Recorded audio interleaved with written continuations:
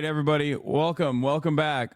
Hello, what's going on, everybody? What's happening? I'm Hasan Piker. This is the HasanAbi broadcast coming to you live from sunny California, Los Angeles, 72 degrees and sunny here in Los Angeles, California. We're live and alive, and I hope all the boys, I hope all the girls, and I hope all the MBs are having a fantastic one, because today's a beautiful day. Today's a wonderful day, regardless of everything else that is going on in the world that might point to it not being a beautiful day or a fantastic day. I'm Hasan Piker, and we are live, and we are alive, folks. And I hope all the boys, girls, and MBs are having a great one, regardless of all of the signs that point to you potentially not feeling a great one. I will vote for Donald Trump. Okay. Ladies and gentlemen, boys, girls, and MBs, this is the part of the broadcast where I tell you about my personal news about what happened in the world of HasanAbi Piker. This is November 6, 2024. November 6, 2024. It is one day after the goddamn election. We are live, we're alive, and there's a lot to talk about. There's a lot of organizing that needs to happen. We're going to be talking about that. My unfollow spree is going triple platinum today. All right, well, in any case, ladies and gentlemen, boys, girls, MBs, there's a lot to talk about today, and we're going to get right into it. I'm just going to freaking blast off, but I guess one note that I will have for you is that I did a 14 hour broadcast on yesterday. For those of you who don't know, I mean, this is what happened. The election took place and we couldn't do the steal. Okay. Hold on one second. Stop the steal. Election aftermath. Democrats seize defeat from the jaws of victory once again. Blame game time. Get in now. Trump wins. Okay. Sad, but Trump content is so excited. No, I don't. I'm not entertaining that bullshit. Like, I don't give a fuck that hogs and hogalinas are going to have a metric ton of tremendous content. It literally does not matter. I think that the future of this country, is in a dire situation. Now, make no mistake, the future of this country was in a dire situation whether Kamala Harris won or Donald Trump won. That was 100% 2016 Reddit ad take. No, dumb fuck. This is the correct take. The country was fucked regardless of whether Donald Trump was going to be president or Kamala Harris was going to be president. It's fucking bleak. Okay? It's so goddamn bleak. We had a Republican primary last night. I don't know if you recognize what just took place. Okay? We had a Republican primary last night and the Democratic Party lost it. And we're going to be talking about all of that. We're going to talk about how right I was about so many of the fucking issues that everybody was telling me I was on fucking cope watch, or I was wrong. I'm so wrong. Kamala Harris is brilliant. There's a brilliant method to the madness. You just don't understand it. You don't have the same fucking internal polls. And it's not just like people that were in this fucking community that were telling me this every now and then, but there was also so many goddamn people that were in my even like personal life that was telling me this shit. Made me feel like I'm going crazy. And it was very frustrating. Anyway, stop the steal. Friend of the show, Ested, nailed it. I am going to hopefully have our buddy Ested on. We'll see. I mean, I reached out to him. I was like, listen, I hate that we find each other like this, you know? I hate that we find ourselves in this moment, but Ested and I had these conversations. Ested Hernan is a New York Times reporter. He is on the Daily today, absolutely blistering the Democratic Party and talking about Donald Trump. Now, I need you to understand. Something, okay? Friend of the show is Ested Herndon. And I had these fucking conversations so many times, okay? So many times. So hopefully, what, your most famous VOD watcher vindicated again? If someone is publicly endorsing a political figure, that doesn't even mean they're gonna fucking vote for them. Azealia Banks reveals she decided to vote for Donald Trump despite previously stating she would vote for Kamala Harris. Lamau, I lied, I voted for Trump yesterday. That's fucking hilarious. That is hilarious. All of the demographic shifts we're going to be looking into as well. But in any case, ladies and gentlemen, boys, girls, MBs, we have a lot to talk about, okay? We have a lot to talk about today. That's why I blasted off already. But here, one thing to say, In terms of personal news, all I'm going to say is this. I went to bed last night at 2. Okay. I went to bed last night at 2 a.m. I woke up at 6 a.m. I had a conversation with my family, as I always do in the morning. Okay. And then I went and I worked out. Okay. I went and I worked out at the gym. Why did I do that? Because life goes on. All right. It does not fucking matter. You just have to keep staying. You have to stay on message. You have to stay with your rigid life and work-life balance. You have to still feel human. You know what I mean? It doesn't matter. It doesn't matter that Donald Trump's the fucking president. Like, again, it's going to suck. It is what it is. You just have to still focus on your own life. You have to still focus on improving yourself. Okay? First and foremost, you need to focus on yourself and ensure that you're healthy. And no matter what, before people say, it's because you're a white man and it doesn't matter, or whatever the fuck you want to say about that, it does matter, okay?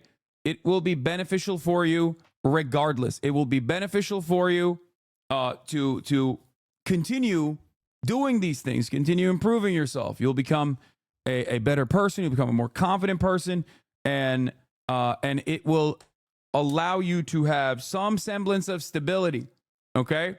Very important. Why? Why is this very important? It's because over this past year, okay, I have talked extensively about the dire situation that's happening in Gaza, the dire situation that's happening in the United States of America, that America unfortunately is staring down the barrel of something nefarious, regardless of whether Kamala Harris won or if Donald Trump won. Obviously, the situation is much worse when Donald Trump is winning than Kamala Harris winning, but it's bad regardless, right? And a lot of that stuff, and especially like how vitriolic the online discourse has gotten, should normally cause me to possibly kill myself, okay? But I am mentally in a healthier place, in a happier place than I've ever been. And I think part of that is because I work out. It's because I work out every day. I have set goals for myself, and I have achieved certain goals that I've set for myself. And I think that is really significant in helping me maintain some semblance of control over my life. I posted this the other day before the election. I said, vanity stuff aside, working out and becoming physically fit has truly improved my mental health in spite of the insane levels of vitriol online. It's something I have control over, and achieving these goals has restored my confidence. I hope this inspires others to work out as well. And that is the truth, because when so many things are happening in the world that are completely outside of your control, you have to focus on things that are within your control. This is one of those things, right? And it has massively beneficial, it has massive benefits for your mental health. Okay? It's you will feel better. It's something that I truly think will be helpful for every single one of you. So it's something that you got to work on, you know? That's one aspect of it. It doesn't have to be just working out, for the record. You can fucking learn a different language or something. You know what I mean? You can learn to become a puzzle master. I don't know. But in times like this, I think it's very important to remember that. It's very important to remember that, you know, there is a world outside of politics, even though politics can get ugly, even though politics will be massively consequential in you know, your own personal development, your own personal life. Like, nobody wants to think about a goddamn government stooge coming in and disrupting a medical procedure that you normally had the freedom to be able to get. And now you can't because a bunch of the dumbest people got together and decided, fuck that. You shouldn't get that. I want to control what you do to your own body. That's devastating, and I totally understand that. But in spite of all of that, like I said, it's good to rely on one another in times like this. It's good to rely on your community in times like this, and it's good to rely on yourself in times like this. Okay, that's it. If you want to be a puzzle master, go see the #1 puzzle fan, HasanAbi hit. I just love puzzles. Yeah, I'm not like a big puzzle boy. I'm just saying that, like, there's a thing out there for you. There is a thing out there for you, and I hope you can find it, and I hope you can pursue it, and I hope that in the process of pursuing said thing, no matter what it is, you will feel a sense of control over your own life. I think that's what the major problem here is. A lot of people look to the situation at hand and recognize how helpless they are, recognize how powerless they are, and basically think, what the fuck is going to happen? This is a dire situation. I've had so many Trump supporters reach out to me in the last 24 hours to be like, so what's up with this Trump guy? Why is everybody saying he's so fucking aggro? Like, can you... And this is like good faith. This is not bad faith. Okay? People are just like, they literally are just like, I don't really get it. I don't know why people are feeling this way. And I think that is a massive problem with like the way that the Democratic Party has not communicated, the way that the media has dropped the ball. We're going to be talking a whole bit about that today. As a woman, I don't feel like I have bodily autonomy, so how can I feel control over my life? Great question.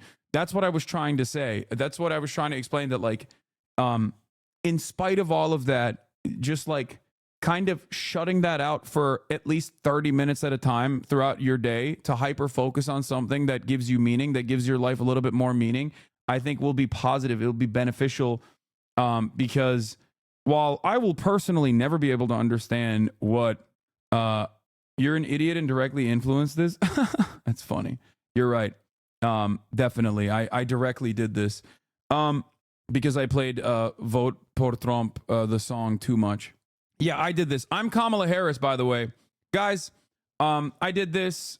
I'm Kamala Harris. I've been working with Kamala Harris. I'm Doug. I'm both of them. I have actually been campaigning with Kamala Harris. I'm the one who sent Richie Torres to Michigan. I'm the one who told the campaign to send Bill Clinton to Michigan to be like, Judea and Samaria is goated, and that, you know, all Arabs deserve to get killed. Honestly, it is what it is. Don't vote for us. We don't want it. My mistake. Okay. My mistake. Didn't think that was going to fucking fail spectacularly. I was the one who said Liz Cheney should be a prominent fixture of the fucking campaign. My bad. Mea culpa. I will recognize it and I will own it. I'm sorry. I told the campaign, Liz Cheney, Dick Cheney, we're launching them like missiles into the fucking suburbs. They will be screaming bloody murder. They will be singing the gospel. They will carry the red book. They're all Maoist third worlders now. They're all in the Democratic Party's coalition. They're going to fucking turn. That was me. I'm the one who said, do not campaign about any of the economic issues that a shit ton of Americans are experiencing in a time when they have felt negative real wage growth. Do not do that. Do not talk about that at all. Okay. No matter what, talk about civility, talk about institutions, and talk about defending those institutions. That's what I said to the campaign. That was me. That was my bad. I was like, please, no matter what you do, there are 35 polls that show that you are picking up at least 6 points if you change trajectory, if you separate yourself from Biden's Gaza policy. No matter what, do not do that.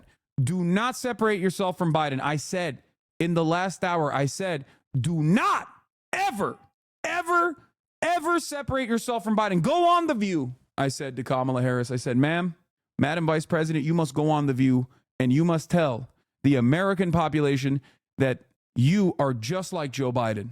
I'm sorry. As a Democratic campaigner, I said all of those things and they listened. And now I'm here to say my bad. Okay. And it was really shitty because at the same time, the Trump campaign's research found that up for grabs voters were about 6 times as likely as other battleground state voters to be motivated by their views of Israel, war, and Gaza. This is why Trump fans ramped up the anti-war rhetoric in the last few weeks of the campaign. And to me, I saw that and I knew that because I was reading the polls that said, hey, you should say something about this, right? And I always said, don't you say a thing. Don't you say a damn thing about this, because that's bad. If you say a damn thing about Israel-Palestine that communicates that you understand the victims, the humanity of the victims in this circumstance, an objectively unpopular policy that the Biden administration has continued along with, despite the fact that 80% of Democrats 70% of independents and 54% of Republicans wanted a ceasefire. I told the campaign, don't do that. Lean in to the right-wing reactionary government of Benjamin Netanyahu. Lean into that. Bear hug him. Give him another $8 billion. Do that. That's what I said. It's my bad. I said, send John Fetterman over to fucking Joe Rogan. Do that. Send the one guy in the Democratic Party's caucus that literally cannot communicate due to a disability that he has. Like him, hate him, doesn't matter. It's a format that requires you to speak. That's what I said. I was like, Tim Walz, you shut the fuck up. You shut your goddamn beautiful mouth, Tim Walz. I don't want you anywhere near the Joe Rogan Experience. Bernie Sanders, go back to the back office. I don't want you anywhere near the Joe Rogan Experience.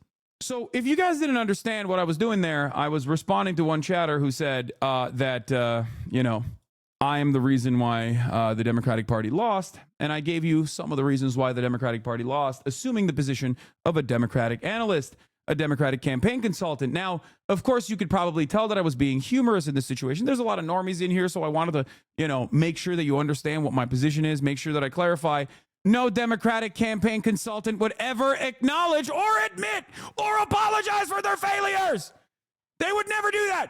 So that's why it's a joke. Never in the history of the fucking Democratic Party has a Democratic consultant gone out there and been like, my bad. Peter Dow, last guy he did that with Hillary Clinton. That was it. Peter Dow is the last guy. Now he's like a literal fucking radical Maoist third worldist. Okay? He's the last guy. Also, look at this dipshit. Now that the election is over, I think we can finally say that, yeah, actually, Project 2025 is the agenda, lol. Also, I recommended never say that they're weird again, yeah. Bro, damn, I watch your streams a lot. When did you have time for all that? Damn, disappointing. It's like you were snatching failure from the jaws of victory. Yeah. So, if you want to know, Axios is already reporting Trump is going to begin operations to deport millions of undocumented immigrants when he starts his term. Campaign Press Secretary Caroline Leavitt said Wednesday morning he'll launch the largest mass deportation operation of undocumented immigrants on day one. It's Nazi time, okay? And I cannot begin to explain to you how dire the situation is going to be. But before we get to what Donald Trump is going to do, let's talk about some of the fucking failures. Some of the glaringly obvious failures, okay? Because there is a lot. There is a lot that needs to be said. I know that immediately after this massive fucking loss, the Democratic insiders, the rat fuckers themselves, went to the media and started talking about how it's the left that was the problem. It was the third party voters that was the problem. The margins aren't there. If every third party voter voted for the Democratic Party, Kamala Harris still would have lost. Do you understand me? I hate that this is yet another instance of I told you so, but the worst possible instance of I told you so. It sucks. It's hollow. It doesn't fucking feel good. Okay?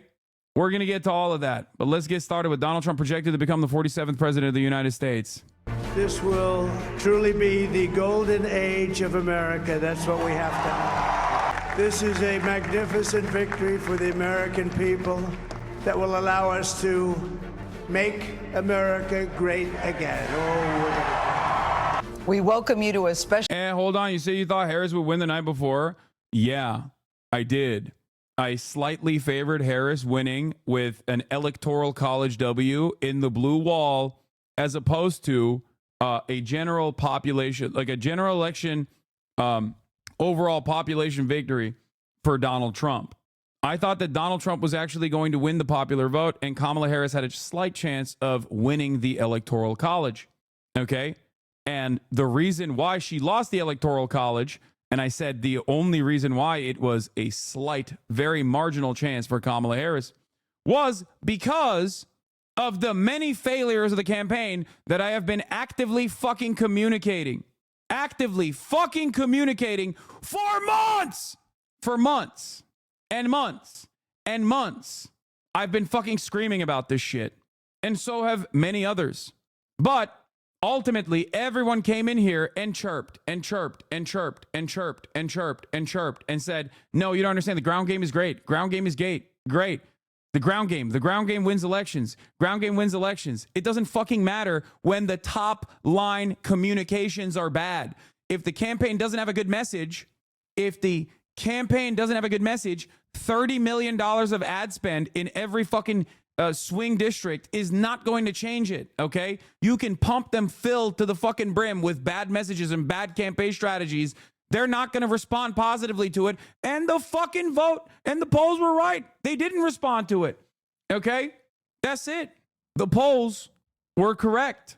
And it's very frustrating.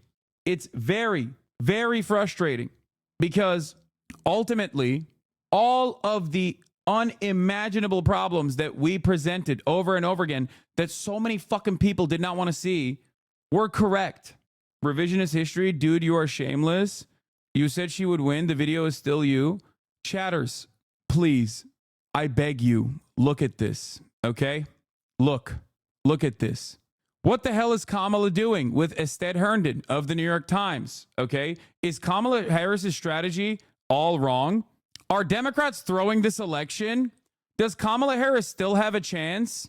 Kamala Harris is wild for doing this podcast for months and months and months, both on the Pod Johns podcast, both on Newsweek and numerous articles. I talked over and over and over and over again. I was confident in my statement wrong, and I hope you never took what I said as chirping at you. So yeah, I'm devastated. I think several people at work to turn out voted for Trump law, so fuck me, I guess. For months and months and months and months, I said consistently that Kamala Harris has a slight chance of victory, but overall, her prospects are dire. I said over and over again that the reason why this race is even close, despite Trump's campaign being overall awful, which it is, and many people are going to tell you it was brilliant.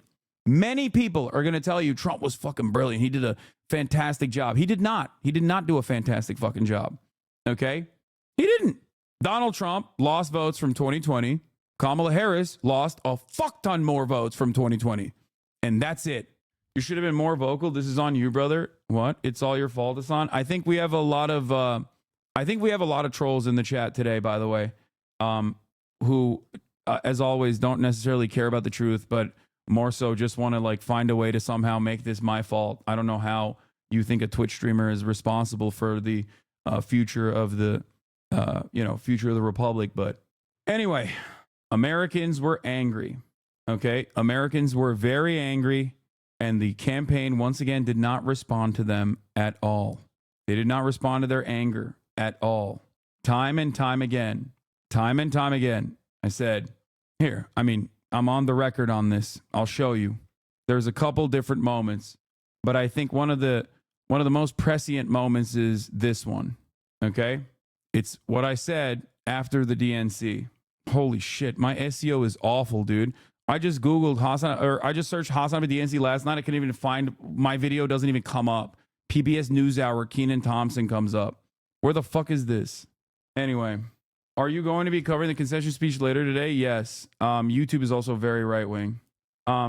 It's like the fourth one down. No, this is John Oliver on election 2024 from the fucking HasanAbi archive too. I think there's a problem, and I don't think Democrats are recognizing it. One, Donald Trump knows he's losing, okay? And he desperately wants to win. That's number one. Number two, Democrats think they're winning, and the race is actually close. I don't like that at all. I think that originally Kamala Harris was like legitimately pessimistic and skeptical about her prospects of winning. Like she was actually doing a good job. Not like not gloating and being careful. Democrats are so lucky that they're running against a party that has like forgotten how to run for office. Okay, where is the? I think he will give them another round of tax breaks. In fact, is a national. Insane. Oh, here, this is it. Oh my God. That's it. This is all it took. I can't do it. Every single reason why you were excited about Kamala Harris, beyond the fact that she was not a carcass, was literally the exact opposite of this mentality. This is old Democratic Party mentality. We're back. Good to be in business. This will be a very close race. Kamala Harris will most likely still win it because Donald Trump, unless there's some other caveats I'm going to show you in a second, Kamala Harris will most likely win this election only because the Republican Party is so completely insane. They don't know how to run a normal, competent race anymore. Donald Trump already has maxed out his name recognition. Those will be the reasons as to why Kamala Harris will most likely win. However, there's a caveat. Benjamin Netanyahu will take America's long military dick and wave it at everyone in the region, bringing troops into the fray. Okay, bringing troops in the contest. Do everything in his power to make sure that the Dems don't win. Kamala Harris will be attached to all of Joe Biden's worst foreign policy achievements. Barring that, without that, this election is not in the bag at all. I've been warning that the Democrats are way too cocky, way too fucking confident about the Brad Summer memes, the momentum that they got, the momentum that they experienced. That momentum came because the Democrats responded to public pressure. I'm sorry. You have to be the dumbest to be like, I'm voting for Kamala Harris because she's going to go to war with Iran, because she's going to stand up to America's enemies. You want to know why I know you don't think that that's a good speech? Because you're coping in the chat saying, well, it's not for me. Maybe it's for some other person. Maybe it's for the Trump guys that want to drop Trump, but just like need that extra oomph. Are you saying this was a 1 out of 10 absolute train wreck in your opinion? No, of course it's not a 1 out of 10. My expectation coming into this speech was to see what Kamala Harris talks about when she's like the joy candidate. She's going to bring hope and change and joy. She had the opportunity to run a 2008 Obama. That's what I was expecting. Even if it was fake, my expectation at the very least was that the couple moves that they made, they were going to lead into a progressive messaging campaign. I'm sorry. The Democratic president should never, ever say we're going to have the most lethal army, the most lethal military in the world. You're supposed to be the counterbalance to fascist, jingoistic sentiment. You're supposed to at least aesthetically present yourself as the peaceful candidate, as the peaceful party. She went up there and went cop mode. It was shocking. Like, I shit on anarchists all the time. You know this. I do. But goddamn, they're kind of not wrong. That's crazy, man. She had all this progressive momentum, and now all she's got are the loyalists who are just begging for someone, not Biden. So the answer is to not vote. Man, I'm not saying that. Vote for Kamala Harris, baby. Do whatever the you want. I'm not going to tell you not to vote for her. And most will tell you to say that you're not going to vote for her, to try to fucking get her to do your bidding. As a voter, it is your right. It's your right to demand things from your politicians for your vote. They do not have your vote for granted. They should earn it from the jump. The one thing I will tell you is not vote for Donald Trump. When it comes to like making a political calculation, it's always running towards this mythical guy out there that is like, I'm going to only vote for the Democrats if they become moderate. Then become a Republican. I never hear a Republican go, you know, Donald Trump's got to take this line. He's got to take this soft approach because there's some moderates out there that he needs to win over.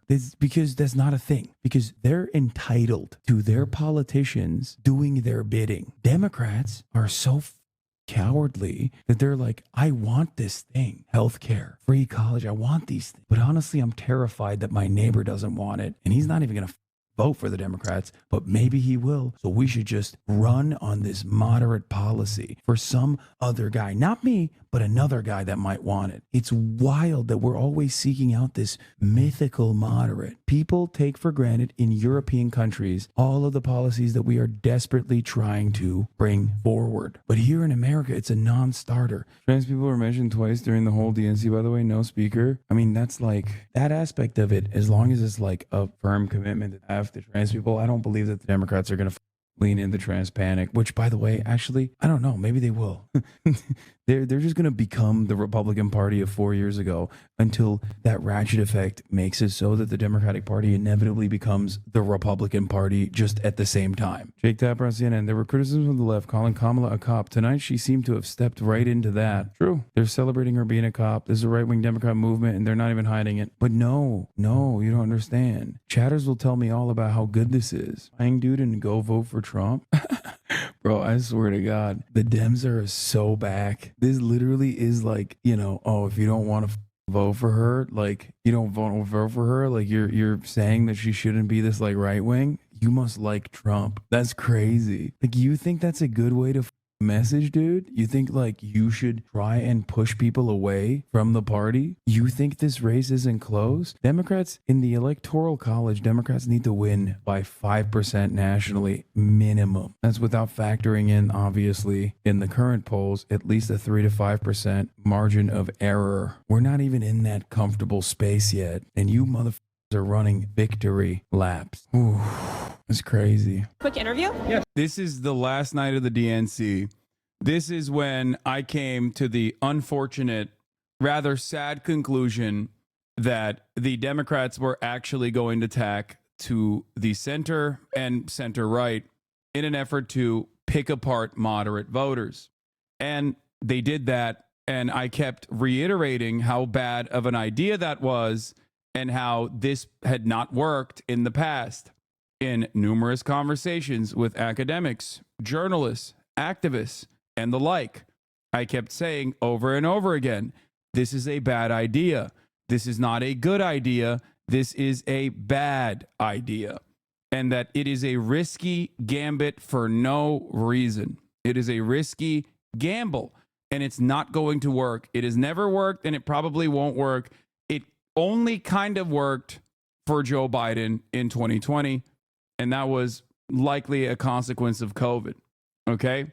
Here is another warning that I issued to the Democratic Party on that Newsweek article last October. The Democratic Party has this profound skill in snatching defeat from the jaws of victory. It's an issue that they would not have had if they had leaned on where people were hurting and how they were going to help them. And they didn't do that. They went with a very conservative lean. The Democratic Party's like harm reduction strategy as a way to just like shame voters away from extracting concessions and just voting for the Democrats every single time without making any demands whatsoever, as they actively push a lot of people in the base of the party away. If you rely on that without offering things to people, well, then you're inevitably shrinking your base. Whether Trump wins or loses, we are, and I mean this, living in Trump's America. Like, he might lose this election, and the Democratic Party will push Trump's 2020 agenda. That's what they're running on. That to me is crazy. That to me is genuinely terrifying to think about. The Democratic Party has this. Yeah. But no, what do I fucking know? And it's not just that either. There was a bunch of other issues here, like in terms of youth turnout, the male youth vote. That is going to be something that a lot of people are going to be paying attention to. I sounded the alarm about right-wingers dominating the online space for young men. 47% of the 18 to 29-year-old men voted for Donald Trump this election cycle. The amount of right-wing radicalization that has been occurring, especially in younger male spaces. Everything is completely dominated by right-wing politics. If you're a dude under the age of 30 and you have any hobbies whatsoever, whether it's playing video games, whether it's working out, whether it's, I don't know, listening to like a history podcast or whatever, every single facet of that is just completely dominated by center-right to, I wouldn't say far-right in the same way that it was back in like the 2016 era at the end of like Obama's administration, but like definitely center-right to Trumpian right, like openly Trump right, not like genuinely neo-Nazi.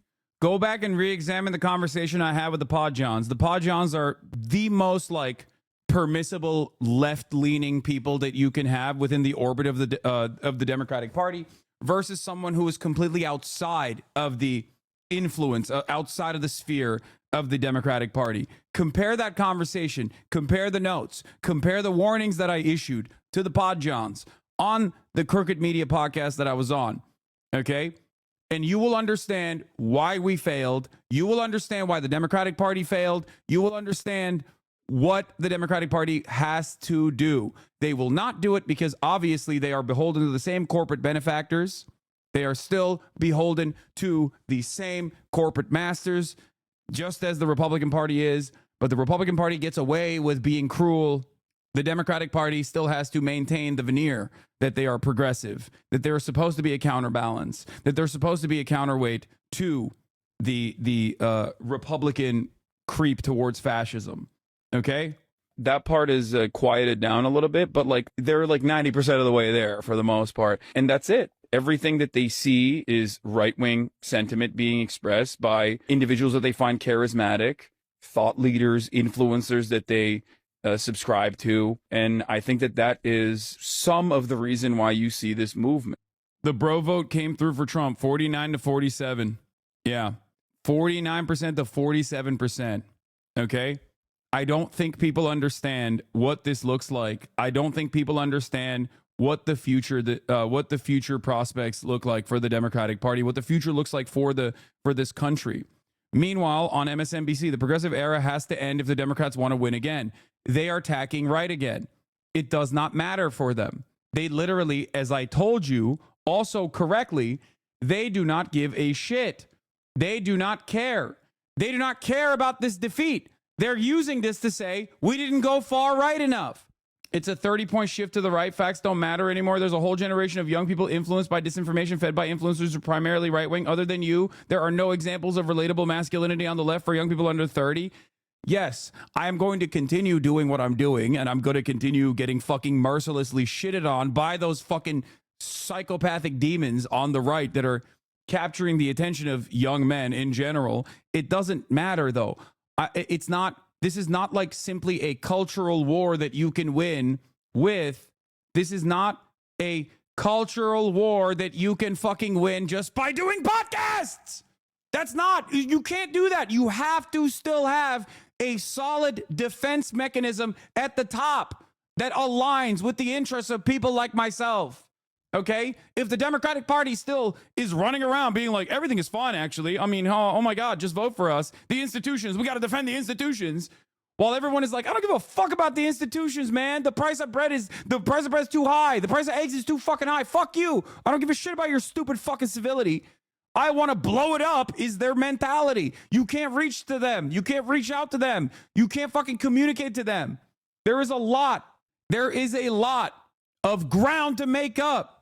The biggest lesson of 2024 campaign ads don't matter. Studies agree, but the media space does. The right has content mills churning out brain dead slop. They're popular. They work. Dem should plow through their massive warships in the progressive and liberal media. No, that's not the only problem here. That's not the only issue. It's not just that, like, they're not giving me enough money so I can fucking dominate the podcast circuit or whatever. If their solution is to unleash 1 million Harry Hasans into the fucking suburbs, they're still going to lose. They have to address the material harms that people are fucking experiencing. If they don't do that, it doesn't matter. You can have every single TikTok twink out there running the fucking gamut, talking about owning people in the marketplace of fucking ideas. It doesn't matter. It doesn't matter. It's not just about dominating the fucking communications field, okay? It's not just that. And I like some of those guys, okay? But that's not the major issue. You cannot have a party that is ideologically committed to third way neoliberalism, constantly tacking to the fucking center right, constantly trying to re-triangulate as the Republican Party pulls the entire fucking country towards fascism. You can't do that. Because if one party's saying, we're going to do concentration camps, we want to fucking kill migrants, and the other party's like, no, actually, we want to kill the migrants, but like in a gay way, people are going to be like, okay, I'm going to go with the migrant murder party instead. They've been there for years and years. I trust them more on this issue. Now the only thing you've done as the Democratic Party is you basically said it's normal. You've normalized that position now. Good job. Good job.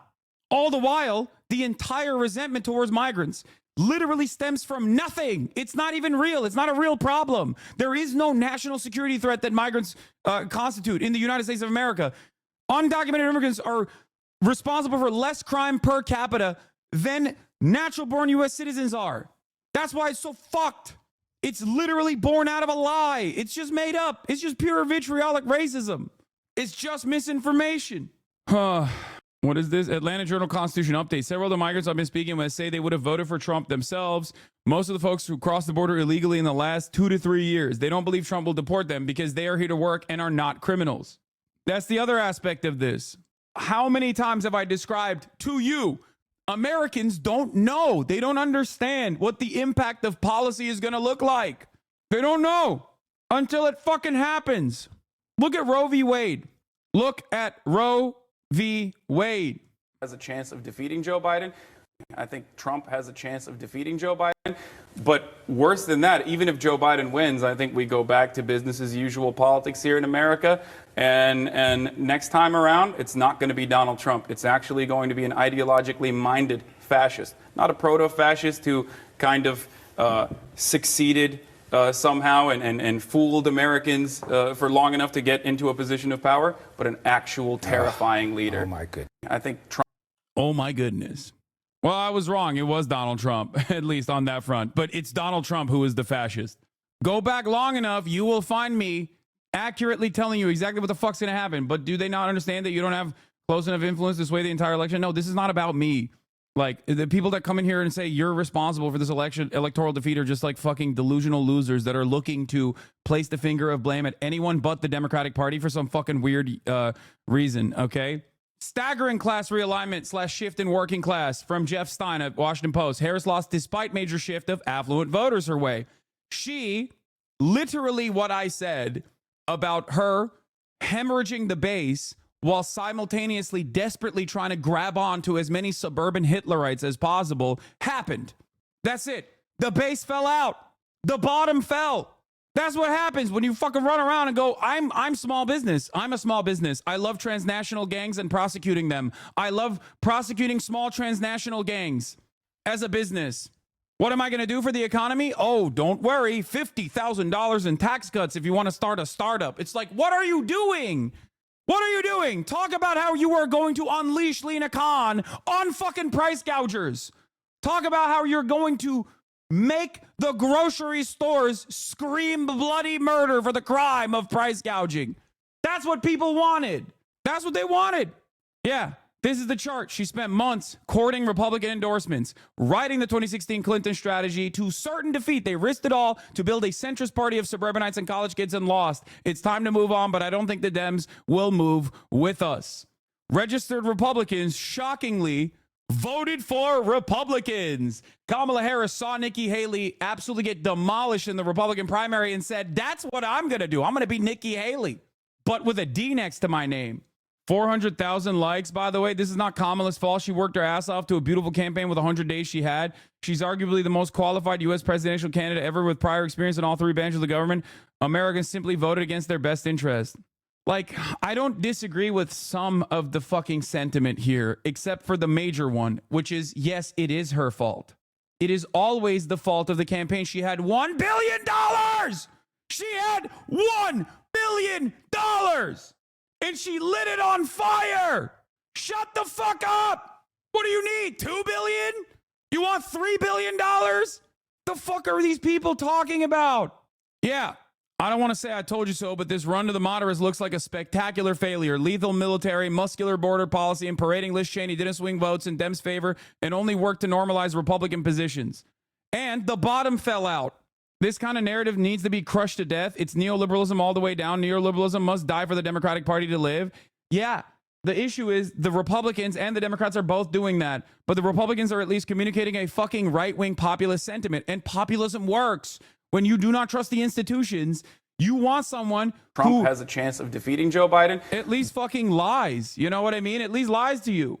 And let me tell you, a lot of people are going to talk about mass deportations because that was the signature policy for the Trump campaign. They're going to say, how the fuck are undocumented migrants down for the mass deportation stuff? Like, it doesn't make sense. They must be stupid. They must be stupid as fuck. How the fuck is everybody down for undocumented migrants being mass deported? Okay. Adam Kinzinger tried to dunk you on this bullshit. How to guarantee a loss in 2028? That's amazing. I just don't understand. How does he mean the strategy you're talking about is how to lose, or is he a dipshit? No, he's saying he's saying that like we didn't go hard enough on the muscular military shit. For the record, I want you guys to understand something, okay? Number one, plenty of people are going to look to the results and say we just didn't go far right enough. That is dumb. That is stupid. You are pushing away your base and you are hemorrhaging support from demographics that literally are anti-establishment and loved Bernie Sanders, okay? This is very important. Key constituencies that fucking loved Bernie Sanders are now completely lost. Young Latino men, young Latino voters in general either don't vote or young Latino men straight up went to the Republican Party. That was the Bernie constituency. Young Arab men and Arab men in general, Arab women in general, okay, either went to the Republican Party due to the fucking Gaza shit or just didn't vote, okay? These are people who were literally the Bernie bros, right? You were so resistant. You kept saying that they were fucking misogynistic, and you pushed them away into either not voting or even going, you know what? I actually wanted healthcare and none of this gay shit. I don't really care about the gay stuff at all, but I just want healthcare, into going, you know what? No one's giving me healthcare, but I still don't want the gay shit. At least this guy is representing the anger that I feel. I cannot comprehend how we have lost so many people. I mean, I can comprehend it. I know exactly how it happened, but I just cannot comprehend how the Democratic Party has not been responsive at all to this fucking depolarization on racial boundaries. And another thing I want to point to, by the way, they chirped so much at black people. So much. What did they do? They were like, oh, there's a big swing for black men towards Donald Trump. What did I fucking tell you? I told you that that was going to be marginal in comparison to Latino men and, more importantly, white men without a college degree. White men without a college degree and Latino men without a college degree went by much larger numbers of the Republican Party than black men without a college degree. But that didn't stop the Kamala Harris campaign from activating O'Bungler to fucking go out and be like, oh, well, seems like a lot of you black men are a little misogynistic and pussy too. You think that's a good message? The fuck? Yeah, I'm glad that we spent a whole ordeal centering the narrative around how black people are too misogynistic to fucking vote for a black woman. That was great. That was a great fucking media opportunity. Great stuff. What did I tell you? I told you that shit was bunk. It was nothing. It was ridiculous to hyper-focus on black men, which was going to be a sliver, a fucking sliver, much smaller percentage regardless. Despite all that chatter, Trump didn't really gain with black voters nationwide. 86% Harris, 12% Trump. Unchanged from 2020 when 87% of black voters went for Biden and 12% went for Trump. Black men statistic, 78 to 20 in 2024, 79 to 19 in 2020. 1%. 1%. It drove discourse for a fucking week. 1%. I said it. I told you. I fucking told you this shit was bunk. It was bullshit. It was just a permission structure for white liberals to just shit on black people again. Okay? And that's precisely what the fuck happened. For no reason. It is terrifying to watch the Democratic Party just hemorrhage its fucking base and refuse. Make no mistake. They are the idealists. Okay? They are the idealists. Okay? The liberals at the tippy top of the Democratic Party are ideologically committed to a dead movement. Neoliberalism has failed. Tacking to the right over and over again has failed. And yet, win or lose, they go, we just got to go to the right. We just got to get more racist. No lessons learned whatsoever. It does not matter to them. That is why they ran a dogshit fucking campaign, in spite all signs pointing to major flaws. How many times did I show you 30 plus polls that were conducted on separating Kamala Harris from Joe Biden on Gaza and how beneficial that would be? The margin of enthusiasm would make up for the percentage point of loss that Kamala Harris had in every single swing state, every single one. Just on that issue alone, you lost 0 voters if you changed trajectory on Gaza, and you only stood to gain voters if you changed trajectory, even on the communications front. It would have been a hard thing to explain to people that you were going to be different than your administration that you're a part of. Okay? It's not being a single issue voter. There are plenty of people who are single issue voters, however, on this matter.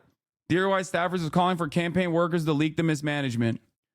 Your ground game does not matter if the top line communication is bunk. Okay? You cannot outflank the campaign. You can't lie to people when you're door knocking and be like, no, Kamala Harris is for Medicare for all. When you're door knocking, you can't turn around and just like lie to people about what the campaign actually represents. If the campaign is saying these are our talking points, if the campaign is saying we are going to be the civility party, we're going to be the defenders of the institutions, and that's your like overall communication to voters, that's the thing that you are presenting to voters as the reason for why they must vote for you, okay? People are not going to touch that. And last but not least, of course, one of the biggest problems was Joseph Robinette Brandon. Prem Tucker is completely right. Why vote for a die Republican when you can vote for the real thing? Do you think it's just a Palestine situation? From what I heard, is the suburban white men that didn't show up? No, it's not just a Palestine situation. That's just another glaringly obvious flaw from the campaign that shows me and everyone else that's paying close attention that they didn't have the votes to lose, and yet they were acting like it was fine, that they could win without them, that they could win without these votes. Here's the poll on the matter, okay? In Pennsylvania, 34% of respondents said they would be more likely to vote for the Democratic nominee if the nominee vowed to withhold weapons to Israel, compared to 7% who said they would be less likely.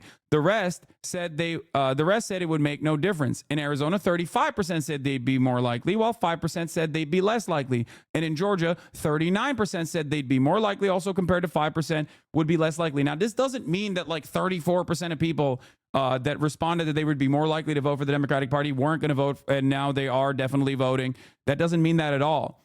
But in those massive fucking margins, you have to recognize that there is at least a 5 to 6% swing in your direction because the war is deeply unpopular by Americans. And it's not the only poll. There was like 30 plus issue polls that showed this reality. 30 fucking plus. Emma retweeted this. My takeaway from the results, it looks like America has shifted right a lot. Some of this has to do with the frustrations over inflation, sure, but I think there's more here. Democrats have been running campaigns the old-fashioned way, and I think we acknowledge that it's not cutting it. We raise money like crazy, mop the floor, Republicans and voter contact efforts, get out the vote, operations, and advertising. We also get way more major endorsements, but at the end of the day, it barely makes a difference. Most voters get their news through social media, and on social platforms, we were getting washed. Since 2015, Republicans have been building up their infrastructure to control the airwaves, and right now they do. Their content gets more impressive. Impressions on nearly every platform. That's true. All of this stuff is true. I've been saying this. I've been ringing the alarm bells about this shit too. But you have to remember, it's not that the country is moving to the right. Please make no mistake. Okay. On every single issue poll, Central Committee, thank you for the raid. Hope you had a good stream, brother. On every single issue poll, every single one, when faced with two options, mass deportation or mass amnesty wins. It's got majority approval. So why is the Democratic Party not showing that? People say trans panic stuff is really, really good. The anti-trans messaging is really successful. It's a massive banger, okay? It's a really good way to campaign. 64% of the population think trans people are being discriminated against unfairly. It is not like... It is what you see in the media. What you see in the media and what is represented in the media is not the reality on the ground. That is precisely the reason why a faceless, lifeless ballot measure that, if communicated by Democrats, would be considered a radical one, like increasing the minimum wage to $15, passes in a state like fucking Missouri. That's it.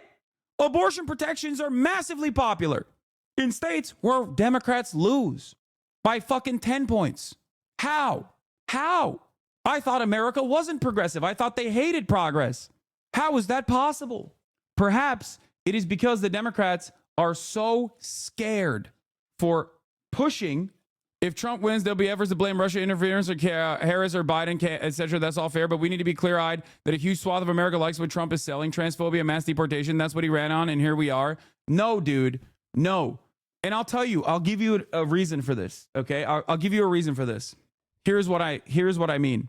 There are tens of thousands of people in this community that voted for Kamala Harris. Do you agree with Kamala Harris's policies across the board? Do you? No, of course you don't. No, of course you fucking don't. And there are plenty of Republicans that either aren't paying attention or don't give a fuck about any of this shit either. And they just think, oh, he's going to fix the economy. And they're dumb enough to think that that is, going to happen with Donald Trump. That's it. The idea that like everyone is hyper tuned to every single part of the campaign's messaging, and that's what they're they're so excited to go out and vote for Donald Trump because they all want concentration camps at the border is fucking stupid. It literally does not track with reality. It does not track with the messaging polls on this. And you'll see it. When he starts the mass deportations, you'll see how angry people get. Because one, what do I always say? Americans don't understand the policies that they're either voting for or just don't think about it at all. They just don't know how bad it's going to be. And that is a flaw on the counter messaging side from the Democratic Party. They never once communicated that all this border shit was bunk, that it was all born out of right-wing panic, hysteria. You think it's an accident that every 2 years, whenever there's a fucking midterm or a general election, there's a caravan that comes out of nowhere? They pulled that ripcord over and over again. You know they're going to do it. Show me the clip, chat. You know the one I'm talking about. 2021, when Biden started going against the anti-immigrant rhetoric. I said this. I said that this was going to be a massively consequential problem for the Democratic Party. You know the one I'm talking about. All the way back in April 2021. One of you's got to have it. What is this? When historians look back at this election, they're going to see this moment as the one that solidified the victory for Trump. Yeah, radical progressive, according to DEMS, Tlaib had nearly double what Harris had for voters in Dearborn. In Dearborn, Rashida Tlaib did nearly twice as well as Kamala Harris. Speaking of Rashida Tlaib, I'm going to be having her on the broadcast on Friday, I believe. Yeah, Harris says there's not much she'd have done differently than Biden over the last 4 years. What a fucking baffling concept. Where are my linkers at? Oh, here it is, Jules Verne. Thank you. Jules Verne. Oh, here it is. Here. Part of one of his early executive orders, Biden established a task force to locate and reunite migrant parents and children who remain separated. This wasn't the one I was looking for, but as of early April, the task force... The refugee cap is still at the same levels of the Trump administration. There's so much bullshit that the Democratic Party engages with when it comes to just like the continuation of white nativist reactionary points of view and reactionary white nativist policies, especially as it pertains to criminal justice and immigration.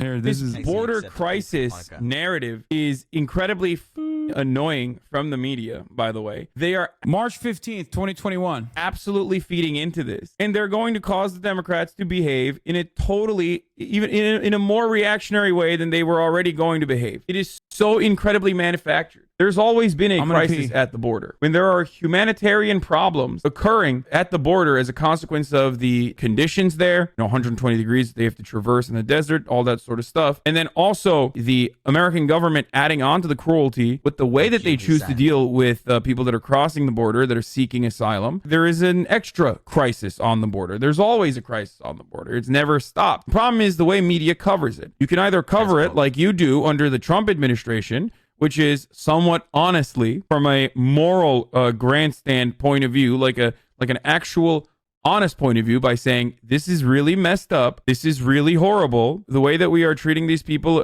is absolutely ridiculous. Or you can treat it in a way where you look at the border and you say, there's a gigantic crisis happening in the border currently, and it's really bad because so many people are coming in. So many people are coming in. What are we going to do? Depending on who is in charge, we either deal with it from the point of view of reactionary garbage, claiming that this is a huge issue, not taking an actual stance on it, but just simply channeling the right-wing agitations as they have done. Just covering it as, many Americans are concerned that the border is turning into a pylon with hundreds of thousands of migrants coming in through the floodgates. Like, that's no different than what Fox News says. No different than what Fox News says. When MSNBC is saying it, or whenever, the Associated Press is covering it in that way, they're doing a disservice. If they truly have a left-wing point of view in the way that, so many imply, then they have to recognize that simply offering contentious coverage on a particular matter does not mean that you're doing honest coverage on the issue. So,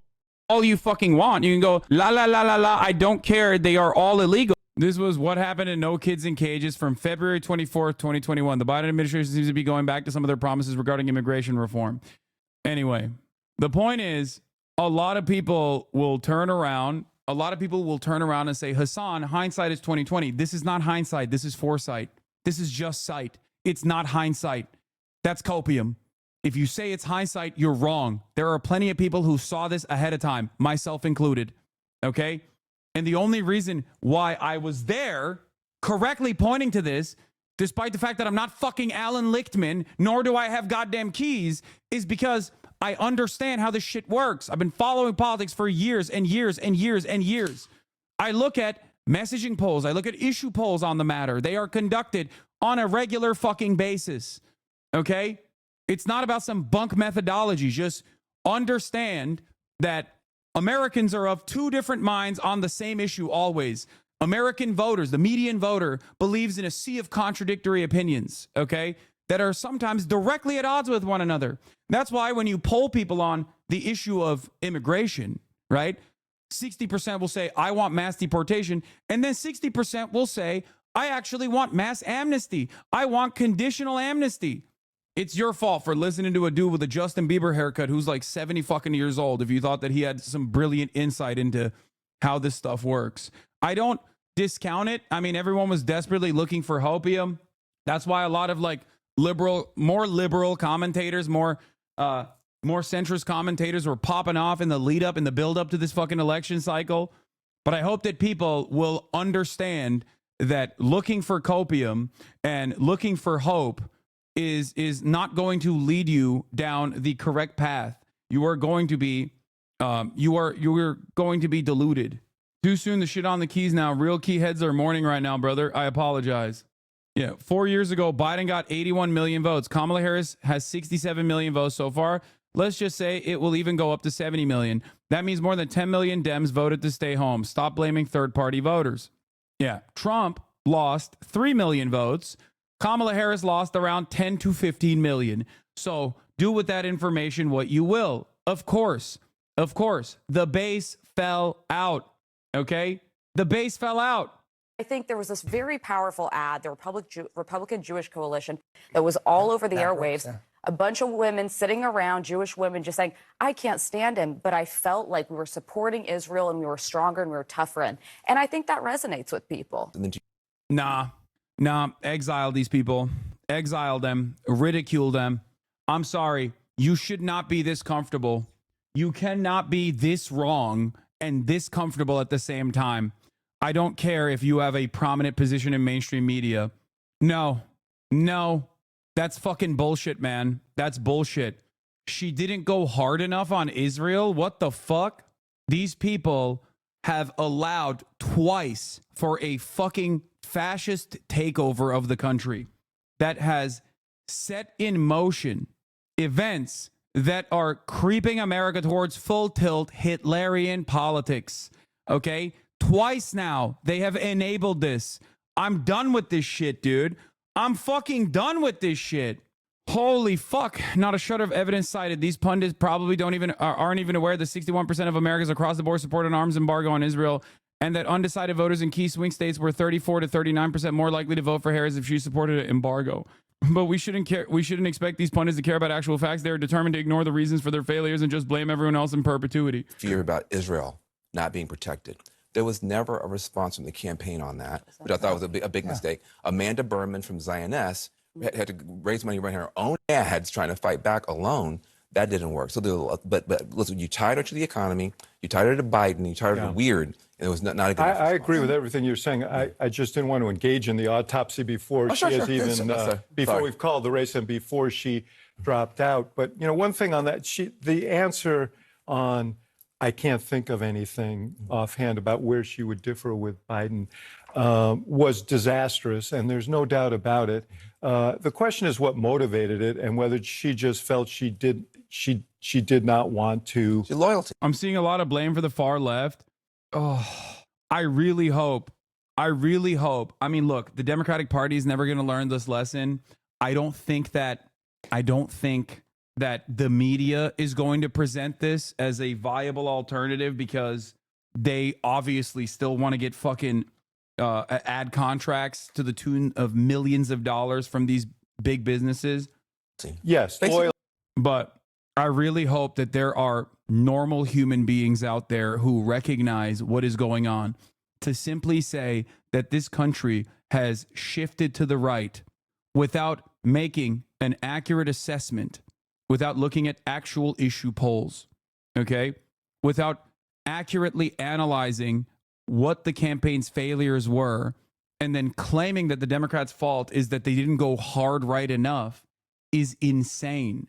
That is so insane. If you go right, the Republicans will go even further right. They always have been able to outflank the Democratic Party on this stuff. And the question still remains, even if that was a successful message that won the election for you, do you really think that this is a good idea? Now, obviously, it wasn't successful regardless, so we don't even have to entertain that hypothetical. But if you were to entertain that hypothetical, even for a brief moment, if Kamala Harris was able to say, I'm the real border person, I'm going to fucking kill all the migrants myself. Don't trust Donald Trump. He's not serious enough about killing migrants and deporting them. I'm the real migrant killer. Do you actually want the Democratic Party to be the migrant mutilator party? Is that the smart thing to do? Even if that was a successful message, is that the future that we want to build for the United States of America? This is shocking. Whether the country went right or whether the Dems just ignored the population and wasn't focused on the issues, the solution is the same message, better, and offer voters something. Yes. What do you think of Brace Belden's theory that a lot of people lost their minds completely sometime around 2020? I agree. I really do. The idea that like Kamala Harris wasn't pro-Israel enough, and the notion that like Jewish American voters only care about Israel is so fucking idiotic. 79% of Jews voted for Kamala Harris. 79%. And Kamala Harris was incredibly committed to Israel. It was the 9th priority for American Jews out of the top 10 priorities. 9th. Israel was the 9th priority. Why the fuck would it be number 1? They're literally American, okay? This argument is unironically the woke version of dual loyalty. Like liberals, because they get away with this when they're pro-Israel, say the most unhinged anti-Semitic shit. They're like, yeah, you know these Jews, they have dual loyalty to Israel. That's the one thing that they care about. It's like, no, that's not true. That's not fucking true. What the fuck? And yeah, speaking of this, Jonathan Greenblatt, we congratulate President Donald J. Trump, Vice President-elect J.D. Vance, and all the candidates who won last night. We look forward to working with the incoming administration, Congress, and all elected officials in pursuit of our 111-year-old mission to stop the defamation of the Jewish people and secure justice and fair treatment for all. We remain steadfastly committed to that timeless mission as we fight the torrent of anti-Semitism sweeping our society. Ben Lorber says, utter depravity. According to exit polls, 80% of American Jews voted for Harris. We are waking up horrified for our country and our communities. Did misogyny and racism have a factor in this? Is a question that a lot of people are going to be asking. Okay? The reality of the matter is, of course, it plays a role. But how significant of a role it plays is up to the campaign. Kamala Harris did a pretty good job of not doing the I'm with her nonsense, something that I also said was fantastic. It was smart, right? But beyond that, you have to overcome that hurdle, right? You can't just go, people are too racist and too misogynistic. I guess we can't ever elect a black woman is insane. That's an insane proposition. Do you understand? That's an insane proposition. That's an incredibly racist proposition to be like, sorry, we just simply cannot have a black woman run in this country. When you got, you look at Mexico. Mexico is 98% Catholic. They elected a Jewish woman. They're more woke than we are. I wonder why that happened. Perhaps it was because people thought AMLO was very popular. And Claudia was AMLO's successor. How did that happen? Mexico elected Claudia Sheinbaum, a socialist Jewish woman. People don't give a fuck. If they believe you, if they believe that you are going to fight for them, they will vote for you. And they will reward you with votes. Okay, over and over again. Elizabeth Slotkin defeated Mike Rogers to keep the Democratic control over critical Michigan Senate seat. At least there's that. All the takes are correct, and yet they also missed the point, says Jason Hickel. Yes, it was insane for the Democrats to think they could win by running a soulless candidate without a shred of progressive policy vision, pursuing endorsements from neocon war hawks everybody hates, while arming and funding a genocide and belittling crushing those who have enough morality to protest it. It is enraging that Democrats are so smug and blind to this. But these are just all symptoms. The deeper reality is that liberalism has failed. Liberalism is dead, and people urgently need to wake up to this fact and respond accordingly. It is a defunct ideology that cannot offer any meaningful solutions to our social and ecological crises, and it must be abandoned. I 100% agree with this. Liberalism has been an overt failure, and we are watching the failures of liberalism unfold in Europe as well. Our European allies are also going through that exact same problem right now. You have the rise of the fascist right in Germany with AfD. You have the rise of the fascist right in France. You have the rise of the fascist right everywhere in Europe. Liberalism is bringing about a damning wave of fascism. We have to wake the fuck up. If you do not provide adequate solutions and make a compelling case as to how you are going to earnestly fight to get those solutions passed to the material harm that everyone in the Western world, in the working class, is experiencing, you are going to let fascism win. And that is precisely what the Democrats are doing.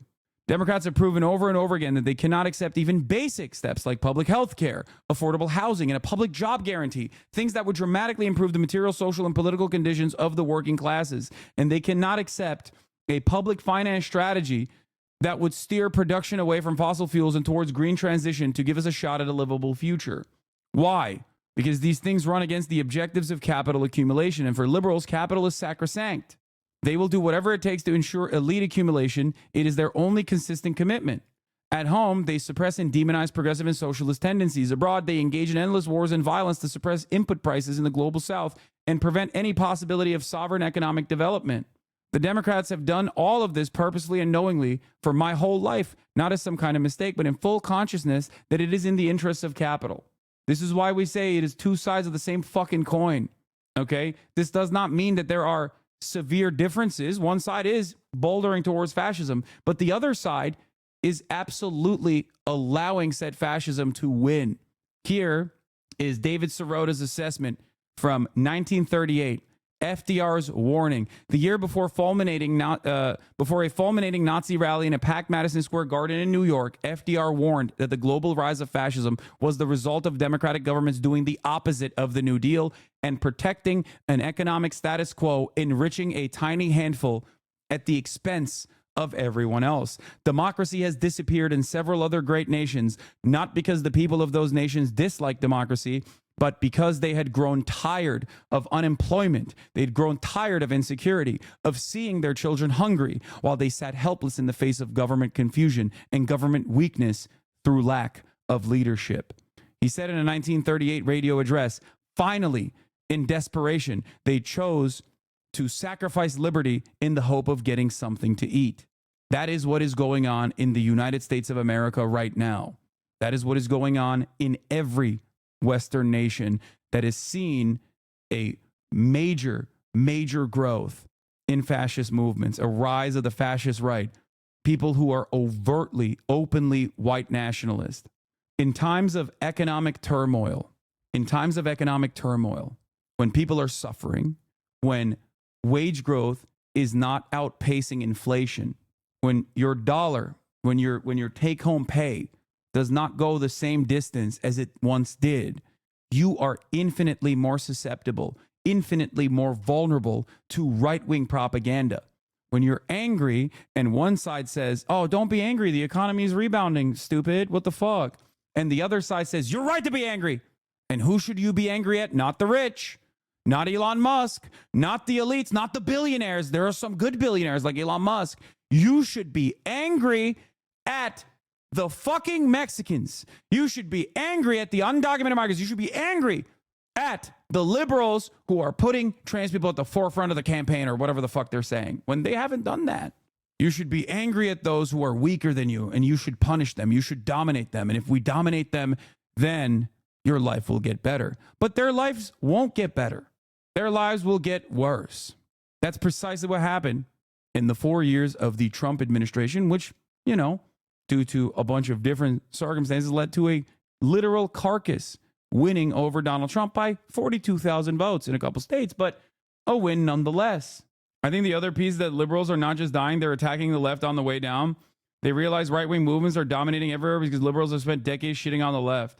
Host of NBC's Morning Joe with Mika Brzezinski, dressed in black for the occasion, engaged in a real honest conversation about why Kamala Harris lost. A lot of Hispanic voters have problems with black candidates. They don't like each other. Really quickly, too. Yeah, let's do further race wars without accurately analyzing what the fuck is going on. This seems good. Democrats need to be mature, and they need to be honest.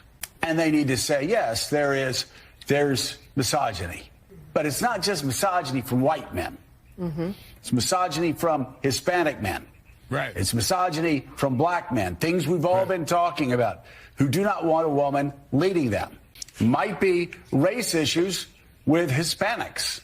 They don't want a black woman as president of the United States. You know, the Democratic Party, I've always found when you're sitting around talking, they love to just sort of balkanize everybody into these separate groups and say, oh, white people don't like women and black people. No, it is time for the Democrats to say, okay, and you and I have talked about this before, a lot of Hispanic voters have problems with black candidates. Right. A lot and of, with other Hispanics. You got some that don't like each other. And some of the most misogynist things I've heard. Nah, I'm done, dude. Nah, these guys are so they're so fucking annoying. They're looking for a comfortable narrative.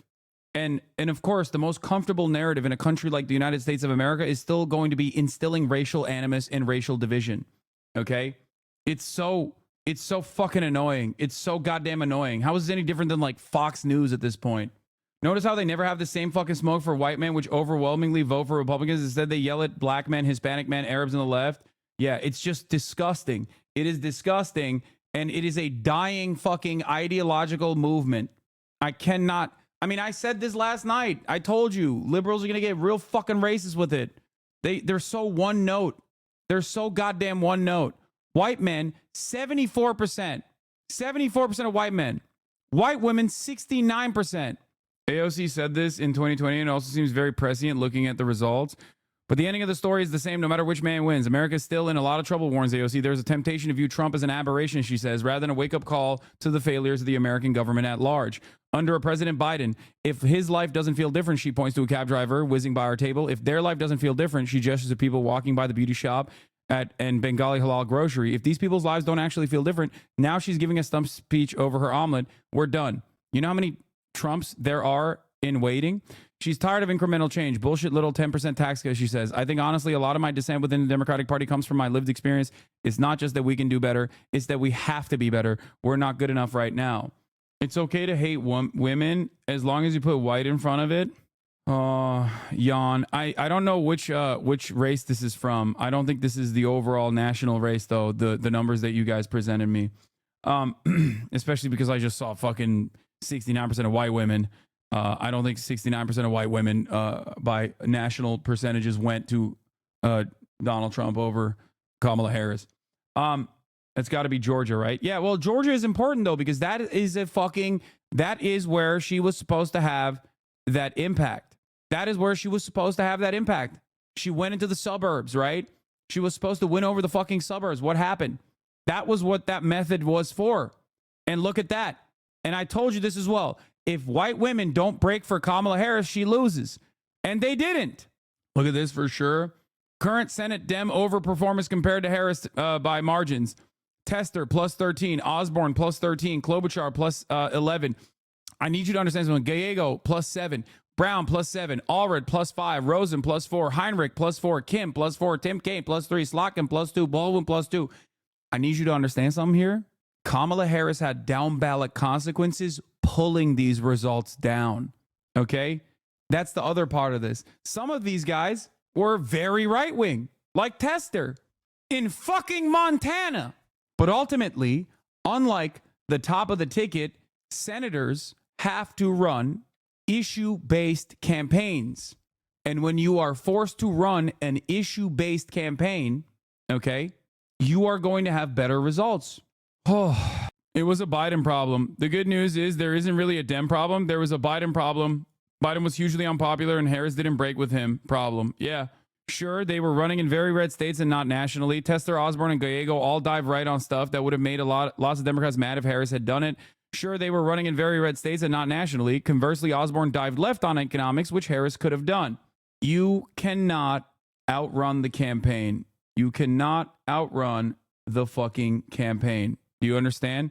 You cannot outflank the campaign. If the top of the ticket is saying, these are our messages, this is what we're going out with, it doesn't matter how many millions you spend in ad spend. It doesn't matter how good your ground game is, because when you're door knocking, you have to still defend the policies of the campaign.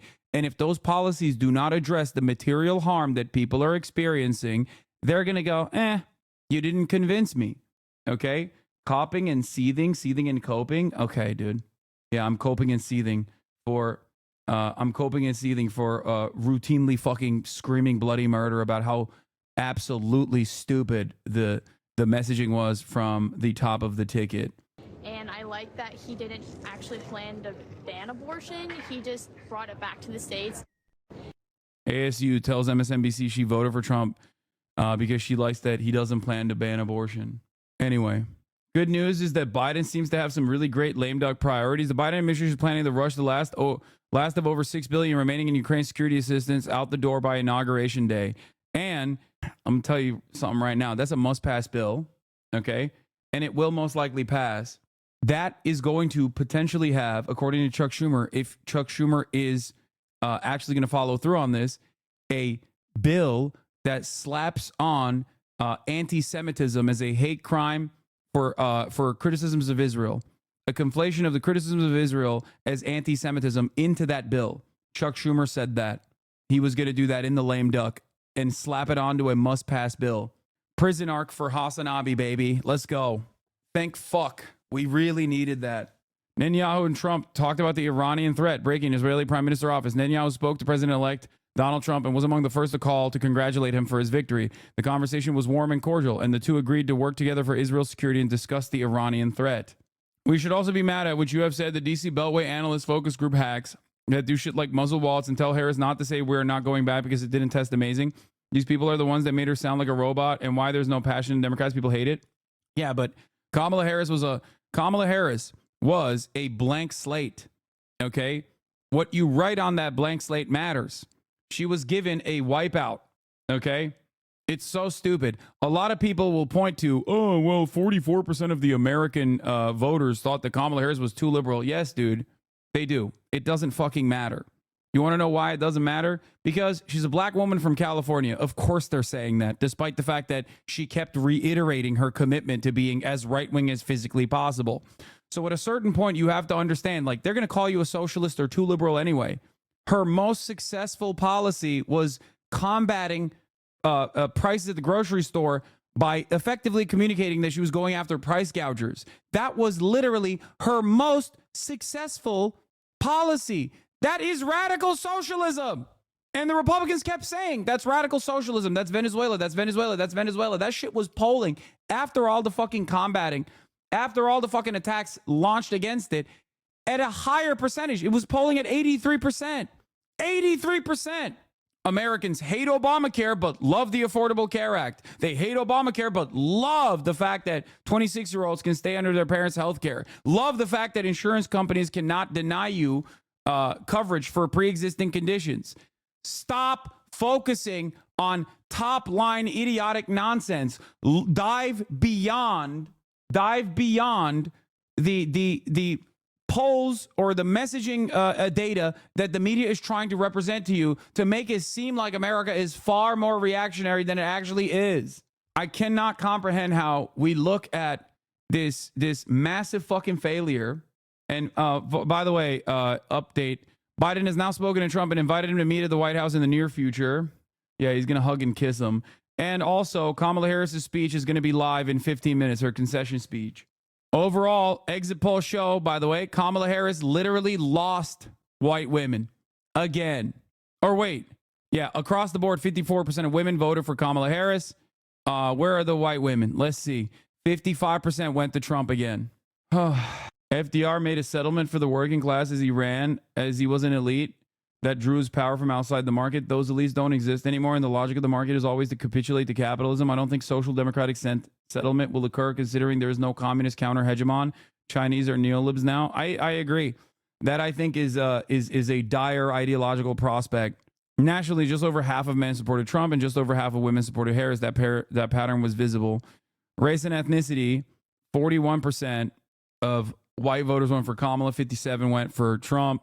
Nationally, roughly 1 in 10 voters were Hispanic, a similar share as in 2020, according to early network exit polling. Harris won slight majority Hispanic voters nationally, significantly underperforming Joe Biden's 33-point margin in 2020. 33.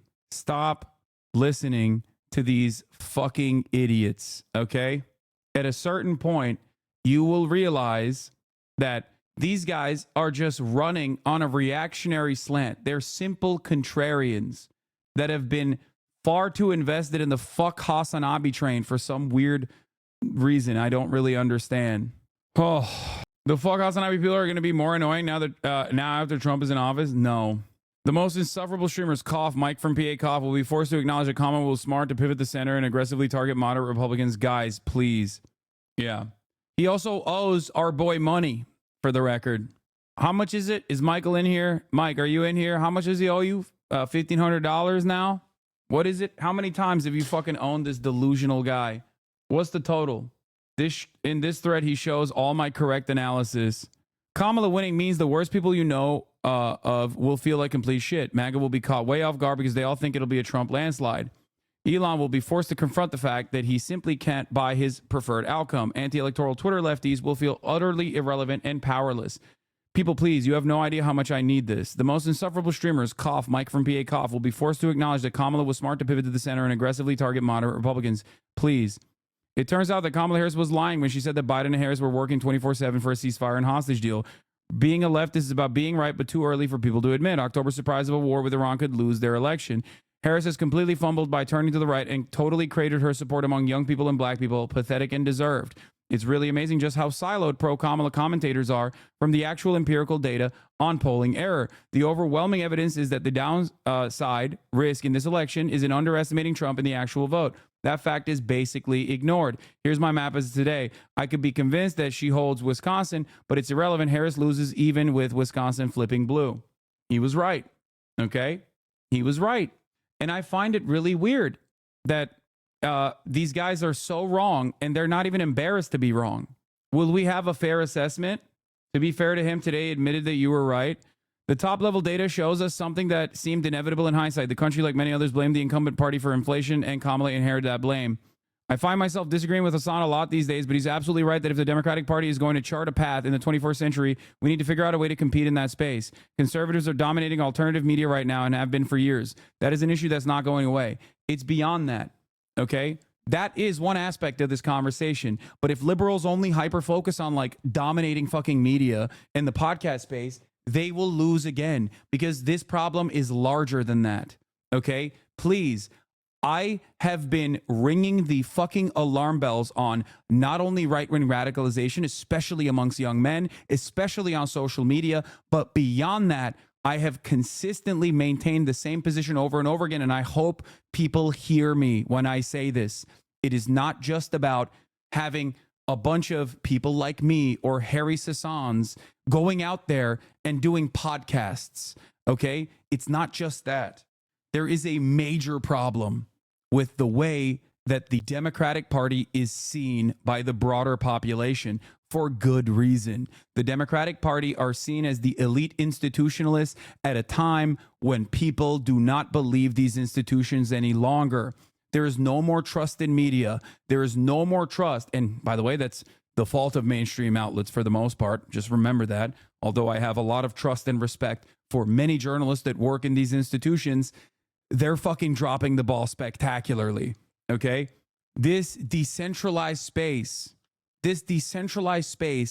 has created this massive fucking rift where people just look for their hug boxes, okay?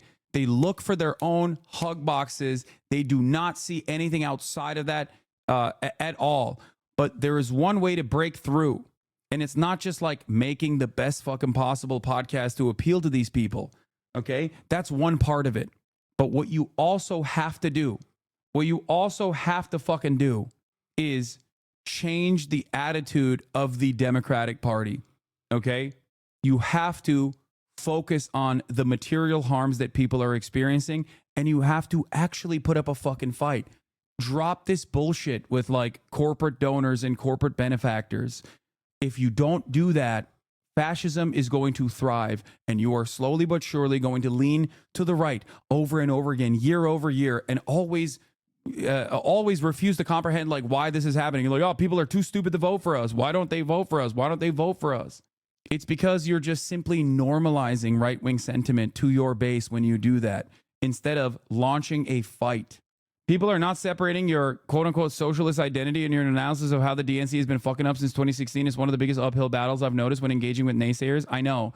If I had never been revealed as a socialist and I simply said I'm a diehard, die-in-the-wool, vote blue no matter who type fucking Democrat, and I'm simply looking at the polls and saying like, well, it seems like people really want Medicare for all, then maybe there would be less animosity towards the things that I'm talking about. People, when I kept repeating all of the failures of the Kamala Harris campaign, everybody simply said, nah, dog, the only reason why you're saying this is because you care about Gaza. Nobody else cares about Gaza. Shut the fuck up. That's why you're just cynically talking about all these other aspects of the campaign in an effort to make Kamala Harris look bad. No, it is because I did not want Donald Trump to win, and I'm sick and tired of the Democratic Party constantly fucking losing to psychopathic and genuinely unlikable fascists.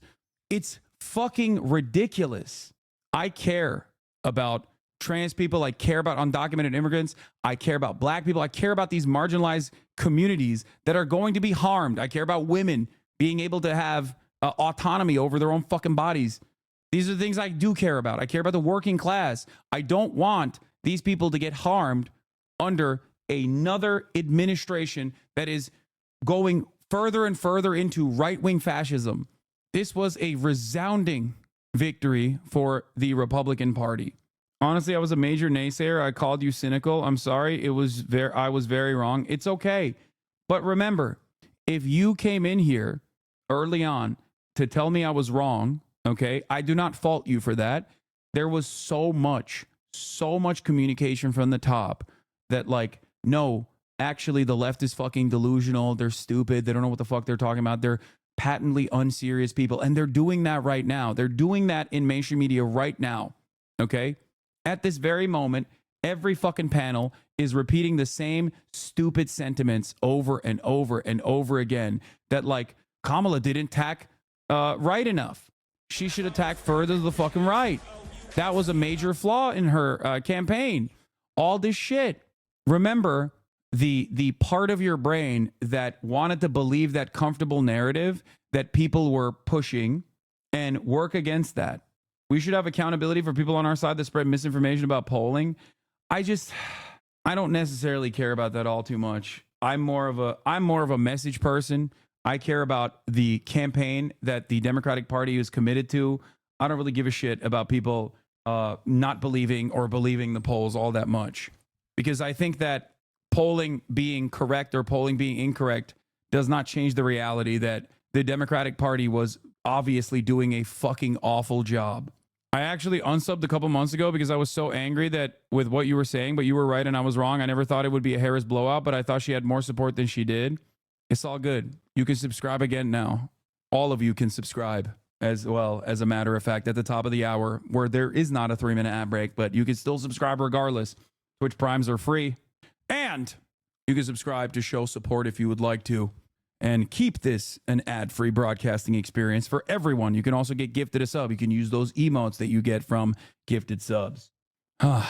Where's the flex, though? I mean, I'm wearing a suit today, so are we cooked? I think we are. I think we are definitely not in a good situation. Let's see what the Democratic Party messaging is. Let's see what it looks like. I'm very interested to see. Yeah, viewers like you, PBS style. Viewers like you keep the editorial independence of the HasanAbi broadcast. By subscribing, you can show your support and help me maintain my editorial independence. Subscribe now for free with a Twitch Prime or by $6. Holy fuck. Wait, hold on. I don't know if you mentioned this, but congrats on your highest viewed broadcast at 312,000 peak concurrent viewers. Yeah. That was the other side. We didn't even get to like experience the joy of hitting those fucking markers. But yes, last night I reached 312,000 live concurrent viewers, doubling the number of the likes of, basically doubling the number of the likes of NBC News and many other news outlets. And yeah, it ultimately was not great. Yes, doubling the number of news outlets online. Yeah. I've aggregated 34 polls that show the immense popularity of the ceasefire and emphasize the positive impact the weapons embargo would have on Kamala Harris' chance of winning the election. I wish I didn't have to make this list. This was a HasanAbi head that made this list. But I'm consistently seeing Democrats and liberals and even some progressives make the argument that this is an issue that will impact the election, often saying not enough voters care about Gaza for it to matter. I hope this comprehensive list of polls can dispel this ridiculous argument so more pressure can be applied and get a weapons embargo implemented ASAP. Split ticket data for progress conducted July 1st to July 3rd. Generic ballot found Dems had a 3+3 lead over Republicans. When told that both Republicans and Democrats agree with Israel's approach, Dems +3 lead becomes a tie. However, if the Democrats said to support an immediate ceasefire and a halt of military aid and arms sales to Israel, the lead doubles to +6, driven mainly by reaching independents and non-voters. What was interesting is I think if the Republican was said to support an immediate ceasefire and a halt to military aid and arms to Israel, the Republican also led over the Democrat. AI poll conducted. Harris' support rises from 44 to 49 if she endorsed the suspension of U.S. arms shipment until there was a ceasefire and withdrawal of forces from Gaza. About half respondents said an immediate ceasefire is very important to them. YouGov IMEU policy project conducted July 25th to 9th on swing state voters.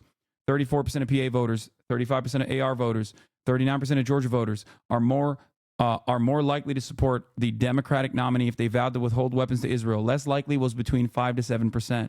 She's not talking yet. Why are you guys saying she's speaking? I'm speaking. Bernie popped off on the Dems, by the way. My goat.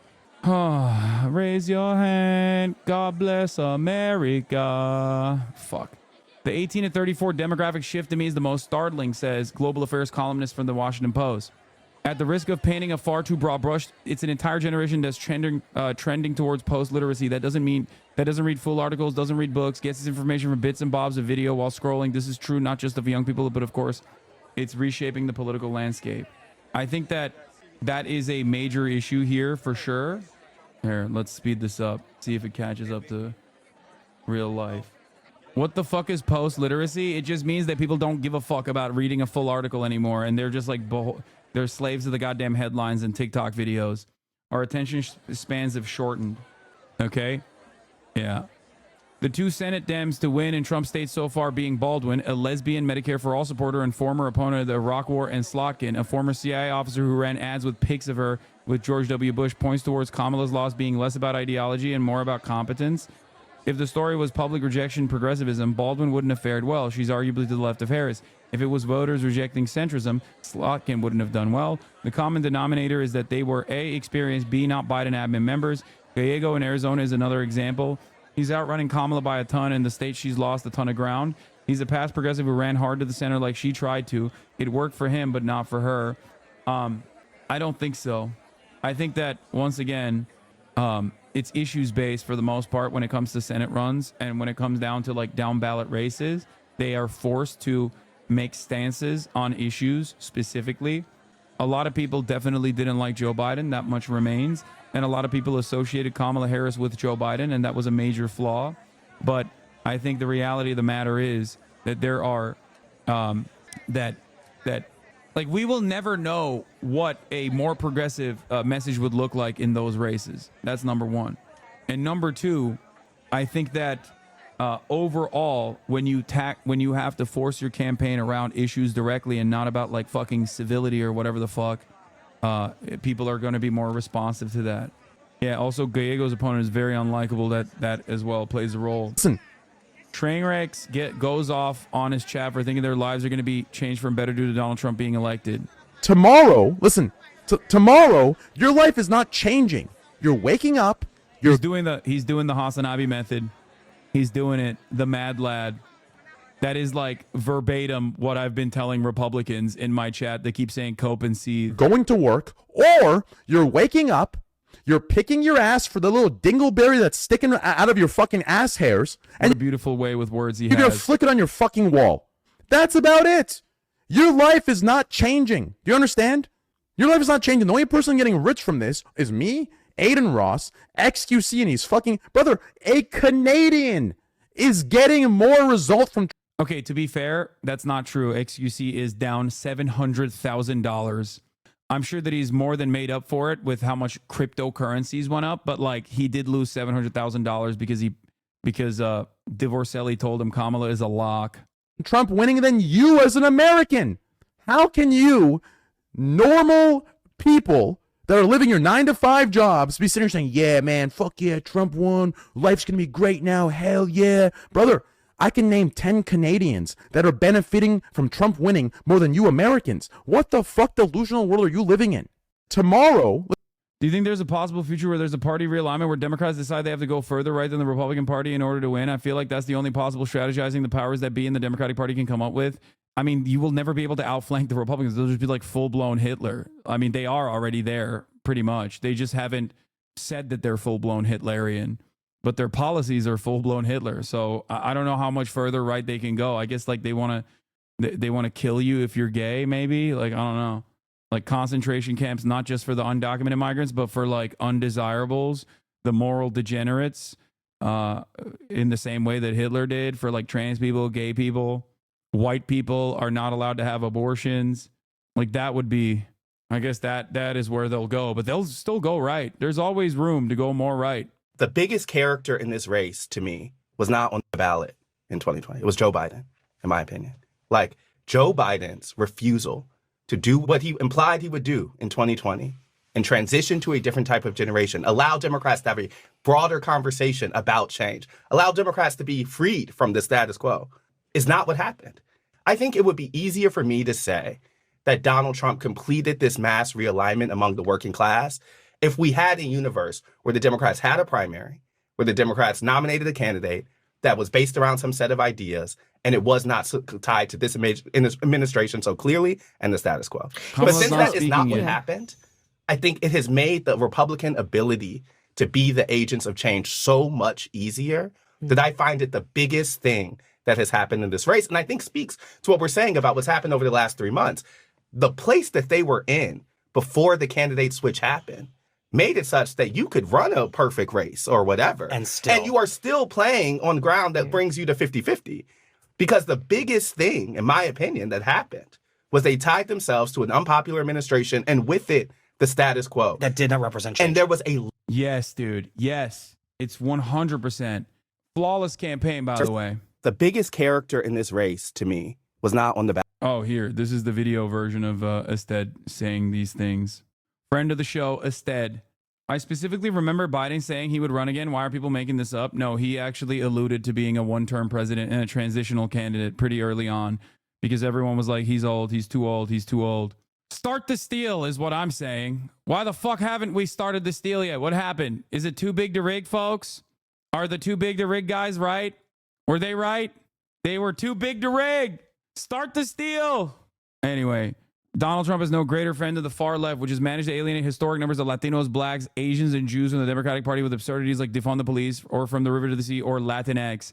There is more to lose and there is the gain politically from pandering to a far left that is more represented at Twitter, Twitch, and TikTok than it is in the real world. The working class is not buying the ivory towered nonsense that the far left is selling. Some context here. Despite representing the poorest district in the country, a survey of Torres' public posts from January 2021 to October 2023 shows he mentioned Israel 236% more than he mentioned poverty. Another fun fact, in 2024, Richie Torres received more money from pro-Israel groups than any of the other 434 members of Congress, with $1.93 million in donations and super PAC support. Just so you understand, fraudulent charlatan he is. Bro, I'm trying. They changed the... Yeah, Richie Torres also was too busy. Instead of fucking campaigning and instead of getting out the vote, he spent the last 5 days leading up to the election writing letters with a congressional header to try to get me, the largest progressive content creator in North America, banned from Twitch.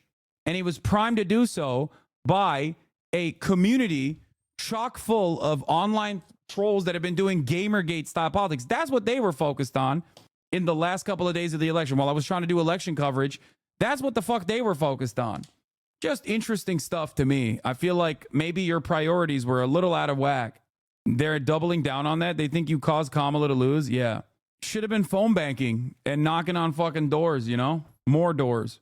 Yeah, but he did a lit video editing though. Worth it? Yeah, he did. He fucking clipped like 18-second increments. Yeah, reporters should ask these politicians that want swinging too far to the left means support for trans people, gay marriage, higher minimum wage. Force them to spell it out. We swung the pendulum too far to the left, Representative Richie Torres told Semaphore. We are increasingly becoming the party of college educated rather than the working class, and as a result, we are paying an electoral price for it. I hope we have a serious reckoning. Trump shouted out streamers in his speech. Do you think Kamala will mention you? Yeah, I don't think so. Yeah, Biden won in 2020 because of me. No, just kidding. When the Democrats win, it's in spite of me, and when the Democrats lose, it's because of me. Me. It's so fucking stupid, dude. I'm a goddamn Twitch streamer. If your fucking entire worldview is like revolving around dominating a fucking Twitch streamer, you have to literally just log out of every social media platform that you're on and just live in the real world for a second. Okay? It's actually insane. It's so goddamn delusional. Anyway, like I said, there's not a single swing state where Kamala could have won if every single Jill Stein Cornell wasn't Claudia de la Cruz vote went to her. In states where Trump won by a large margin, populist economic policies won. Paid sick leave in Nebraska and minimum wage in Missouri. Okay? Just remember the age-old adage. Americans love radical progressive measures. They just hate the fucking Democrats. There is nothing more popular in the Rust Belt, in the Sun Belt, in the Midwest, all around the nation than a faceless, lifeless, radical, quote unquote, radical ballot measure. He had no ground game. He was out fundraised. He was outspent. He was out volunteered. Voter turnout was up. Women voters showed up. Something doesn't add up. We're in blue and on territory. Great. He won, man. He won fair and fucking square. What the hell are we doing here?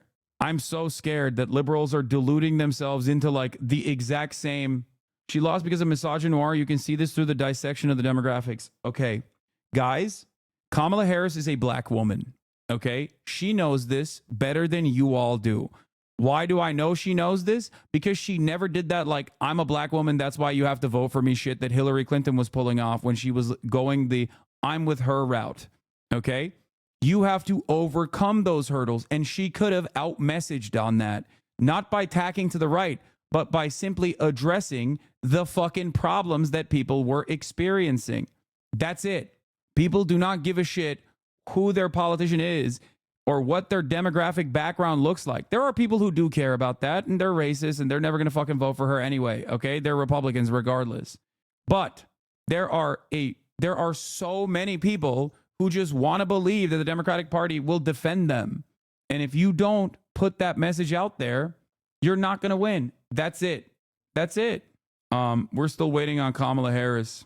Your prescription for the Democrats are just confirming your priors. Yes, they're my priors for a reason. I don't believe ascendant fascism is a law of nature. I feel the nominally left-wing party in the U.S. is paid to discipline populism, not win elections, and that is bad.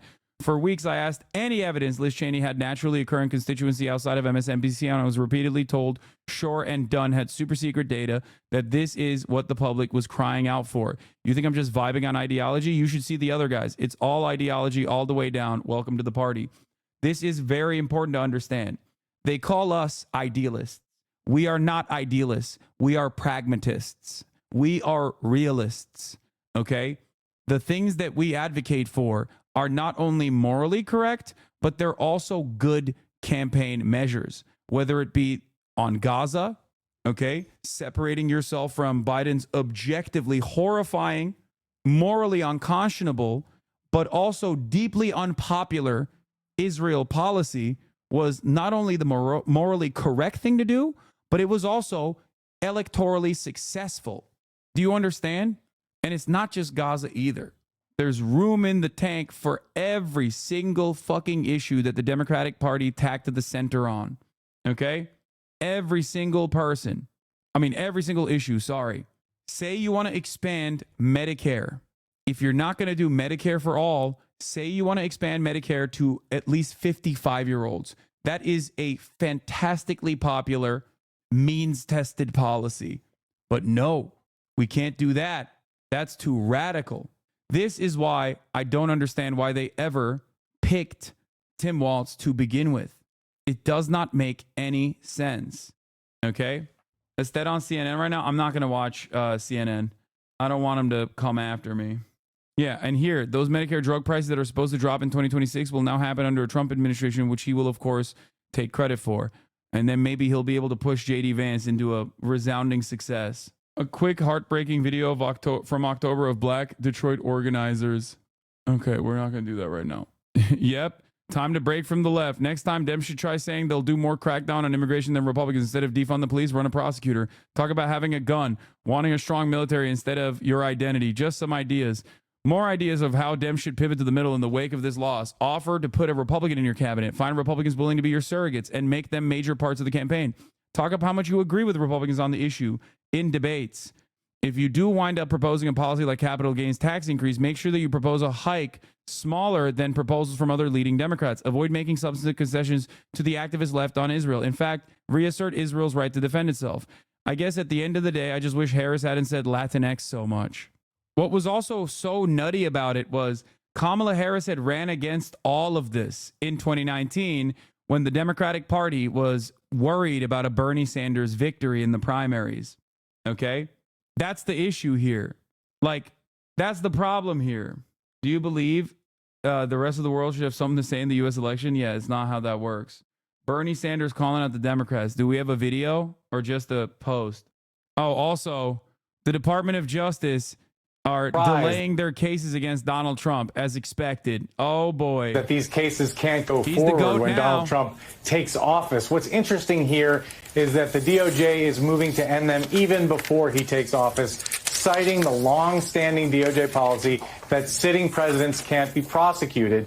And there was some thought that maybe Special Counsel Jack Smith was going to sprint through the finish line, was going to work up until the last day, force Trump to fire him, wait till a new attorney general was appointed. But that does not appear to be the thinking inside the department. The thinking is that these cases can't go forward. There's no reasonable prospect of getting to trial within the 3 months before Donald Trump takes office. These cases are mired in legal issues that would be appealed all the way to the Supreme Court had Donald Trump lost the election. So now that he's won the election, DOJ officials are thinking that, look, there's just no room to move in these cases. And so the sensible thing to do is to figure out a way to wind them down. And it may stem from Donald Trump's lawyers filing some kind of motion or making a request saying in light of the DOJ policy, you need to drop these cases. Now, there are a few wrinkles here, one of which is that the classified documents case includes 2 other defendants who are not subject to that policy. And it's been dismissed, obviously, but that dismissal has been appealed.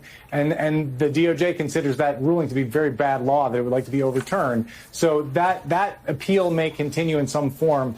But the reality is that Donald Trump is not going to be a part of these cases. And what this means, I mean, we knew this, right? But just coming to grips with what this means intellectually is that Donald Trump is not likely to be held accountable on these very serious federal criminal charges that many people believe were worse than what Richard Nixon did or was accused of doing in Watergate. Now, there's no guarantee that Donald Trump would have been convicted at trial, but as Joyce Vance, our legal commentator, said to me this morning, what's not going to happen is he's not going to face a jury of his peers who would evaluate the evidence and render a verdict. Kamala's here. Good afternoon, everyone. Everybody calm down. Good afternoon. Let's hear what Kamala has to say. Good afternoon. Good afternoon. Thank you all. Thank you, thank you. Thank you, thank you. So let me say, and I love you back, and I love you back. So let me say, my heart is full today. My heart is full today, full of gratitude for the trust you have placed in me, full of love for our country, and full of resolve. The outcome of this election is not what we wanted, not what we fought for, not what we voted for, but hear me when I say, the light of America's promise will always burn bright. As long as we never give up, and as long as we keep fighting, America's promise will always burn bright. L. As long Look at the chat. as we never give up, and as long as we keep fighting. Oh, they're spamming L's in the Kamala chat. To my beloved Doug and our family, I love you so very much. To President Biden and Dr. Biden, thank you for your faith and support. To Governor Walz and the Walz family, I know your service to our nation will continue. And to my extraordinary team, to the volunteers who gave so much of themselves, to the poll workers and the local election officials, I thank you. I thank you all. Why is she smiling? Look, I am so proud of the race we ran. You lost to an And the way we ran fascist. it. And the way we ran smiling. it. Over the 107 days of this campaign, we have been intentional about building community and building coalitions. Bringing Guys, she's smiling because there's going to be so many Republicans in the cabinet. United by love of country, with enthusiasm and joy in our fight for America's future. She wanted all the Republicans to be in the cabinet, and she got it. The knowledge that we all have so much more in common than what separates us. Now, I know folks are feeling and experiencing a range of emotions right now. I get it. But we must accept the results of this election. Earlier today, I spoke with President-elect Trump and congratulated him on his victory. I also told him that we will help him and his team with their transition, and that we will engage in a peaceful transfer of power. A fundamental principle of American democracy is that when we lose an election, we accept the results. That principle, as much as any other, distinguishes democracy from monarchy or tyranny, and anyone who seeks the public trust must honor it. At the same time, in our nation, we owe loyalty not to a president or a party, but to the Constitution of the United States, and loyalty to our conscience and to our God. My allegiance to all three is why I am here to say, while I concede this election, I do not concede the fight that fueled this campaign. The fight for freedom, for opportunity, for fairness, and the dignity of all people.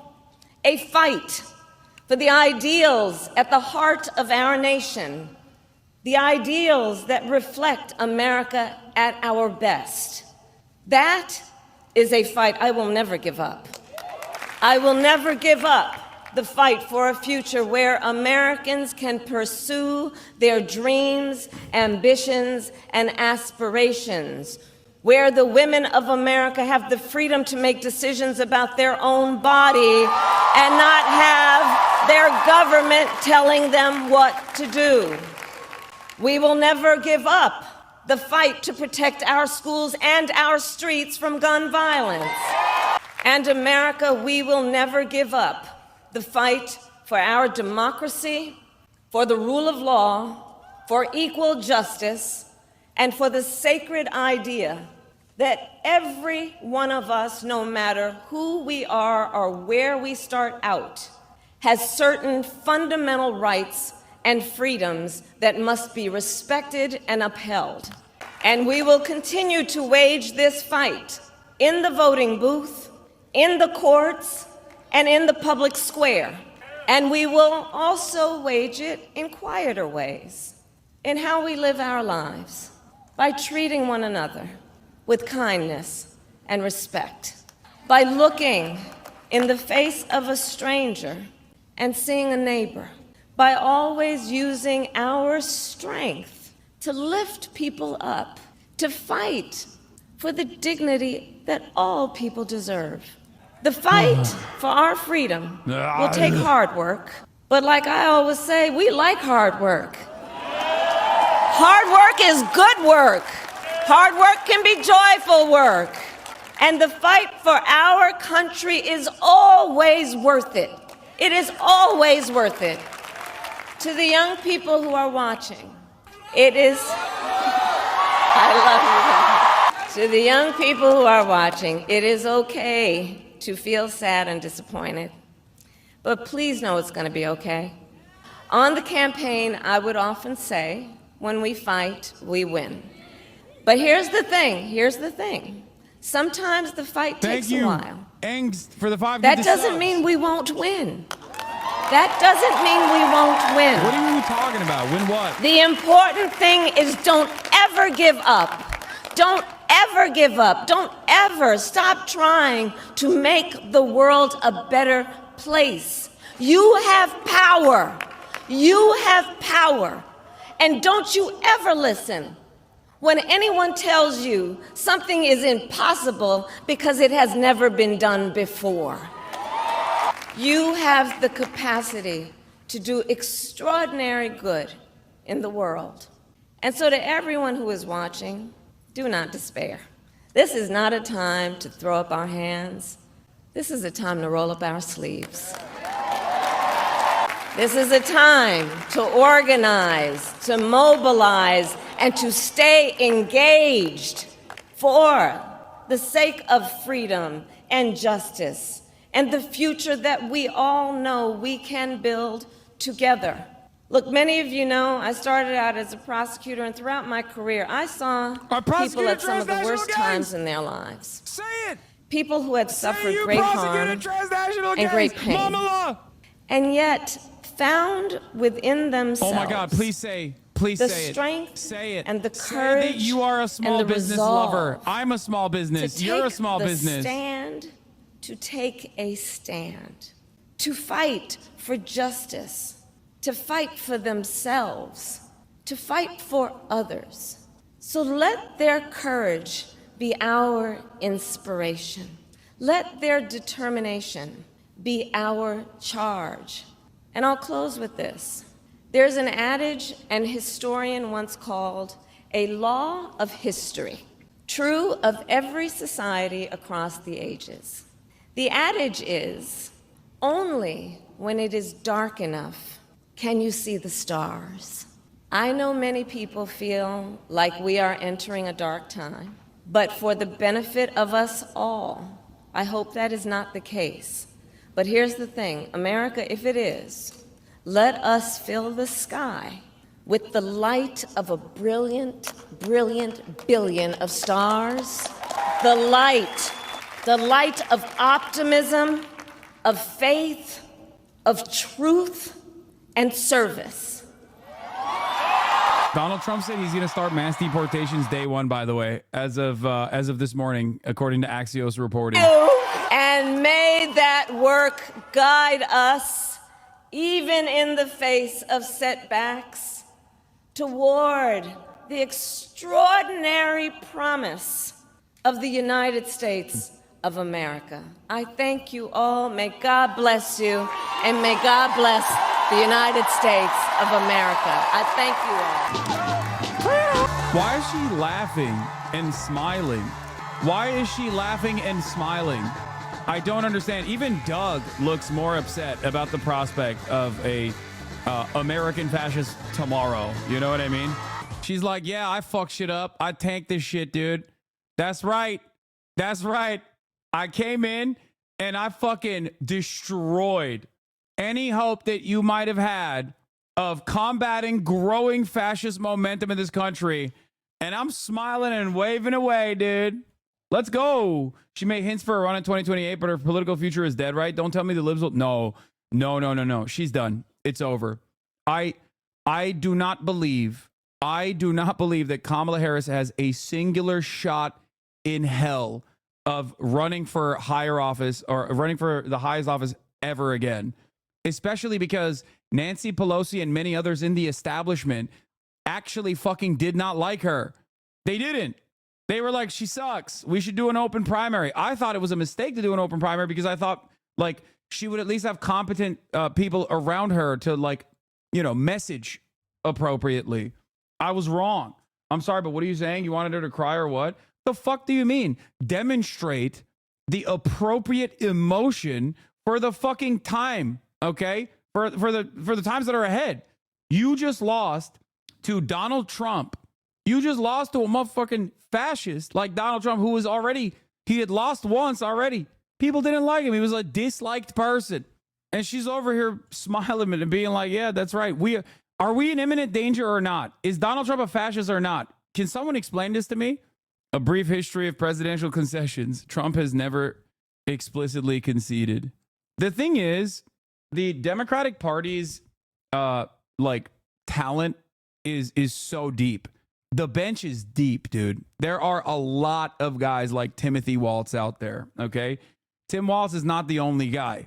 You got Gretchen Whitmer. You even have fucking the likes of Big Boy Pritzker. You have a lot of people out there. You have Bashar, Hassan, shut the fuck up challenge. You're fucking dumb. Let me guess. You're upset that I'm telling a woman that she shouldn't be smiling in this moment, right? That's what you're tracking. Is that what it is? Oh, never mind. Why'd people happy? Okay, you're just fucking around. Anyway, so there are a lot of people in the fucking deck ready to go. People who could do populist leadership. The problem is, I think if the Democratic Party has populists that are popular, that they could actually present like a more radical, more progressive agenda that would be genuinely broadly popular and a game changer for many Americans. But Democrats also have the likes of Josh Shapiro and Pete Buttigieg. And I think the Democratic Party is going to recalculate and retriangulate and try to go back to the Pete Buttigieg in the talent pool less than the likes of Gretchen Whitmer. That's what I foresee. They're going to go with the Newsom. Yeah, they're going to go with the Pete Buttigieg, Gavin Newsom, Shapiro route. Young, more vibrant, better communicators, certainly more charismatic than the likes of Kamala Harris, for example, but people who are still going to be seen as establishment shills with new packaging. We shall see what happens, because these next 4 years are going to be pretty important in hopefully changing the attitude within the Democratic Party, because this spectacular failure should at the very least wake up some people who still have some level of decency and some level of interest in preserving the future prospects of the American Democratic Party, maybe stopping American fascism. I don't know. It's kind of copium for sure. The party that comes up short with the voters of this country regroups, and she seemed to do everything in her power to push the fight to the groups that Joy is talking about, who very much chose her. Or maybe there won't be another election, so there's that reality as well. Let's look at Bernie's statement. It should come as no great surprise that the Democratic Party, which has abandoned working class people, would find the working class has abandoned them. First, it was the white working class. Now it is Latino and black workers as well. While the Democratic leadership defends the status quo, the American people are angry and want change, and they're right. Today, while the very rich are doing phenomenally well, 60% of Americans live paycheck to paycheck, and we have more income and wealth inequality than ever before. Unbelievably, real inflation accounted for weekly wages for the average American worker are actually lower now than they were 50 years ago. Today, despite an explosion in technology and worker productivity, many young people will have a worse standard of living than their parents, and many of them worry that artificial intelligence and robotics will make a bad situation even worse.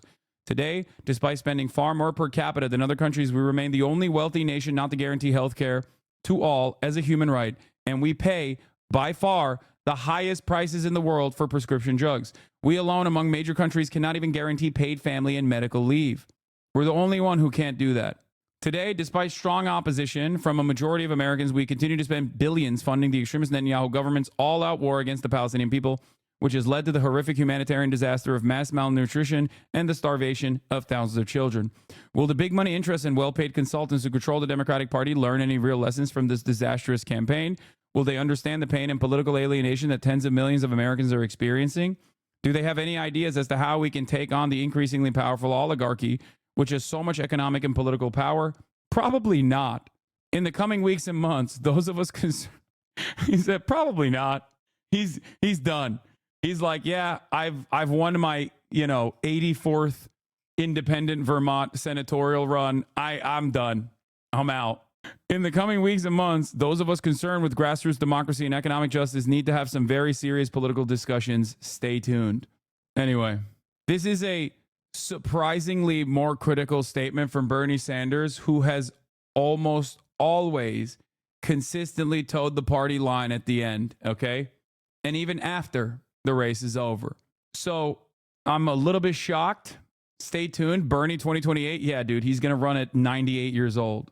What use is there for saying this now, Bernie? You bend the knee every time. I understand you don't have the spine anymore, but then you redirect your political capital towards a leftist who does. Brother, this is the impact, or rather the shortcomings of entryism, okay? That's it. That's it. I grade politicians on a curve. Make no mistake. I very openly talk about this. It's not necessarily what I personally love from a political campaign, what I think is the best thing for a political campaign to do. It's more so within the limited confines of being in Congress, how far can you push it? That's it. This is why, in spite of my disagreements with Bernie Sanders time and time again, I still have tremendous respect for him. Dems will not be focusing on Gaza more after the L. They'll double down on the Zionist vote. No, I think you're wrong about that. You'll see some things coming out in the at least from certain parts of the caucus. Excuse me, entryism works incredibly well. Actually, you just need to be a neoconservative. That's true. Entryism is always fantastic if you're a neocon. They will always fucking have room for you in the party. I mean, look at this. Why is this fucking loser still on television, to a man? movement that is, as Claire said, an FU or a middle finger to the establishment and the elite.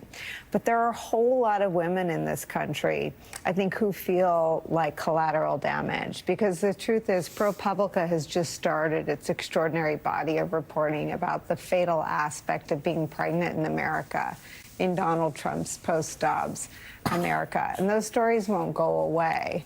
They will only become more of a flashing red light. And the truth is, right now, the conversations women have in hallways and in colleges is about what they would do if they got pregnant and didn't have access to abortion health care, or if they were pregnant in their 30s or 40s and it was not viable. Where would they go? Who would take care of them? And that is a reality, and that is behind a lot of the emotion that a lot of women, I think, and fear that men feel too today.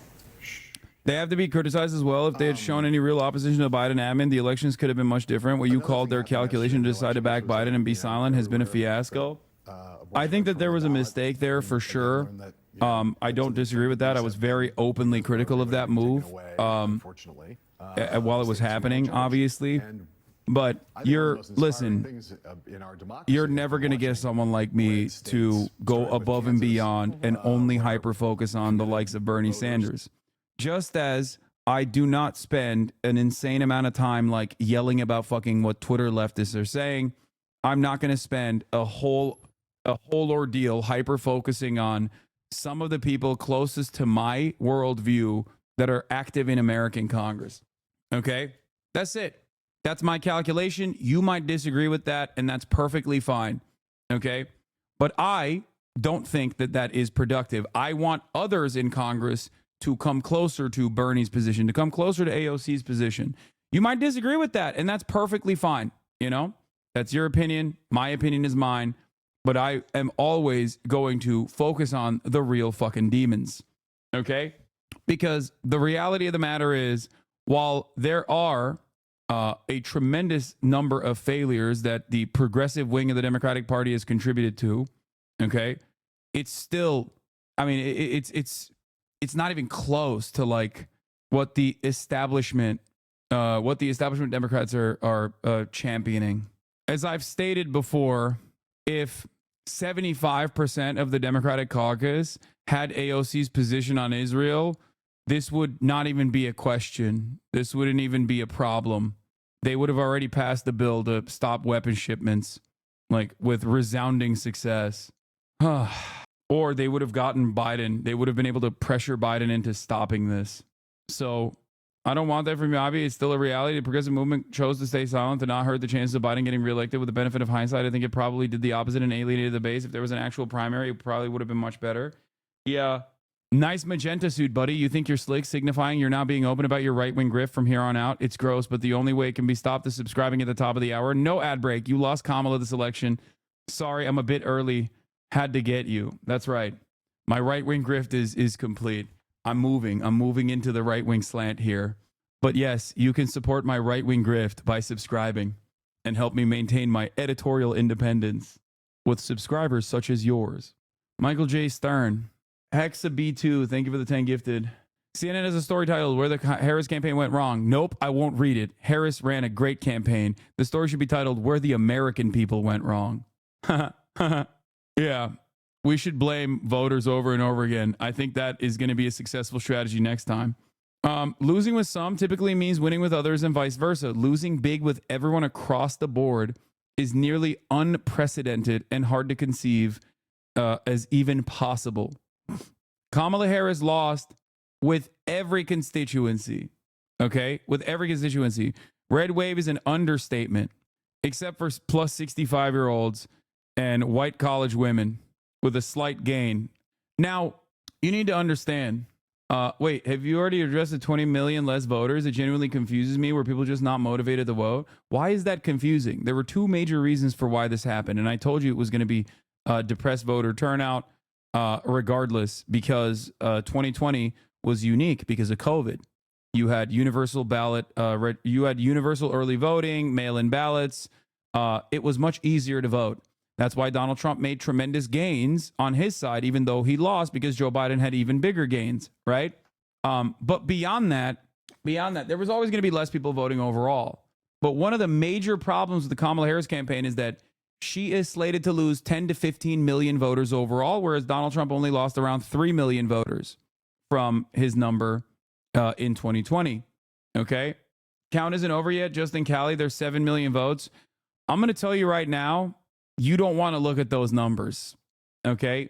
It's going to take a long time for the California votes to come in. I'm telling you right now, you are probably going to be shocked at what comes out of California. Not saying that, like, Kamala Harris is going to lose California or some shit, but simply stating that there are around 5 to 6 million, I believe, Republican voters in the state of California. This number is so large that it's larger than the number of Republican voters in like 3 red states combined. Okay. So obviously it's impossible to make up for 5 million extra votes, 5 million extra votes that the Democrats had over the Republicans in the state of California in 2020. Having said that, however, the numbers and Trump's popularity in California will shock you. Yeah. Biden won California by 30% in 2020. Harris is leading by 17% currently with 58% reported. Anyway, so yeah, that's another aspect of this.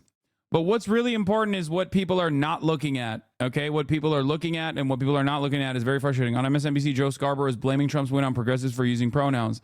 And now he's blaming anti-genocide protests on college campuses. And now Chris Matthews is saying that Democrats lost because they let in millions of migrants into the country. This rhetoric is indistinguishable from Fox News. Matthews is now saying America would only elect a woman who is more hawkish on war, as opposed to Harris, who said she wanted the most lethal military. Louise Jordan on it. But, I mean, I guess he's right, by the way. Chris Matthews is right on that, just so you know.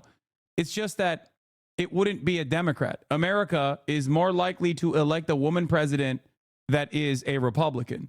Like, more hawkish on war. Like, Nikki Haley would have fucking wiped the table.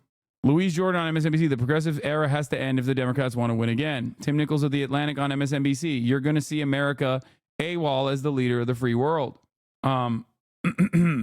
Anyway, in the upcoming days, I will have more guests on the broadcast from many different backgrounds. I already have a bunch of journalists reaching out, wanting quotes about a litany of different things that I called out.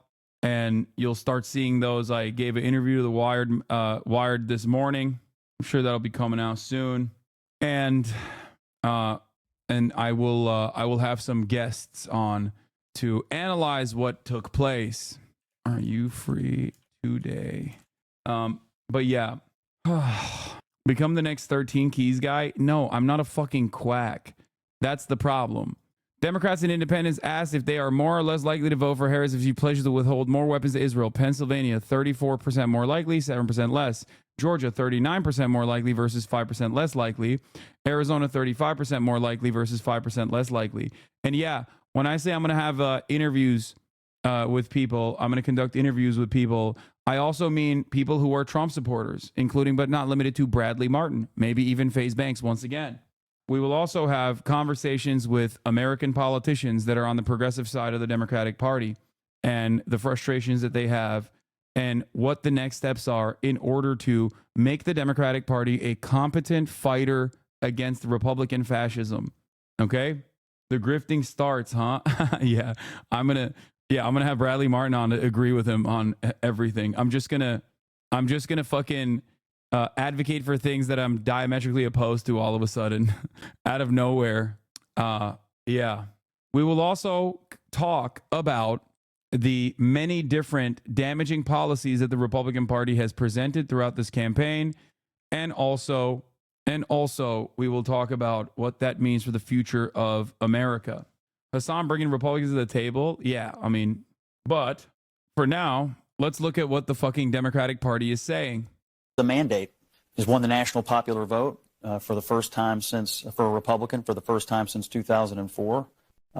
Taking down a panel of woke CNN hosts. This is a big deal. This isn't backing into the office.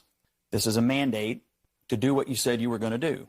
Get the economy working again for regular working class Americans, fix immigration, try to get crime under control, try to reduce the chaos in the world. This is a mandate from the American people to do that. I think I'm interpreting the results tonight as the revenge of just the regular old working class American, the anonymous American who has been crushed, insulted, condescended to. Oh, yawn. Look, the regular old American that has been insulted and condescended to, there is some truth to that. He's the worst person to say it. The truth of that still comes from the fact that the top line messaging to regular working class Americans is that, like, stick around, things are fine. Okay. Oh, here, incredible moment of how much success Donald Trump had with Mike Barbaro trying to give him an off ramp from calling something racist and me being like, no, I actually mean racist. Of voting blocks that, as Lisa, you just pointed out, Democrats had long believed.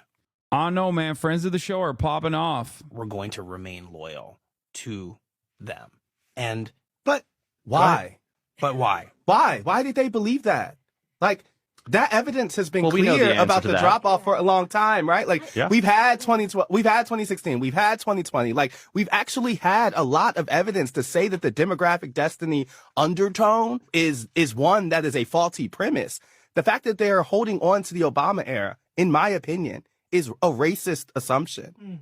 Yeah, 100%. The idea that, like, the demographics is destiny is the age-old adage that, like, both parties have deluded themselves into believing. Republicans believe it offensively, right? Where they say, oh, you want Mexicans to go and live in swing states, so they fucking vote Democrat, right? And you have that exact same principle on the Democratic Party side, where it's like, come on, Latinos, vote for us. The fuck? The other side is racist. And they're still running that route, not realizing that, like, a lot of the Hispanic population in the United States of America see themselves as white, okay? They are firmly within the white category. They might not look white, but they vote white, okay? In increasingly larger numbers. There is no like demographics of destiny. That's why I always laugh when fucking Republicans are like, oh, immigrants are coming over the border to fucking vote Democrat. I'm like, what are you talking about? Look at Texas. The fuck? Look at Texas. The fuck do you mean?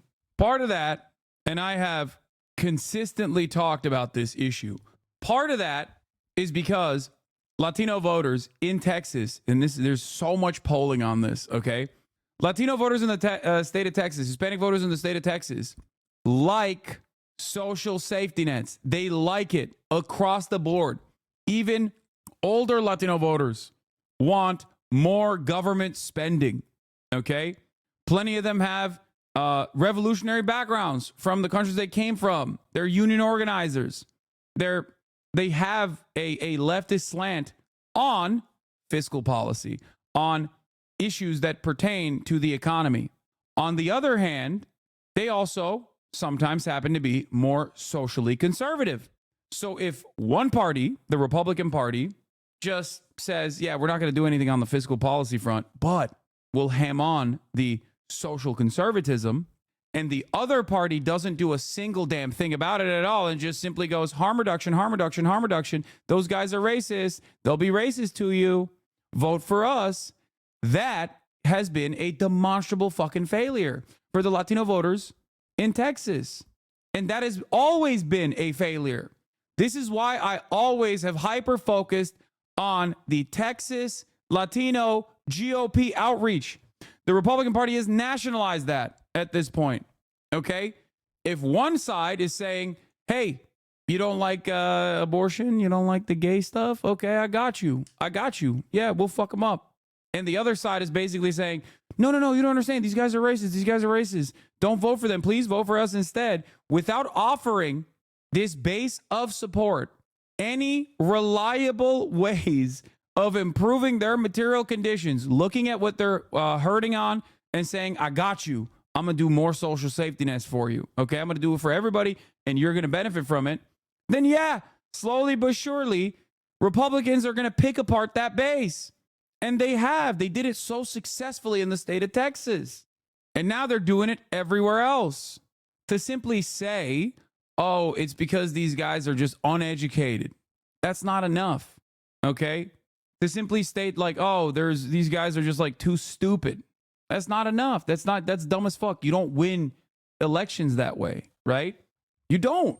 Everyone's stupid. We're in America, okay? I'm fucking stupid. We're all stupid, but we all vote. And it's pretty basic stuff. That's a coherent narrative. Yeah, but nah.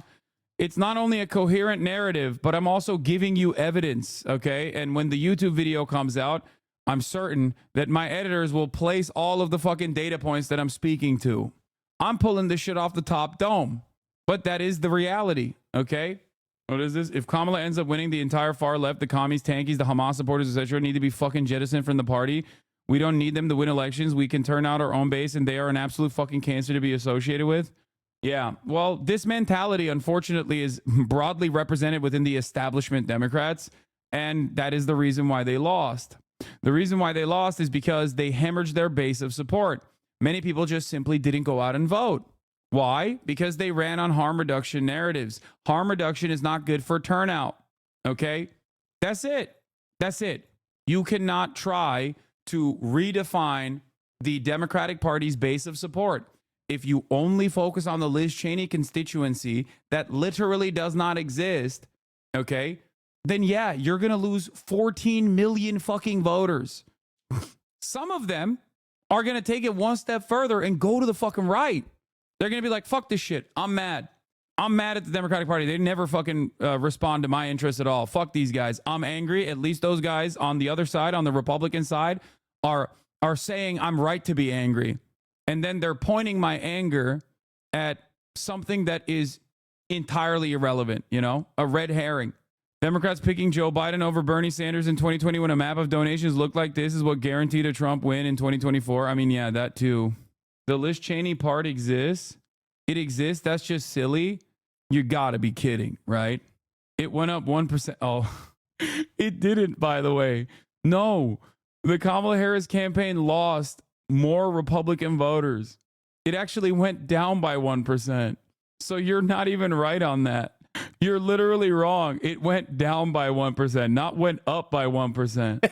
I'm saying that word like, I don't mean it like in a capital R way, but I mean it in it's like a race-based assumption. I mean, I think I would say lowercase racist. I would say that there is an assumption that it was a failure of imagination, that it couldn't be true. I hear you, but I think there is a sense of like, yes, we saw this drumbeat coming. We saw that more people were identifying as Republicans in like all these polls. We saw that Democrats had moved towards the more conservative position on issues like immigration. We saw that representation did not motivate people of color. We saw that representation isn't enough.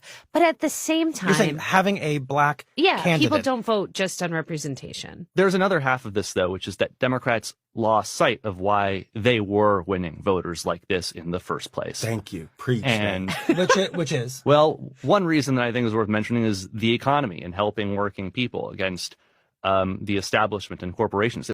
Yeah, but hey, let's not listen. Let's not listen to these guys. Also, I hate to do this, but it's the 5 time. You're going to watch Buttfeld do It's hard victory to believe laps that with they're Jesse calling for a Waters. peaceful transition after calling everyone misogynist, racist, speciest, fascist, convicted felon, you know? But I'm going to Isn't it funny that what they're saying is identical to what MSNBC is saying, by the way? Pay close attention to the Republican sentiment here. Important lessons to be learned. Historians will be banned. I already imprisoned one in my basement.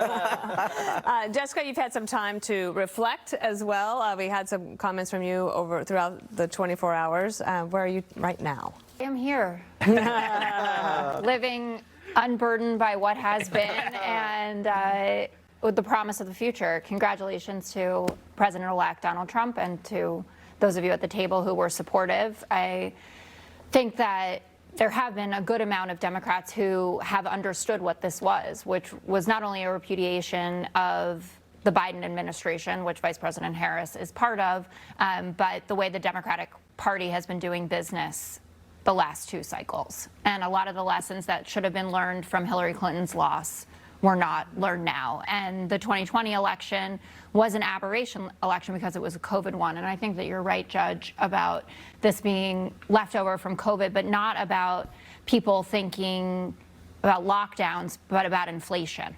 That was one of the residues of all of this, and that telling people, well, now it's 2.5%, so you should be thankful for that, is not enough when their necessities still cost more. The 70% on the wrong track, those are on almost impossible threshold to surmount. But I've been thinking about this kind of in 2 buckets, that we had policy failures and we had personality failures. So policy failures, I think particularly on the cost of living, inflation, and especially on the border, and that there was never a good answer for that. And I'm not saying it would be impossible to have made the gap, you know, certainly she would never have been on top, but we could have made the gap smaller on that by just being an honest broker about what happened. What was the rationale for pulling back a lot of Trump's executive actions and not doing anything? Yep. And then on personality failures, there was a prison guard who was being interviewed this morning, voted Clinton, Biden, now Trump. This is unacceptable. Well, I Bernie Sanders in his career many times said immigrants coming to America were lowering wages and taking American jobs. So think about that context when reading this, and it paints quite an interesting story. And that's when so you nasty. Constantly harp on, and I am guilty of this myself, you know, well, the college educated, blah, well, what The Democrats need to fucking purge these freaks from their ranks. I'm sorry. If you're the type of person that looks at like populist messaging and says, no, not for me, thanks, you need to be out. You need to be cut out. You need to be excised like the aberration that you are. You are a fucking loser. 47%. And you are the reason why the Democrats well, only lose. 32% thought he was too conservative. And don't forget that the administration played Gigi on immigration every day from the podium and from the at the White House and Department of Homeland Security. Secretary Mayorkas said the border is closed. And you'd ask Bill Melugin, any other reporters down there with you at the border? Not a single one. And they paid a price. And you know what? It really is to Fox's credit that Bill Melugin was down there, because nobody else was talking about it. Yep, and Griff Jenkins, let's give him a little credit. Yeah, Griff too. Griff and everybody else that was down there. All right, up next, what took so long? Kamala Harris under fire for delaying her concession speech. Do you think we still should support the Democratic Party? I mean, listen, it's just entirely dependent on what the Democratic Party does going forward. I don't have a belief that the Democratic Party is going to do anything but fucking shore up the ranks. Okay? I do think that the big Latino shift right happened after the liberals stopped using Latinx. Oh no, we got the Latinx truthers. Dijon Dickler, thank you for the 20 gifted subs. Scary times ahead. Here's what Connor said. For the past year, I've been pretty vocal in my content about the state of the world, hoping to prevent what is now our reality. I saw it coming, yet I still feel numb. Escapism through humor feels like all I can provide, and maybe there's value to that, but it doesn't alleviate the hopeless feeling of not being able to do enough. I'm sorry to everyone who's hurting and afraid today. I can't imagine what it's like for some of you. To the women, trans folk, minorities, and more who look to me for an escape. I wish I could provide more, but you can't give up. There's a genocide ongoing in Gaza and the West Bank that our leaders are complacent in. We can't give up on them. We can't be quiet. For those celebrating the results, I get it. There's a solace to the ignorance that the right is providing. People I love deeply have fallen for it too. It turns hate and ignorance into safety and assurance. I just ask you continue to pay attention and learn from what's to come. What matters most is staying involved, being vocal, paying attention, and never give up. If I have kids someday, I don't want there to be any worry that I was complacent in this time, so I won't be for them, for Palestine, for the LGBT community, for everyone. I'll continue to highlight the absurdity of our world through humor and give an escape to those who need it. Yeah, I mean, that's it. Nate Schott was roasting you last night. Dude, that's my favorite thing. I welcome this a lot from people who like don't know their ass from their elbow in terms of political content and political commentary. Like, I like when people get like confident, you know what I mean, about their personal perspective when they just have like when they just have like a pop off moment. Like, it's great. Yeah, go ahead, man. I'm always, and I like Nate Schott. Always willing to talk to him about this sort of thing. Are you a cult leader? This is a cult. Yeah, dude. Yeah, we are a cult. We believe in human rights, civil liberties for all, you know, Medicare for all. Real scary cult here. You know how it is. Statement. Oh yeah, I don't even want to fucking read the Obama statement, man. The old bungler. All right, let's get back to this fucking loser. They're not garbage. They're not Nazis. They're just regular people. People who get up and go to work every day and are trying to make a better life for their kids, and they feel like they have been told to just shut up when they have complained about the things that are hurting them in their own lives. I also feel like this election, as we sit here and pour over this tonight, is something of an indictment of the political information complex. I mean, we've been sitting around here for the last couple of weeks, and the story that was portrayed was not... Calling people Nazis and fascists where idiots lost a ton of votes. You just act like you know politics. I know. It's just weird because, like, a lot of the things that I have been railing on against the Democratic Party has been, you know, proven to be completely true. So I don't really know. I do know this. You know, maybe I'm lucky. I don't know. Maybe I just like luck into these positions, but like I'd rather be fucking correct and lucky than, I guess, be unlucky and incorrect. But overall, calling people Nazis and fascists where you idiots lost a ton of votes is fucking stupid. I think the major problem was that on the one hand, Kamala Harris at the last ditch went for the Trump is a fascist route, while simultaneously moderates see your content and say, I want no part of that, is what I'm saying. Okay, brother, you're right. The mythical moderate is out there going, actually, we shouldn't have Medicare for all. Is that, I'm going to ask you this, balls in your pit. Do you want free health care? And before you say, it ain't free, brother, okay? It ain't fucking free, brother. I know, okay? Do you want Medicare for all in this country? Something that every other OECD nation has been able to provide to its citizens unconditionally. Would you like that? I hope you can answer my question. The same thing happened in the 80s with Reagan. The left went far too left. The left didn't recover until Bill Clinton. What the fuck are you talking about? The left with Bill Clinton? Bill Clinton was a disastrous failure. He absolutely facilitated the destruction of the left in and of itself. Answer my question. Do you want health care? Do you think that it would be nice to have free health care provided by the government that every single other OECD nation is able to provide to its citizens unconditionally? Answer my question instead of talking about fucking Bill Clinton, Mr. Diddler himself, Jeffrey Epstein's bestie. Anyway, while you're entertaining the notion of whether you agree with fucking free healthcare or not, the reason why I'm asking you that is because there is no like moderate person or even right-wing person that when faced with those odds would go, nah, I don't want it, not for me, unless they're like so ideologically committed. Our healthcare system is broken. It needs reform. Yes. How to fix it? I have no idea. Great. Good start. Okay. I have an idea. It's called Medicare for all. It's called, you know, taxpayer-funded healthcare for every single person. Instead of paying these taxes to private corporations, you can pay it to a massive fucking insurance pool in the form of your taxes. You would actually end up paying less in taxes overall. People like myself might actually end up paying more in taxes, but that's fine. I'm happy to do so, especially if we are healing this country. That's number one. Now, notice how, regardless of our political disagreements, you immediately agree with that. A lot of people do. The issue is the Democrats are not saying that.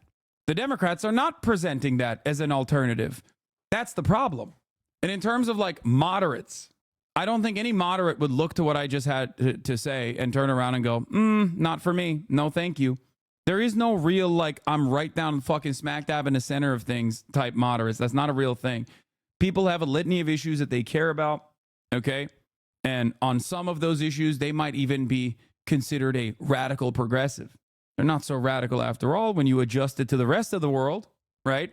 For example, with healthcare. But it is what it is. So, scroll down. I think he said more. No, he didn't.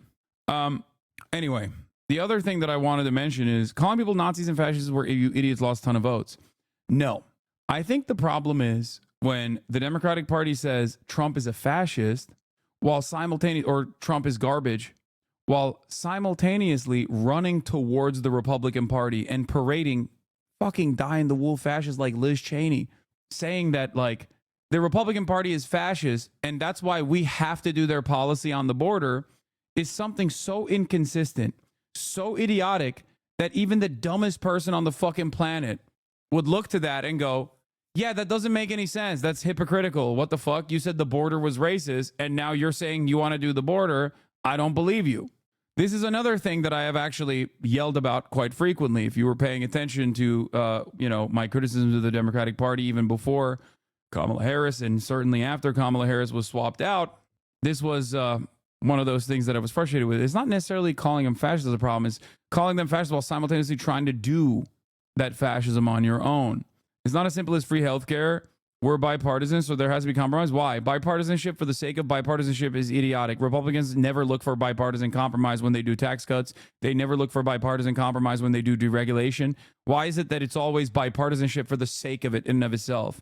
If there's a situation where one party is offering free healthcare and the other party is saying, nah, not for me, if you want that personally, and you said you want to fix it and you said you want it, why would you ever be like, yeah, I want bipartisan compromise?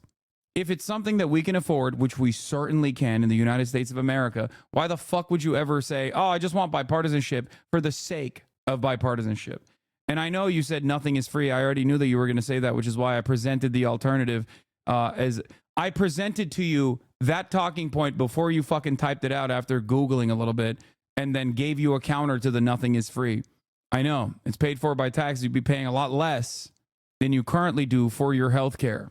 Anyway, the point is a lot of people don't actually think about policies. A lot of people don't actually think about even demanding that their elected representatives push for certain policies that they're interested in. Okay? Oh, there's also another realignment occurring in blue states that I'm actually very frustrated by, dare I say terrified of. And that is the blue states becoming redder. That's also terrifying. Look at the ballot measures in places like California. Let's finish this dumbass. True. I mean, we were told Puerto Rico was going to change the election. Liz Cheney, Nikki Haley voters, women lying to their husbands. Before that, it was Tim Walz and the camo hats. Night after night after night, we were told all these things and gimmicks were going to somehow push Harris over the line. And we were just ignoring the fundamentals. Inflation, people feeling like that they were barely able to tread water at best. That was the fundamentals of the election. And so I think that both parties should always look at the results of an election and figure out what went right and what went wrong. But I think for all of us who cover elections and talk about elections and do this on a day-to-day, America isn't becoming more right-wing overall. It's just that they fucking hate the Democratic Party. And not enough people are going out to vote for the Democrats. That's it. There's plenty of fucking voters who had voted for the Democrats in prior elections that just simply sat this one out for a bunch of different reasons. And you can just sit there and cry over and over again about how stupid people are for not defending democracy by voting for the Democratic Party. Or you can figure out how the fuck to actually win goddamn elections. Okay? Crying to the referee or crying about the ways in which crying to the referee or hold on, doors open, doors open. Okay, people get off the couch. California voted against abolishing slavery. Yeah, Kaya. They blame the voters instead of blaming the candidate. I know. I don't know. There is something that needs to be studied about the mind of the liberal, the mindset of the liberal that is a party loyalist that puts party above country at every step. And I find it very strange. I find it very odd. They keep losing over and over again, but they are so ideologically committed to the Democratic Party. and the Democratic Party is ideologically committed to neoliberalism. I think those people, just like how quickly they swapped away from Joe Biden to Kamala Harris, would most likely also be on board with whatever the fuck the Democratic Party represents. Okay? If the Democratic Party tomorrow decided to, for example, be a socialist party or socialist adjacent, like actual social democratic party, plenty of those people would be riding or dying for it. They just need someone that they feel like they're on board with. They need an in-group. Okay? Kaya, place. Anyway, let's see what the liberals are saying about Special edition of CBS Morning's Donald Trump will be the 47th president of the United States. That's according to our CBS News projection. Donald Trump is the first president since Grover Cleveland to be elected to non-consecutive terms. He will also become the oldest president ever sworn into office, beating President Biden's mark of 78 years old in 2021 by just a few months. Trump needed 270 electoral college votes to defeat Vice President Kamala Harris, and he's done it. In the end, the race was not as close as many predicted, with Trump not only beating Harris in key battleground states, but also winning the popular vote, something he's never done before. And as we showed you at the top, the former president celebrated last night at his Mar-a-Lago estate, along with family, friends, and allies. CBS News projects he will also have help in Congress. The Senate has flipped to Republican control. The House is still a toss-up, and of course, he has a conservative majority on the Supreme Court as well. Well, Tony DeCopel had a late night and an early morning covering all of this for us. He's across from Mar-a-Lago. He's in West Palm Beach this morning. Tony, good evening, good morning. What can you tell us? What is the latest there? Gail, you and me both. What a late night and what a moment in American history, really a wow moment in American history. One of the greatest comebacks in political history, as many people put it to me last night. Think about this. A twice impeached, 4 times indicted, once convicted candidate now appears, or is at this point, the president-elect of the United States for a second time. And inside that Trump watch party headquarters, I noticed the first bubbles of excitement, of exuberance around 9 p.m. There was dancing full on the floor by 11 p.m. And after the network started projecting Pennsylvania and then Wisconsin in Donald Trump's favor, pure joy from his supporters. I asked people to summarize how they were feeling in one word. I got one person telling me fantastic, another relieved, still another vindicated. And then, of course, they heard from the now president-elect himself. We overcame obstacles that nobody thought possible, and it is now clear. Dude, I feel like am I crazy? Am I being a little too crazy here? I feel like they're like the media is like kind of celebratory of the situation. Like it almost feels like there's an air of excitement that like, oh, Trump is back, ratings are back, we're doing it. Like we're gonna do the damn thing, we're gonna get the fucking ratings. But yeah, you have these people with the wrong positions. I don't know how you see this and think the answer is she didn't run left enough. Let me address that real quick. Actually, this is important for people to understand. When you look at this and you think, oh my God, the broader electorate has shifted right, you are not understanding that there are tens of millions of voters that voted in the prior election for the Democratic Party that is just simply sitting this one out. They felt like they were written off, okay? They just didn't vote. The campaign didn't reach them. The campaign abandoned them, sometimes openly said, we don't want you. We want Liz Cheney. We want the suburbs, okay? You have to understand. That's why it looks this way. This is simply an abject failure of the Democratic Party. That's all this shows, okay? I kind of regret this point. My point is not really that she shouldn't have gone left per se, is that this country is big and crazy and the answers are not as simple as being more left or more right. No, it is the answer. The answer is address the problems that people are experiencing, okay? Address the fucking problems that people are experiencing. If you do that, then they'll come out and vote for you. Yeah, this can be very misleading. Yusuf Munayr, poli-sci PhD, says, the shift isn't about Trump growing his totals as much as the fact that some 15 million people who voted for Biden in 2020 didn't vote this time. About 155 million votes were cast in 2020, 137 million in 2024. Where did they go and why? That's it. And even in the Biden camp, even in the Biden race, the problem was that Biden should have had a larger victory, but he also did not go far enough in terms of activating people, in terms of motivating people. I remember I covered it, and he barely fucking eked out a victory with 42,000 votes overall. I explained it. I said, if the base doesn't hold out in Philadelphia, in the urban areas, young voters, black voters, brown voters from across the spectrum, if they do not hold out, then if the base falls, because she made no outward communication to these constituents. She just took them for granted. She was like, oh, we have it locked down. She will lose. And she did. And that's precisely what happened. So if I can see it and I'm a fucking idiot, then how the fuck can the Democrats not see it? Are they this blinded? I go back and forth on this. Because sometimes I think they are just like beholden to corporate interests and whatnot. And then other times I talk to actual campaign staff, right? I talk to people that work on, I talk to people that work in the DC bubble. And then I realize rather, is that no, they are just blinded. I think they're just simply blinded. Like it's not all just ideological purity and loyalty to like third way neoliberalism across the board. It's not just about being completely captured by corporate interests. I think that plays a role, but that plays a role in the bubble. Philadelphia turnout down 10% from 2020. Detroit is down, but only 3%, so that saves Slotkin. Keela Lacey says, Trump didn't win Pennsylvania, Harris lost it. The consensus from voters and organizers I talked to this week is clear. Democrats have abandoned working class voters, and it's costing them their political lives. It's class war. The focus on minority support for Trump ignores Dems leaving voters on the table. When black people are showing up for Dems, it isn't with unbridled support and unquestioning support. Maurice from Working Families Party said, Maurice Mo Mitchell, progressives and independents are the ones courting those voters, not Dems. I want more black voters asking questions in the political parties, recognizing that there is a larger and larger component of the black electorate that is persuadable.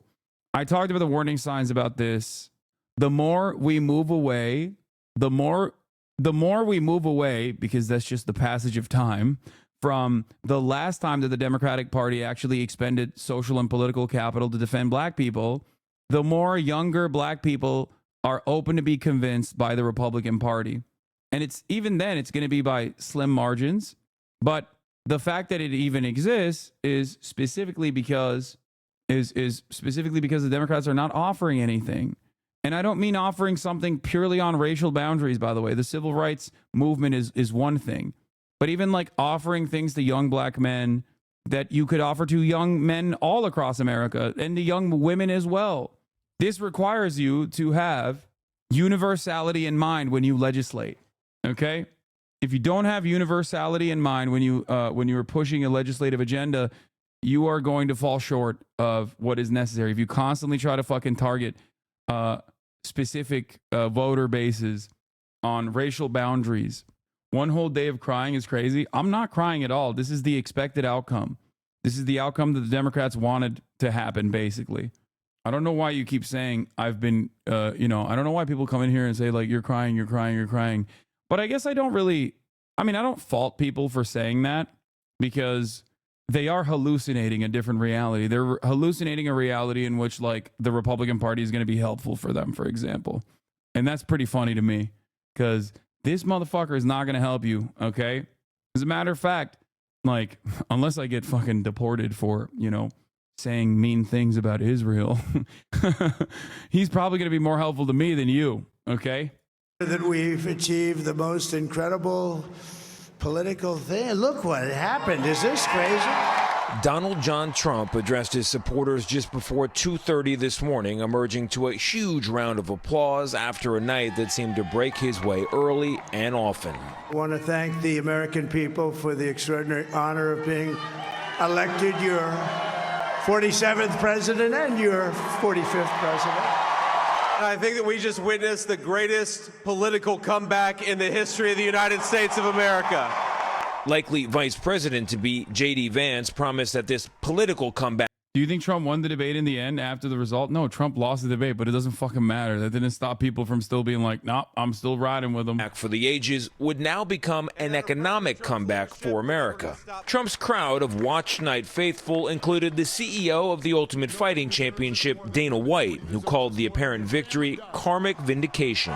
This is what happens when the machine comes after you.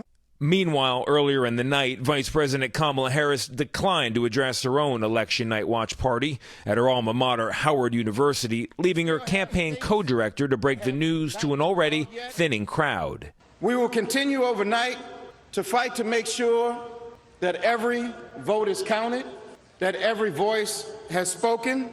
So you won't hear from the Vice President tonight. A night that began with cautious optimism curdled into something else entirely after Harris was projected to lose key battleground states like North Carolina and Georgia. Donald J. Trump has an insurmountable lead. Georgia, where Secretary of State Brad Raffensperger called the race for Trump before 11 p.m., even as the former president still faces felony charges there for his alleged attempts to overturn Georgia's 2020 results. That is one of several now uncertain cases against Trump, including federal charges tied to his alleged efforts to block certification of the last presidential election. As for what now, well, he said he would fire the special counsel leading that investigation. He's also promised the mass expulsion of undocumented immigrants. On day one, I will launch the largest deportation program of criminals in American history. Plus stepped up tariffs on foreign countries, and a public health-related cabinet role for former third-party candidate Robert Also F. not Kennedy funny. Jr., a figure Not good known at for all. his I gotta pee real quick. Hold anti-vaccine on. rhetoric. About his famous claim to act like a dictator for a day, his first day in office, that is, well, you can expect him to greenlight more drilling for oil. But for now, as most Americans say the country has been headed in the wrong direction, there was also an appeal to unity. Because we're going to help our country heal. We're going to help our country heal. We have a country that needs help, and it needs help very badly. And I'm happy to say that with me here in Florida is our tireless CBS News campaign reporter, Olivier Rinaldi. Olivier, you have one of the hardest jobs on the campaign. You've been following Donald Trump from the very beginning, been to more rallies than I'd say anybody, particularly on the CBS team. You're in a unique position to answer the question on a lot of people's minds right now, which is, how did he do this? Well, they pulled this off with their signature ground game. This is something that started back in Iowa, and it's different than anything we had seen before. The Trump campaign had really deputized people that were their super fans. These were Trump loyalists. These were people that were volunteers that essentially were tasked with going door to door within their communities. And if they reached 10 voters and were able to get them to turn out for Trump, they were given a reward, whether that be a t-shirt, whether that be a hat. The next tier that they would then, if they got 24 voters, they would get expedited entry into a rally. If they got 45 voters, they would get a specific hat, a Trump team captain hat. I would see those when I would go to separate rallies all across the country, these signature white hats. So by doing that, they were really able to tap into local communities using people they know were Trump faithful voters. And by they're able to get to those low propensity voters, people that wouldn't typically turn out in a normal election, but able to really galvanize that vote, get them to turn out. And that's where you see that. I don't think that was like the door knocking pyramid scheme wasn't the most successful method of turnout. I think the successful method of turnout stemmed from that was a part of it for sure, but he did this in fucking 2016 as well. Like, he did this in 2016 as well. He just went to like remember something I told you when we were looking at Donald Trump trying to win like the Amish vote, which was really funny. Scott Presler like might be going to jail, but one thing that I told you back then was he wants to win. He will literally go to he will go anywhere if he thinks he can get 10 fucking votes. All right. He'll go anywhere if he thinks he can get 20 fucking votes. That was why, as the New York Times is reporting, he even did this. Both campaigns are digging through the troves of data to find these crucial Americans. They both think many are younger, black, or Latino. The Harris team is also eyeing white college-educated women. The last-ditch hunt. This article showed that Donald Trump went to a Palestinian restaurant specifically because they found out that like any sort of mention of Israel-Palestine that didn't immediately automatically favor Israel was able to captivate a shit ton of undecideds. Not just Arabs, by the way. just undecideds in general. Tom Suozzi, who scraped by Tuesday, Democrats have to stop pandering to the far left. I don't want to discriminate against anybody, but I don't think biological boys should be playing in girls' sports. He added, Democrats aren't saying that, and they should be. Yeah, no, that's the resounding message here. Dude, there are no more minorities left to shit on, brother.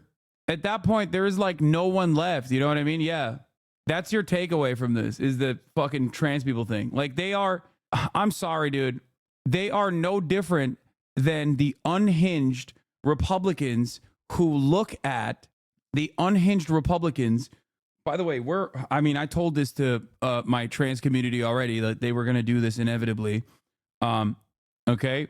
When you don't want to take a look at the larger problem within the party, when you don't want to question your ideological commitment to just refusing to even recognize material solutions to people's problems, okay, in the form of progressive economic policy, populist economic policy. If you are choosing to officially not look at that at all, then you don't have any avenues left. They're just going down the fucking carousel. They're literally going off one marginalized group after the other. They're like, okay, let's cast aside immigrants. Okay, fuck them. YOLO. We did that this election. Wasn't enough. Must be the trans people. Fuck them too. It's so stupid. When you have incredibly popular governors in red states that are unequivocally pro-trans rights, that just say, no, this shit sucks. Don't even bring it up. I don't care. They're your neighbors. They're our children too. They're God's children. Fuck you. You know, stay out of their own damn business. Mind your business. Who is this Nicholas Fandos? What do you mean? He's a New York Times political correspondent for New York Times Metro. He's interviewing Tom Suozzi. I believe he's the Long Island guy. One thing that I also have to say here, one thing that I have to remind people here is that, like, there is genuinely a commitment from the Democratic Party that, like, they are duped by Republican messaging. Like, they believe it too. Just like we talked about the demographics of destiny narratives, right? Which are inherently racist, no matter who is pushing it, right? They also believed in the lies that the Republicans were fucking committed to. Like, for example, when they chose Tim Walz and the Republicans were like, aha, you fucked up big time. Nobody wants a loony like Tim Walz, the radical socialist. Only person with a positive approval rating in the race, by the way. JD Vance underwater, Donald Trump underwater, Kamala Harris underwater, Tim Walz the only person with a positive approval rating in the race. They believe their own lies. The Republicans do believe their own lies. They do legitimately think that, like, yeah, you're right, a popular progressive guy is going to be viewed as a radical loony by the broader electorate. That's what they think. Meanwhile, that's not how the electorate views it at all. But it doesn't matter because the Democrats hear that and they also believe it. So then they tell Tim Walz to shut the fuck up. The consulting class needs to be completely ripped apart and rebuilt. They are far too invested in certain narratives that they believe. It is wild that they believe children's sport is a top concern for voters. I know. They see one messaging poll and they go, oh, that's it. We got to kill trans people. Fucking insane. But they did that shit with undocumented immigrants too. They don't look at the second thing that's polled in any of those messaging polls. Okay? That's what's so frustrating about it. They see the top line. They see the headline. The headline says 60% of Americans want mass deportation. They go, oh my God, we got to do mass deportation. They never look at the second fucking line right underneath it that says 64% of Americans want conditional amnesty for all migrants. They never look at that. They look at 60% of Americans think that trans women should not participate in sports that they're, you know, in sports alongside cis women, right? They never look at the second line in that goddamn same exact fucking poll that says 64% of Americans believe trans people are disproportionately targeted. There's a lot of bigotry towards trans people. They never do that. So when they don't look at the second line on those polls, okay? When they don't look at the second line on those polls and they only respond to the first line, they end up normalizing this position amongst their own base. They start scaring their base into believing that, yeah, we got to go more right wing. We got to go more right wing. It's so stupid. You're playing on enemy territory for no fucking reason. Launch a counterattack instead of going into your enemy's waters and trying to beat them at their own game. You'll never win there, okay? You're a joke, man. GG making money from morons. Rural vote really, really skyrocketing in this election. Olivia, I knew the election was going in a direction that was positive for Donald Trump when you told me that you were hearing from inside the campaign and they were looking at the exit polls, quote, gleefully. It certainly ended up that way for him last night. And thank you so much for your work this campaign season. You can now rest, I can say. Thank you. Let's dive into the latest number. I've never given Hasan a cent, and I watch him 8 hours a day for like 3 years straight, Law. Well, now is your time to subscribe to change that if you would like to do so. Twitch Prime is free. Or you can subscribe for $6. Or you can get gifted a sub if you're lucky. It can happen. It can happen for you. You can use the emotes, you know. And what they reveal about the race and what's next for the next 4 years. NBC national political correspondent Steve Kornacki is right here at the big board. A very long night.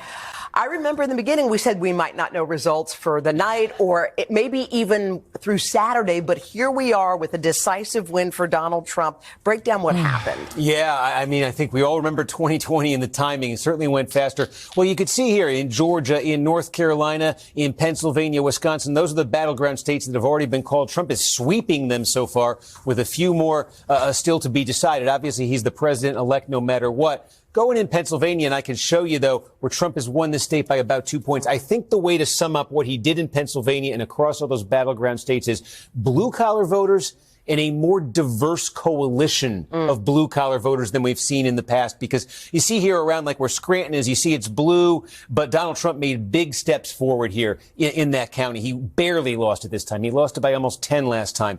And then there's a number of small cities and mid-sized cities here in Pennsylvania, places like Reading, places like Allentown, with very large Hispanic populations, working-class Hispanic populations. And in all of those places, Trump has made some very significant gains here. What happened with all the independents? Because there was that whole thing, everyone's going to fight for a tiny sliver, the Haley Republicans. What's going to happen with those kind of independents? What happened? Yeah, I could show you again. We'll stick in Pennsylvania, but this could apply elsewhere. Democrats were really looking at the suburbs in particular, right outside Philadelphia. They thought there'd be a women's vote, an extra women's vote, extra independent vote. And I'll show you, here's an example like Montgomery County. This is a huge suburban county. And hey, Harris won it. But let's just compare it to what happened here in 2020. Joe Biden won this by even more. And in Democratic expectations coming into tonight in a place like Montgomery County was to win by an even bigger margin than Joe Biden had. They didn't even hit that number. Trump improved here. Let's talk about the blue states, because there are some crazy results that came out of these. You look at New York and you look at Illinois. Those were clear wins for Harris, but there are some Trump numbers in there that are surprising. Yeah, I did some double takes when I looked at some of these states. Let's go up to New York, and it remains a blue state here. Kamala Harris wins it. But just check out what New York looked like 4 years ago and typically looks like. Joe Biden won this by 23 points. Trump basically cuts that in half. He did something like that in New Jersey as well, in Illinois. And just to show you what that means nationally, he doesn't pick up any electoral votes because he didn't win those states. But here's what the national popular vote looks like right now. Trump is winning this by more than 5 million votes. Trump has literally been saying all year that hundreds of thousands of immigrants are murdering Americans every year. And I don't think I've ever heard a single Democrat say, actually, no, they're not. Yeah. The only thing I've heard from the Democrats is not saying that, but basically agreeing with it on principle and advancing like advancing right-wing border bills and saying that they're going to be prosecuting the transnational gangs themselves. Still a lot to be tallied, but Trump is in very good position now to actually win the popular vote. Will you show us Illinois, too? Because something there happened as well. Look at this. Still some votes to come, but my goodness, a 4-point lead here for Harris with over 90% in. She's going to win the state, but wow. 17 points was Joe Biden's margin here 4 years ago. What about Hillary? I was just thinking about the gender gap everyone's been talking about. Okay, so go back to 2016, same thing here. 17 points for Clinton, 17 for Biden. And just look at that shift towards Donald Trump. Again, he doesn't pick up any more electoral votes. But in terms of the national popular vote, this does something very different than this. And what's still outstanding? What are we still waiting for? Yeah, so we're still waiting for some of those battleground states. I think the one that may be the most imminent is Michigan. We'll check in there. You see Trump is leading by more than 100,000 votes. If Harris is going to reverse that, it's going to come out of where Detroit is here, Wayne County. But I can tell you that's a heck of a hill for her to climb there in Michigan. And then we've got Nevada, Arizona. They're just very slow counting states. But to show you what they look like, Trump, they're about two-thirds in Arizona. Look at Nevada. Let's go up to Nevada, get that working. We got more than 90% in. Trump's ahead by 5 points there. No Republican has won out there in 20 years. So again, the possibility of Trump sweeping all 7 of these battleground states is very real. A decisive win. All right, Steve, thank you so much. Craig. Hey, thanks for watching. Don't miss the Today Show every weekday at 11 a.m. Eastern, 8 Pacific on our streaming channel, Today All Day. To watch. People on Twitter are saying they're recounting votes. Is that true? I mean, they'll probably try to institute a recount, but like the vote count hasn't ended yet, and it doesn't even fucking matter because Donald Trump is clearing the table. Don't listen to fucking Blue Anon people. I haven't seen anything like that. It's over, okay? Please. Kamala Harris already fucking conceded today. Donald Trump is not just president-elect again. He just became $1 billion richer, at least on paper, as social media stock DJT surging ahead of the opening bell. And just moments ago, you can see that's not all that's up. The Dow now up nearly 1,300 points. All right, let's go over and talk to our friend Harry Etten, not looking at his 401k here, but looking at where and how the economy played in this election. Yeah, I wish I was $1 billion richer. Look, James Carville said it best. It's the economy, stupid. And take a look at how folks felt about the condition of the nation's economy. 67% of voters said not good or poor. Awfully difficult to win when that 67%. And how did those 67% of voters vote in this election? We see, look at this march. Yeah, you can't win. I mean, look at that. Donald Trump, what is that? That's a 40-point margin among those who said that the economy was not good or poor, and that was the vast majority of voters. Now, I want to dig in a little bit deeper. I want to look at Latino voters and what they said was the most important issue for them. Look at this. 40% of Latino voters said the economy was their number one issue. And how did they vote? Those who said the economy was the top issue? We can see that they overwhelmingly by a 2-to-1 margin chose Donald Trump. We know from the exit polls that Latino voters, there was less support for Kamala Harris than any Democratic nominee on record since we started conducting exit polls in the early 70s. When people say the economy is their number one priority, they're not just talking about the consumer price index, for the record, or they're not just talking about things that you, not even the CPI, but like the things that you would normally consider as like top of the line shit. They're talking about housing costs as well. They're talking about healthcare costs as well. They're talking about the affordability of everything. And a lot of people simply look at like, I don't know, gas prices and say, oh, well, gas prices are up or gas prices are down. Like, I don't understand. It's like, no, it is a much larger problem than that. That CPI, all of that is baked in the core CPI. I know, but it's not necessarily just inflation, right? It's not just inflation, because a lot of these people are like, why are prices not going down? Not understanding that would not be inflation. Inflation, the rate of inflation adjusting or rebounding means that prices are still going up. It's just not supposed to be. It's now going to be outpaced by wages growing, and therefore things are more seemingly affordable. But most people don't recognize that. And if your anger or your resentment is simply to be like, oh, you fool, you do not understand, like, inflation is actually under control. What the fuck?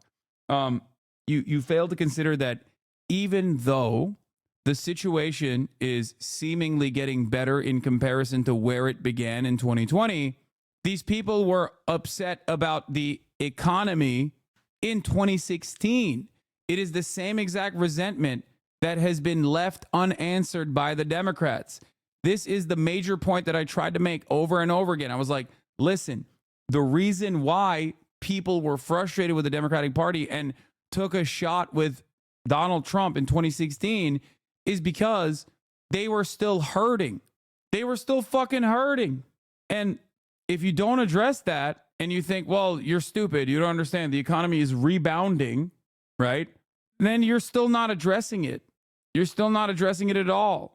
70s, and I think the economy had a lot to do with it. Just those two numbers at the beginning, how people rated the economy and how people who rated the economy voted. If you only knew that, you you probably could have predicted the outcome of the election. It turns out it is the economy, stupid. All right, Harry, thank you very much. Let's go over to Phil Mattingly now at the Magic Wall to find out how and where these sentiments on the economy play the most.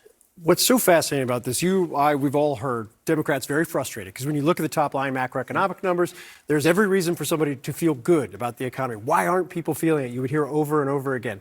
For months, I've been staring at Pennsylvania because despite those good top line numbers, I'm going to pull up every county here where you see darker counties. That is where cost of living is, the wages and wage growth has not kept up with cost of living.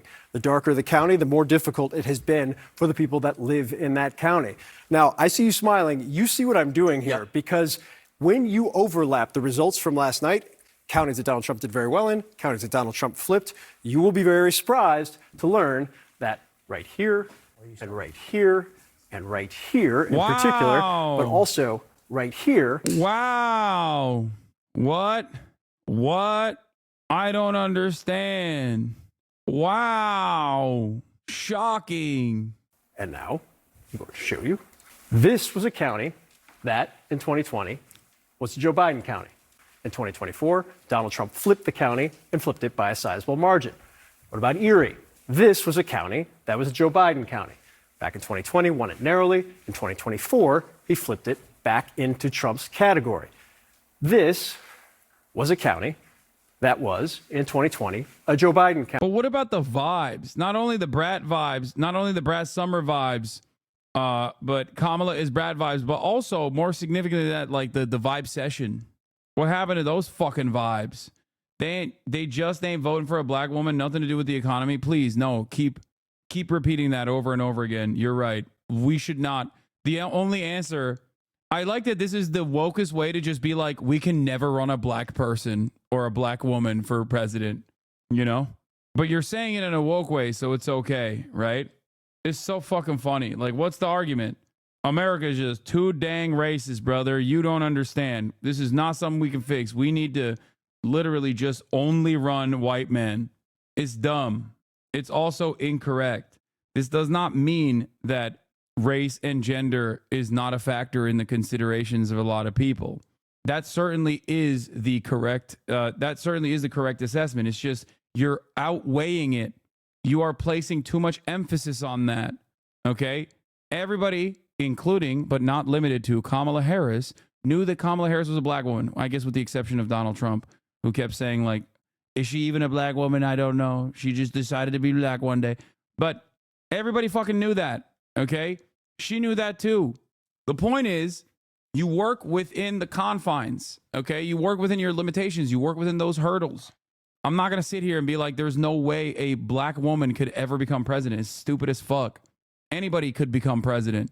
It's just, do you have good policies or not? Are you a good, skilled orator of said policies or not?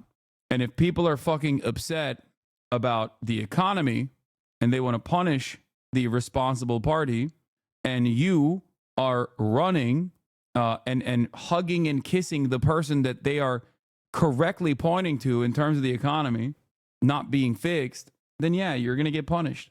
And even then, there is obviously a lot of stuff that she could have done to continue picking up support from these places or from other places, like places where she has a base of support, where the Democratic Party has done well. They didn't do that, and the bottom fell out. And the reason why the bottom fell out is most importantly because not necessarily just the economy, but the reason why the bottom fell out is because she hyper-focused on the suburban white women vote, and that was a spectacular failure. Center County is the perfect example of the bottom falling out. That's where Penn State University is. Trump went there and campaigned, and it flipped the switch. Yeah. She took so many progressive voters for granted. She took those constituencies for granted, thinking they're going to come no matter what. They looked at the first polls that came out where there was strong support from the double haters, from the people that originally from the black, brown, and young voter blocks that said that they were enthusiastic about Kamala Harris as opposed to Joe Biden. And then they just never looked at it again. They were like, nope, that's it. We got it. It's in the fucking bag. County by a pretty substantial margin, more than 6 points. In 2024, it was flipped into Donald Trump's column. This is interesting based on what Harry was just talking about. This is Berks County. You move over here into Lehigh County. These are two counties where the highest level of Hispanic vote within the state, 20 to 25% in both of these counties. While Democrats were able to hang on to Lehigh County, this margin right here in Berks County, 55% to 43.3%. It was part of that kind of string of counties in the blue-collar center of the state, outside of the collar counties, where Donald Trump improved his margin in every single one of these counties. And again, I just want to show this real quick one more time, because it's wild to look at when you get a sense of, if people in Pennsylvania are frustrated about the economy, it turns out when you track where their wages were versus where the cost of living was, and you look at where the darker counties are, much of which not only Donald Trump improved on, but flipped those counties entirely, you understand not everyone was feeling it. Not everyone was feeling it in various parts around the country, but particularly in what both campaigns acknowledged was the most important state in this election, and a state where Donald Trump has, by all accounts, done better than he has in either of the prior two elections, and flipped several counties that either Joe Biden wrested back control of back in 2020, or flipped, like Monroe County, the county entirely. John? Such a good demonstration of how the economy mattered in the places that mattered most in this election. Let's now look at the right camera and also bring in our panel of experts here, starting with Matt Egan, because I got to say, investors like something this morning. Yeah, absolutely, John. Wall Street is starting this next Trump era with a bang. We see the Dow up more than 1,200 points. It's about 3% on track for the best day on a percentage basis in 2 years. I think part of what we are seeing is a relief rally. Investors around the world are relieved that someone has emerged here as the clear-cut winner. There were fears among CEOs and investors that this could... Am I doing the Republican tinfoil hat wearing shit when I think Elon Musk rigged it? Yes. Yes. This is an interesting take. As in 2016, it's likely another leftist wave is on the horizon now, while the previous one stagnated into pro-status quo social democracy. Being post-2020 and post-Gaza puts a new leftist wave on much better footing. Despite everything else, this is something to look towards. In its dying breath, all the 2016 wave could produce was an endorsement of Joe Biden, rejecting the uprisings from the very same year. But I think this is largely because the left simply didn't have much to offer budding radicals. It was itself already stagnated beforehand. Now the horizons of what's possible have been broadened, and people are less concerned with just picking from a list of 20th century ideologies to have historical debates. Broad change likely isn't happening soon, but local change and mutual protection is both possible and vital. First of all, before people say accelerationism is real, you need to understand something. This isn't accelerationism. The Democrats have already accelerated. The Democrats literally did this. They lost to Donald Trump. So now we have to deal with it.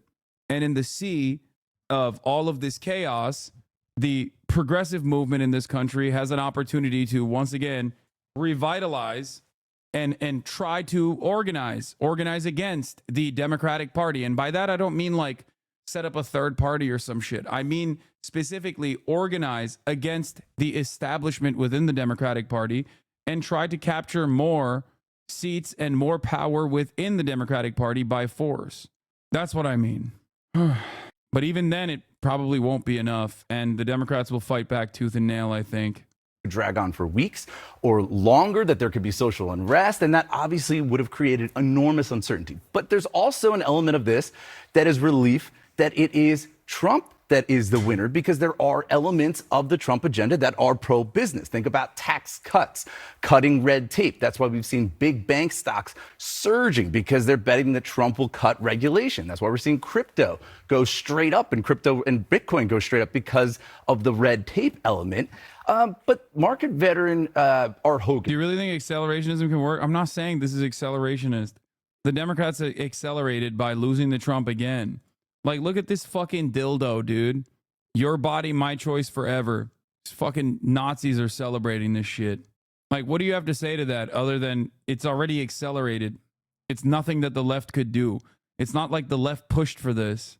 I don't know how else to describe this process to you. Shit is already accelerated, and it's not the fault of the left at all. He told me this morning that he thinks that some of this enthusiasm could actually be short-lived because there are also elements of the Trump agenda that are not pro-business, such as getting into fights with CEOs, massive tariffs, massive deportations, and a skyrocketing deficit. For now, though, investors are not paying any attention to those negatives, or they're betting that those campaign promises are not going to become a reality. Right now, the focus is on the positives. So I'm not saying that investors and that Art Hogan aren't real people, because they are. By definition, they're all people. But, Professor, I am curious.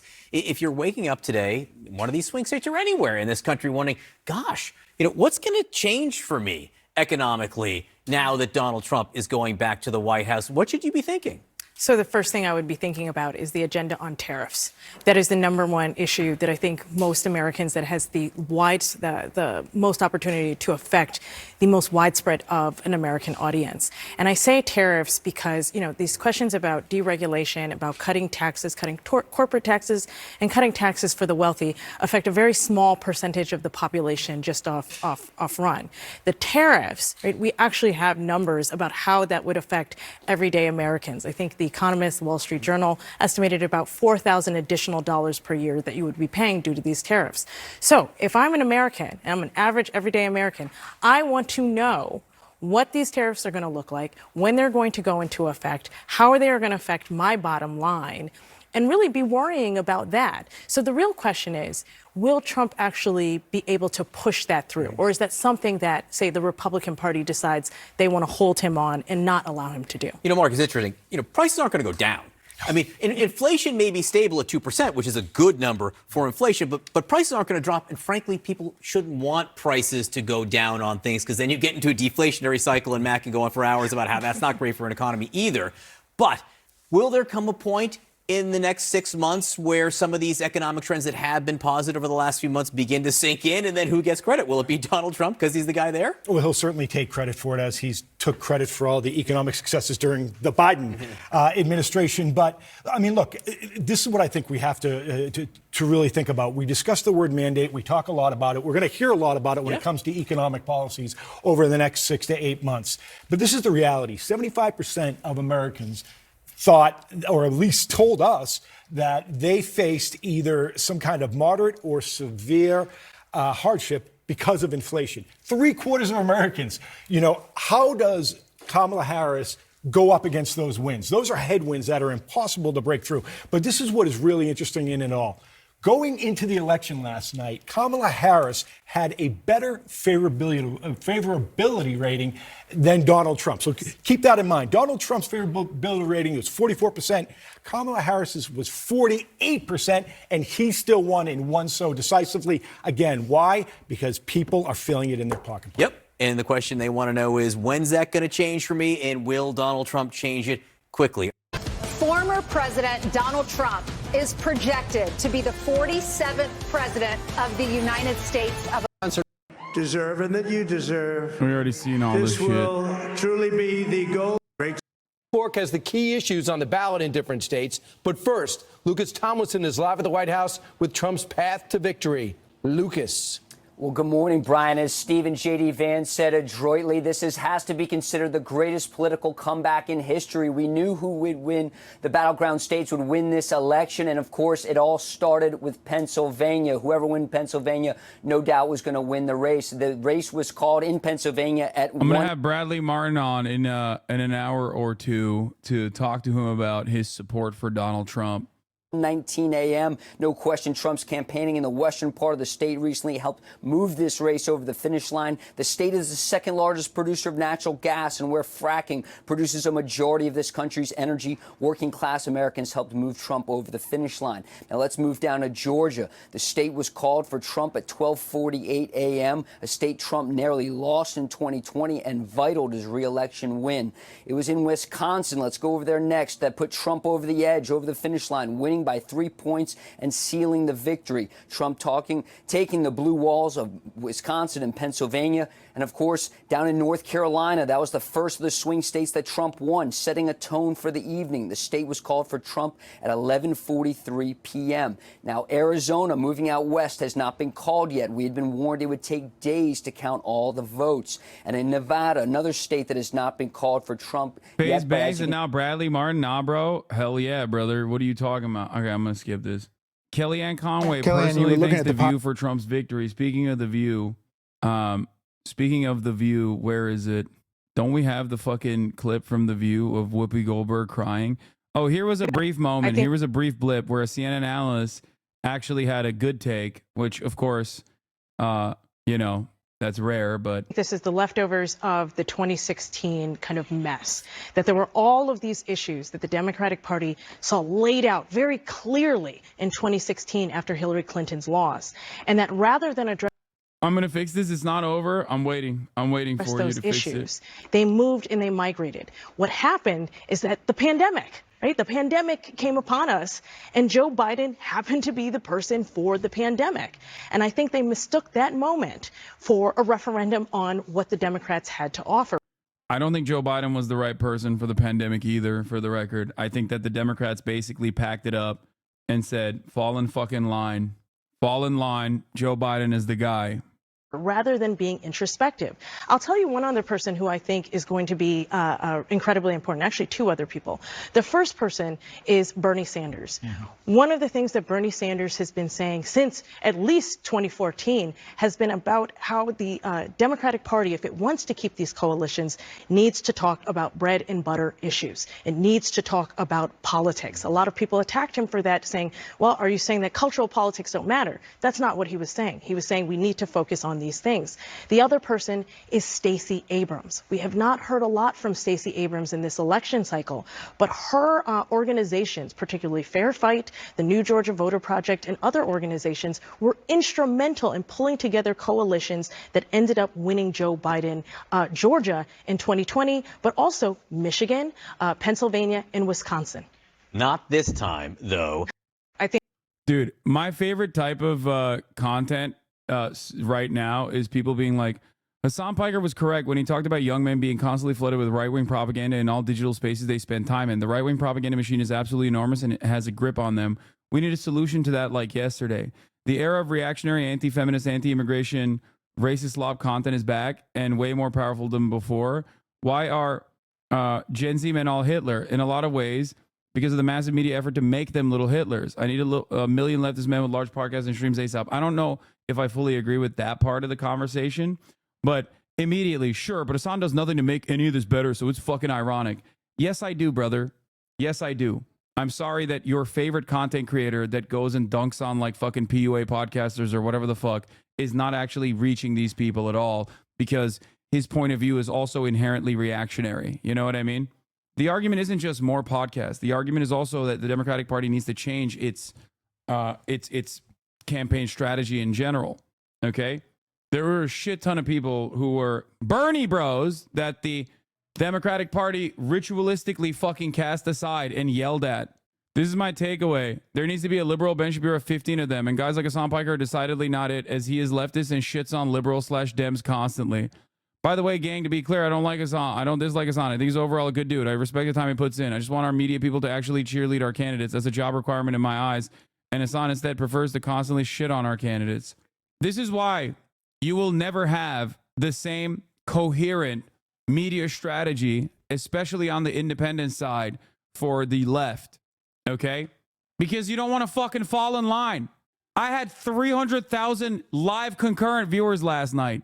Okay? Twitch removed me from the fucking front page. And I still had 300,000 live concurrent viewers watching the fucking election. And these guys are still like, Hasan is not the guy. Why? Because he makes correct criticisms of the Democratic Party. It's so ridiculous. You're missing the fucking point. That's why I said you can have a million Harry Hasans. It's not going to fucking hit that.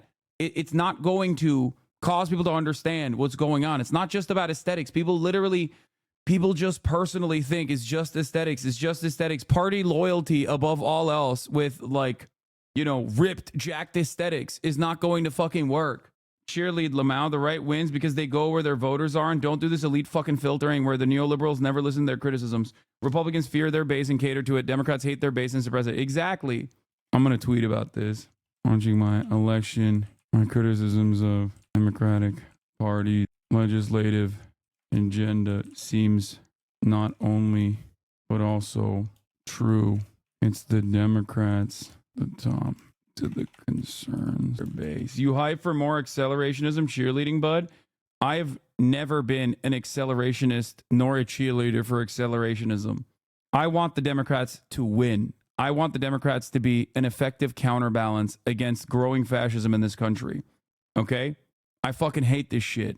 My criticisms of Dems legislative agenda seems not only correct, it's the Democrats at the top that don't listen to the concerns of their base. Also, what he's saying only works on the right because they exploit their base's idiocy and apathy. They don't need facts on their side. I mean, that is also another part of the problem, but that's it. Like, my criticisms of Dems' legislative agenda seems to be correct. It's the Democrats at the top that don't listen to the concerns of their base and hand wave it away. Republicans fear their base. You're catching a lot of strays with the Democratic Party's abject failure. It's just like, I don't think people understand it, and I don't think people will ever understand it. The reality of the matter is, like, a lot of people farmed the hopefuls, the Democratic Party's hopefuls, right? They did. Hasan is an astroturfed Kremlin asset. Okay, this has 39 likes. Why are you showing me a schizophrenic poster with 39 likes on Twitter? That's crazy. This isn't drama time, okay? I was just trying to prove a point. The point being that immediately, Hasan does nothing to make any of this better. So fucking ironic. It's stupid to say that, Clarify, you mean online. Otherwise, you are going to get people clown facing. Oh, yeah. I would argue that Hasan presents as an example of masculinity on the left, whether you agree with his methods or how effective he is. I don't think it's fair to present him as doing nothing or not trying. Hasan doesn't engage with these people or these ideas on a direct level. In fact, he goes out of his way to insult anyone who doesn't agree with his politics. It's like, you're just hurt chatters who have been banned formerly. Anyway, let's continue. Let's see what Ari Melber has to say. How did Trump increase his on support MSNBC this much? MSDNC. He made inroads in groups that have been Democratic voters, going from about 32% of the Latino vote to 45%. That's a 13-point jump. It's a major shift reflected across the country. It was even higher in some key states where Trump campaigned. He won 50% of the Latino vote in North Carolina, 58% of it in Michigan. It's the first presidential race since abortion bans became law, but Donald Trump's coalition actually improved a bit among women, going up 3, even as he ran famously against this woman candidate. Trump is now the oldest candidate to win the White House, yet he intensely and repeatedly targeted young men and newer, younger mediums like digital media and podcasts. And he cut into the typical youth support that Democrats enjoy, improving about 6 points with voters under 30. And finally, a look at how Trump did this requires something.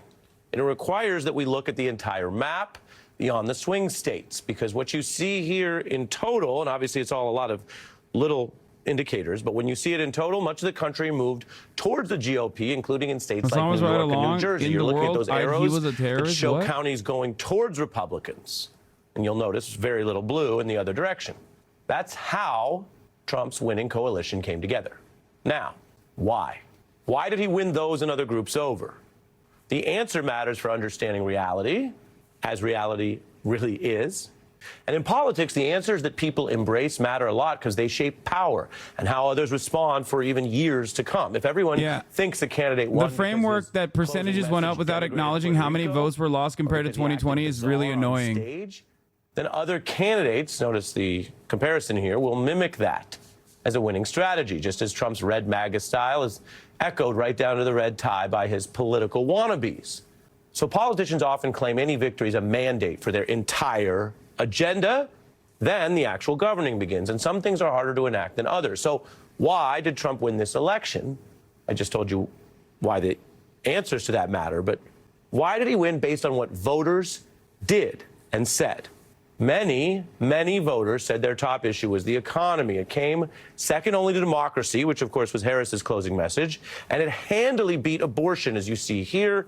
in the new numbers. Abortion was a vital issue for many, but it did not eclipse high prices and economic disruptions. And in a race that ran about 50 to 47, so pretty divided, take a look at this. 68% of voters came together on the view that this economy is poor or not so good.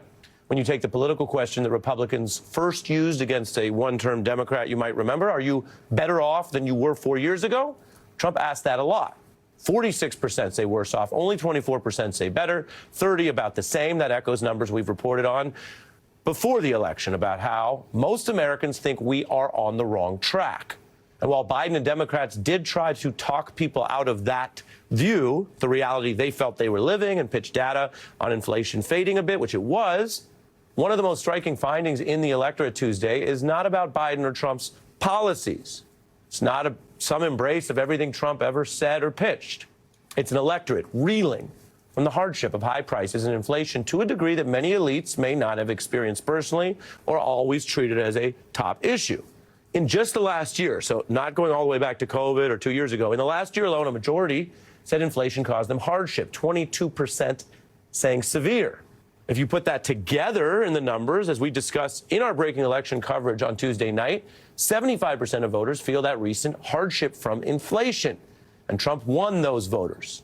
He won those who said they face severe hardship by 50 points. This trend goes well beyond the United States or Donald Trump. Voters have been booting incumbent politicians over exactly this issue, economic pain after COVID, around the world. This went on in what you could call inflation elections in democracies ranging from UK to Poland to Argentina to India to South Korea to South Africa. This has been a thing that has been well known in many places that have no Trump. So if you listen to the voters, that's the largest overriding reason.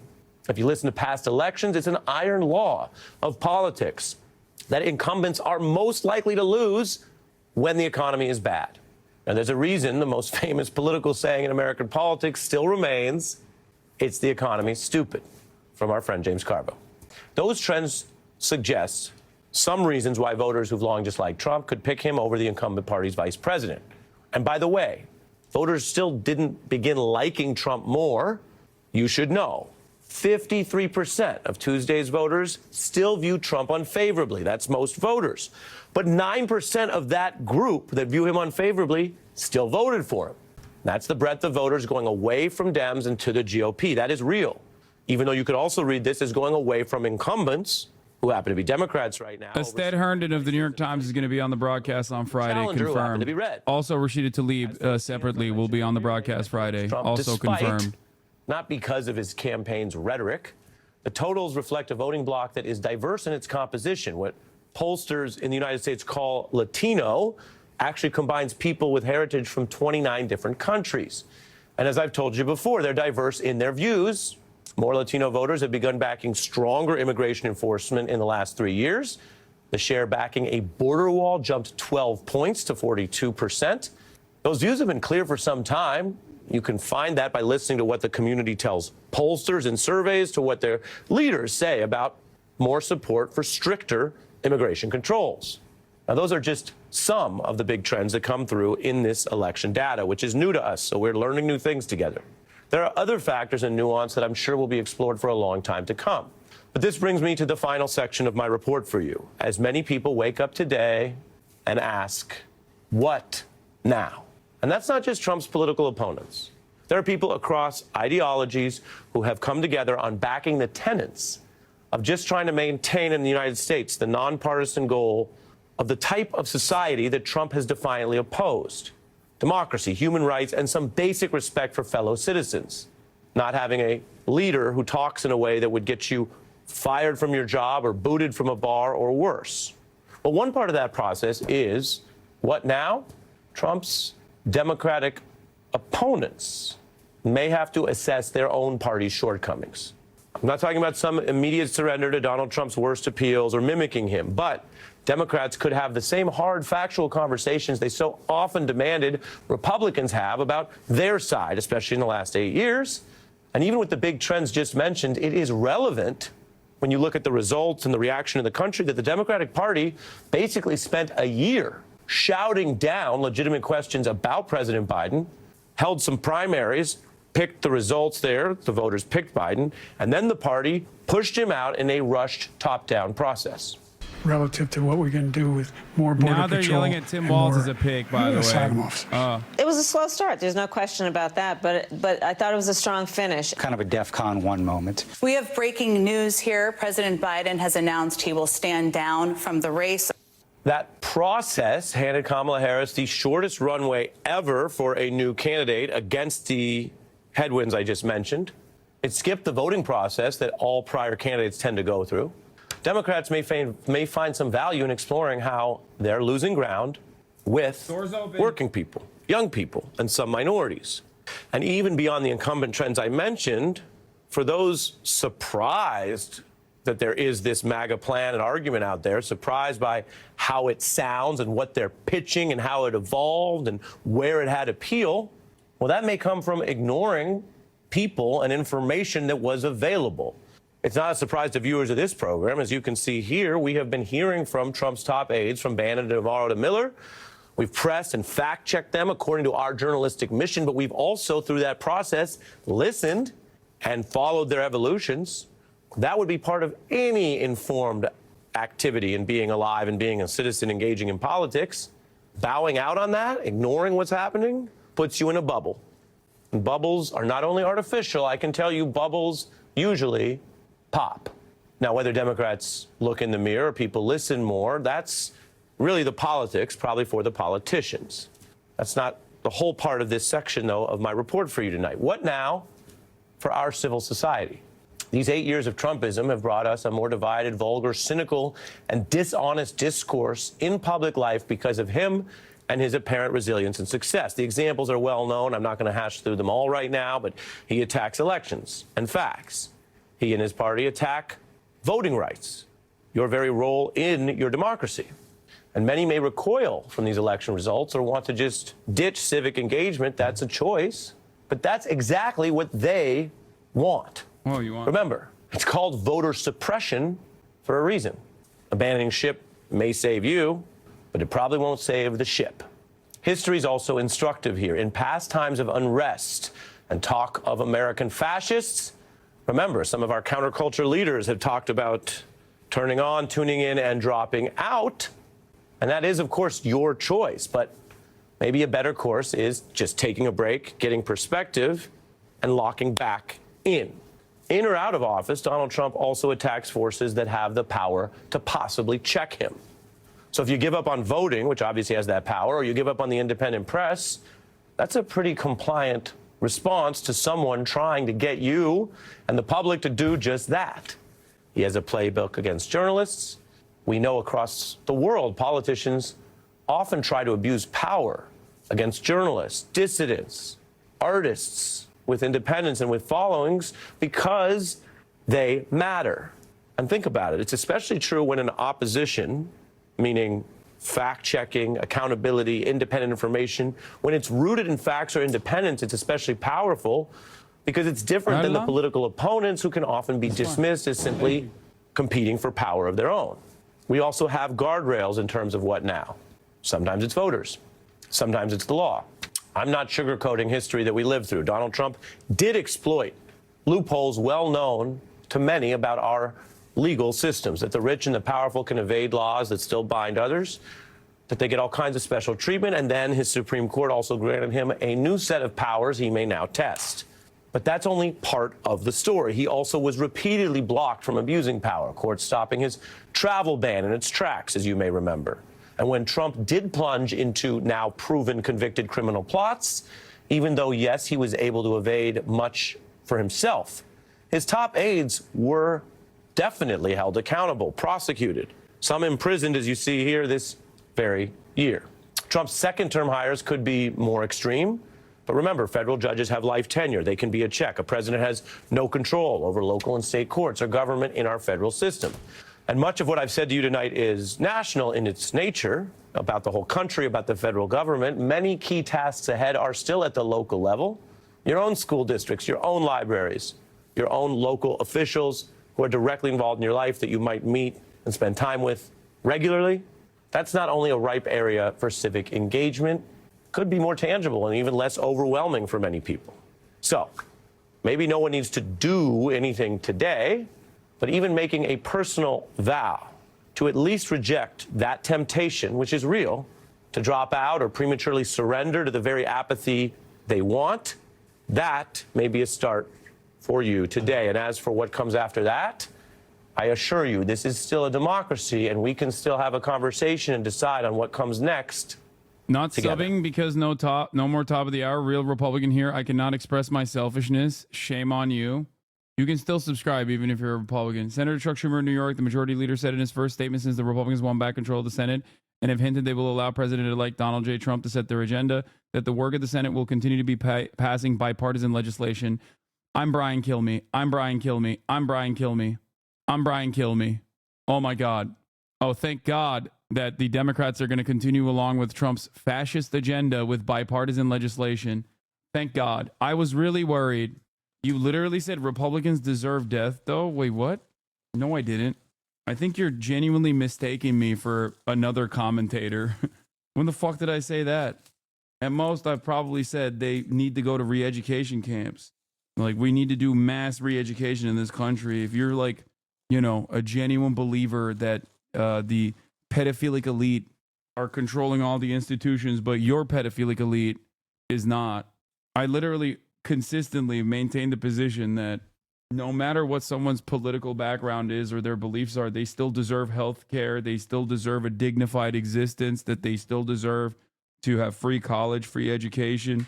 It's like one of my most consistent positions. I'm not one of those fucking people that say like, oh, Florida deserves to be flooded or whatever. I've never said that, and I don't believe that.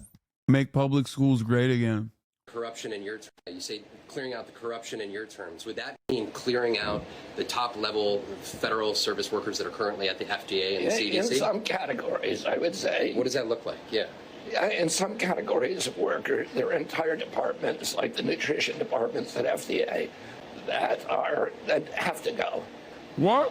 That are not doing their job. They're not protecting our kids. Why do we have Fruit Loops in this country that have 18 or 19 ingredients, and you go to Canada and it's got 2 or 3? Would you eliminate any of the agencies? To eliminate the agencies, as long as it requires congressional approval, I wouldn't be doing that. And I can get the corruption out of the agencies. This is what I've been doing for 40 years. I've sued all those agencies. I have a PhD in corporate corruption, and that's what I do. And once they're not corrupt, once Americans are getting good science and are allowed to make their own choices, they're going to get a lot healthier. You say clearing out the corruption in your terms. Would that mean clearing out?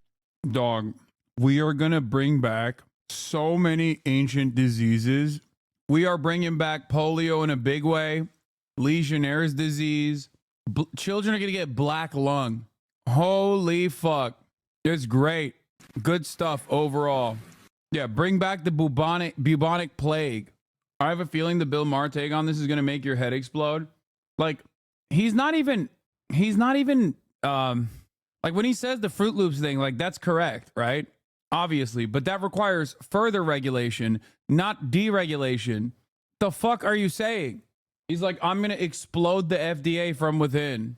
Yeah, that's the successful method here. We need deregulation, not more regulation or correct regulation. Good stuff. We are so fucking cooked. All right, let's see what Fox is saying. Over the last several years, this is what it looks like. Couldn't stop him. He keeps going forward. He doesn't quit. He's the most resilient, hardworking man I've ever met in my life. His family are incredible people. This is karma, ladies and gentlemen. He deserves this. Businessman Dana White speaking at Donald Trump's remarks last night as he pulled ahead in the Electoral College. We're joined by Obama campaign veteran Che Komanduri, who's been with us throughout this election. Welcome back, Che. I just went through the how, the why, and what's next.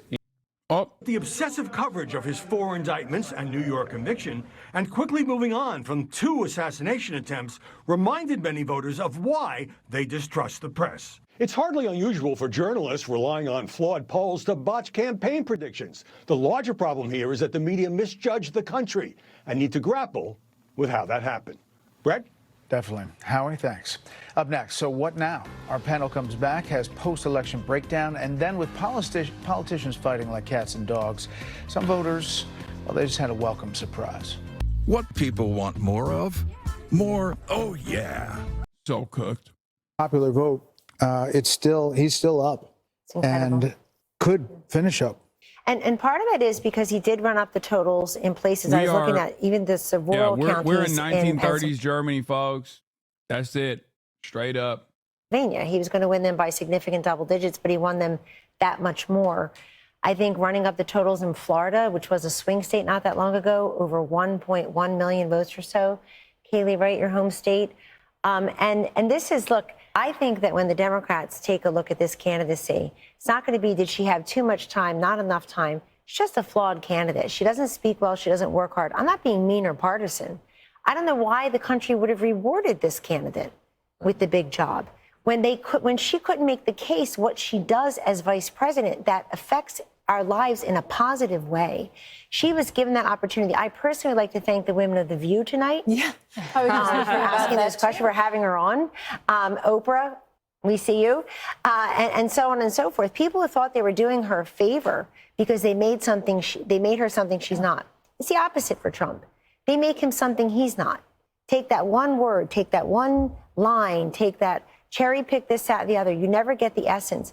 I go back, does everybody remember 5 years ago, Laurel and Yanny, or what color dress? You hear Laurel, I hear Yanny. You see a blue dress, I see a yellow dress. We were all looking at the same thing. That's the way Donald Trump is in this country. There are people who look exactly the same person, and they see two different vistas. I think it's time that we try to see one. Look, I don't know who said it earlier. I'm a little worried about the reaction of the Democrats and the Kamala people here. I'm very worried. I think that there are a lot of unhinged people across the political spectrum. And we gave very little quarter to how many you. What do you mean? There's unhinged people in the political spectrum. You're the unhinged one, dog. The fuck? Kamala voters are out there. I don't want to hear the words racism and sexism. It's eyesight and hearing. We were listening and watching her. And I'm very worried that we've not talked a lot about how violent people may be and angry because she lost. Right. I'm afraid of that. That's so funny. Right. I mean, I can just... Yeah, dude, the liberal... Actually, we have seen Blue Anon. I have been tracking some Blue Anon stuff like this. Like, there's a bunch of, like, crazy fucking Blue Anon tweets out there right now. So maybe they will have their January 6th. That'd be fucking sick. That'd be really funny. Like, I get it. People don't want to come to terms with the reality. Just like Trump supporters did not want to come to terms with the reality that a fucking walking carcass was able to defeat their God King. On the other hand, Democrats don't want to come to the reality that, like, there are a shit ton of people out there that were like, yeah, I'm angry. I'm going to take a shot again with this fucking dipshit. A guy who literally tried to overthrow the Democratic results, overthrow the government after losing last time. And Americans were like, nope, that's my guy. Seems crazy, but we're there. Fox News decides Donald Trump is president of the United States. We've got our republic back, folks. Let's go. There it is. Everybody should remember this moment. Look, I'm gonna echo Charlie from earlier. Remember where you were when this happened. Remember where you were when you realized that the Uniparty and all of these, just the establishment, you said it's time to actually participate, and look what you guys have done. And if anyone deserves to get tears in his eyes, it's Charlie. I think we all agree. I think Erica was chopping some onions or something in the break room. No one has worked harder than Charlie for this. We gotta hear some words here from you, Charlie. You put all this together, my man. Let's hear it. I am just humbled like it's all God. Like young thug. God alone. God alone. Decision desk has it. Pennsylvania. It's beginning. How insane would it be for Biden to use his God King powers given to him by SCOTUS? It'd be sick. Yeah, I saw this. Blue Anon. The 20 million Democrat voters that disappeared from 2020 to 2024 is what doesn't add up. Like, they just don't understand that, one, this is like what you think was a good campaign because you watch MSNBC and MSNBC tells you is a good campaign is not how other people outside of your fucking bubble is responding to this. Yes, turnout on the Democratic front was significantly lower than past performance. Part of that was because of COVID in 2020, universal ballots, universal mail-in ballots. But the other part of it was a shitty fucking campaign that hyper-focused on Liz Cheney. I told you this over and over again. Now motherfuckers are saying hindsight. Well, some people are not even saying hindsight. They're just literally refusing to reckon with that reality. That's why they're doing this like crazy QAnon shit. So one young man who actually told me he was on the fence, but it was Charlie Kirk and Turning Point USA who have been in and around this campus sharing the message of Donald Trump that ultimately pushed him over. And he said it's one of the reasons we're seeing all those Make America Great Again hats on campus, because they brought them and distributed them to the students here. Katie? And Priscilla, go ahead. To one young man who actually told me Democrats continuing elevating Lee, who's failed at every political campaign she's ever taken on, is the 142,000th most important subplot, but it has Jews. Ariel, what is her job situation here? Yeah, remember when I said she did the rat fucking campaign against Bernie? Prominent young Democrat steps down over bullying from Bernie Sanders supporters. Oh. My prediction for this presidential election was wrong. I own up to it. Right now, I am taking time off today, Wednesday, through my live show Thursday. My aim is to assess why the keys were wrong and what we can learn from this era and what the election means for the future of our country going forward. The show will be at 9 p.m. Thursday, November 7th at Alan Lichtman YouTube. Look, the show must go on. It's so fun. How is it any different than like a fucking cult? Think she lost. Running out of Pennsylvania, yep. It's not changing. I hate to say that because I've been hopeful all night, but I think she lost. I do too. It's 90% over. Like, he just made up a couple key factors that he thinks is like the best possible way to predict election outcomes without even like, I don't understand why people were so firmly committed to this concept. I always laughed about it because it's like, it's zodiac sign shit. You know what I mean? And it's so funny that like people were just so committed to copium, And I will never understand why people were just like, nah, that's it, dog. That's how it works. And I like that. Yeah, we talked about this already. Trump said he's not going to ban abortion, and that's why she voted for him. Dude, we have a real fucking generational crisis ahead of us, okay? People just not respond to the truth at all, and they would rather get echo chambered and hug boxed into believing whatever makes them feel good, and that's a terrifying fucking prospect. Now, you might say, Hasan, you do that too. Well, it turns out this echo chamber has been correct pretty consistently and pretty fairly, you know? Everybody told me, Hasan, you don't know what the fuck you're talking about. Joe Biden can't drop out, okay? That would be devastating. It wasn't devastating. Kamala Harris picked up all of the fucking crumbs of the campaign in a matter of days. Then I said after the DNC especially, I was like, this is fucked. This is bunked. I kept saying that if the Democrats tack to the center, tack to the right, they're going to get cooked. They're going to get cooked. They're going to get clobbered. Everybody said, that's not going to happen. Shut the fuck up. Then the DNC happened. And everybody also personally recognized, okay, maybe they are tacking to the center, but there's still a little bit of hopium. It don't matter. I kept repeating how many mistakes the Democrats were making on the campaign trail. And people were like, nah, they got the votes. Nah, they got the votes. Nah, they got the votes. Shut the fuck up. Nobody cares. Nobody cares. Nobody cares. Why do you think so many left commentators, Emma Cobb, Kulinski, Sam Cedar, read the election so poorly? I think they just wanted the hope. That's what it is. Like, they just wanted, they hoped that the American, because they follow the Republican side so closely. So they were on copium. Mike from PA said the moment you were kicked out of the DNC in the middle of a New York Times interview because you were trying to bring out an uncommitted activist was the moment he knew Harris was going to lose. I mean, that was definitely a major indicator that their attitude towards this entire process was like fucked up. I wouldn't say me getting kicked out was a telltale sign. I think it was more so like the Democrats refusing to have a fucking Palestinian speak on stage, and then consistently writing the Palestinian, like writing those who were pro-Palestinian emancipation out of the Democratic coalition. You have to remember, there's a shit ton of people who are young who just simply responded to the messaging from the Democratic Party saying, fuck you. It's not just Arabs. It's not just Muslims. Okay. masculine identity. We've actually been hearing a lot of talk about the Rogan podcast, Joe Rogan podcast. In fact, a little while ago, we were talking to two guys. The biggest character in this race, to me, was not on the ballot. It was Joe Biden, in my opinion. Like, Joe... Oh. This morning wearing a garbage bag, so I thought the state was a lock. I guess I was wrong about that. I also just heard from a person who was not going to vote, and then his girlfriend called him and said, if you don't vote for Kamala Harris, we're breaking up. So he just drove 2 hours to the polling station and waited 2 hours in line. So I still don't understand people.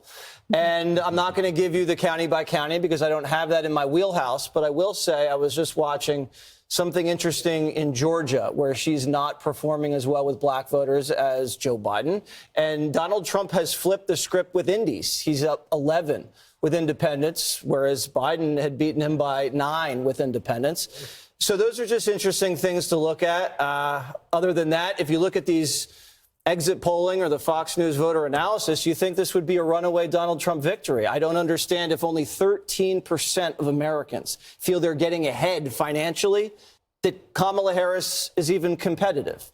And bravo to the Democrat machine to make this race competitive, because she came out of nowhere. No one knows who she is. She didn't run a very specific campaign, and she is making it, they are making it a very competitive race. I mean, so Todd Pyro is at the Family Chill and Grill. It's in Pennsylvania. Hey, Todd. Jesse Waters, man.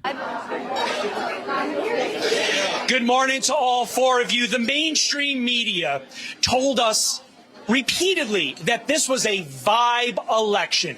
Why don't we tell the mainstream media what the vibe is in here right now? There we go. This place has been packed since 4 a.m. How you feeling this morning? I feel terrific. This is the best day for America that there ever was. President Trump deserves to be in office, and he will make America great again. There we go. Freak. Let's come over here. Freak-ass grandma. What do you make of grandma. how big the victory appears to be? I knew it wasn't even going to be close. I knew he was going to win from the beginning. And I want to say a shout out to all my friends in North Carolina. We took North Carolina and Pennsylvania. You just gave a shout out to North Carolina. My colleague Carly Shimkus is in North Carolina. We have a huge diner packed today. We're going to be checking in with every single one of them throughout the course of the next 4 hours. Let's go, Pennsylvania! Back to you guys.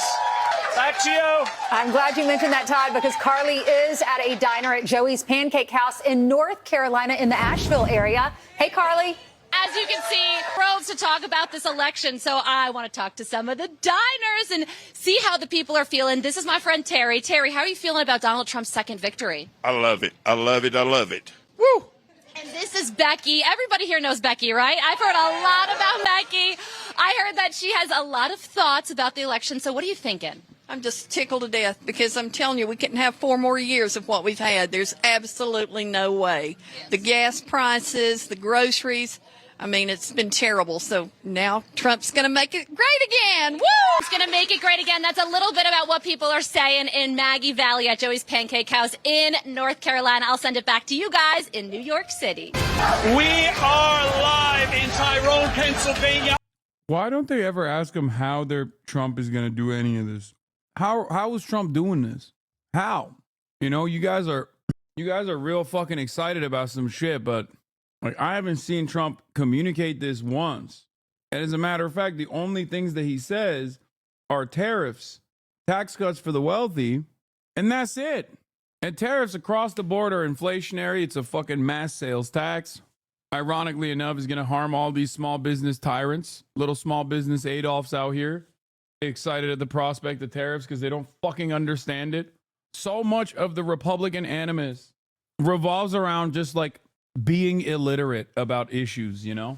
That's it. They get excited because they just simply don't understand how things work.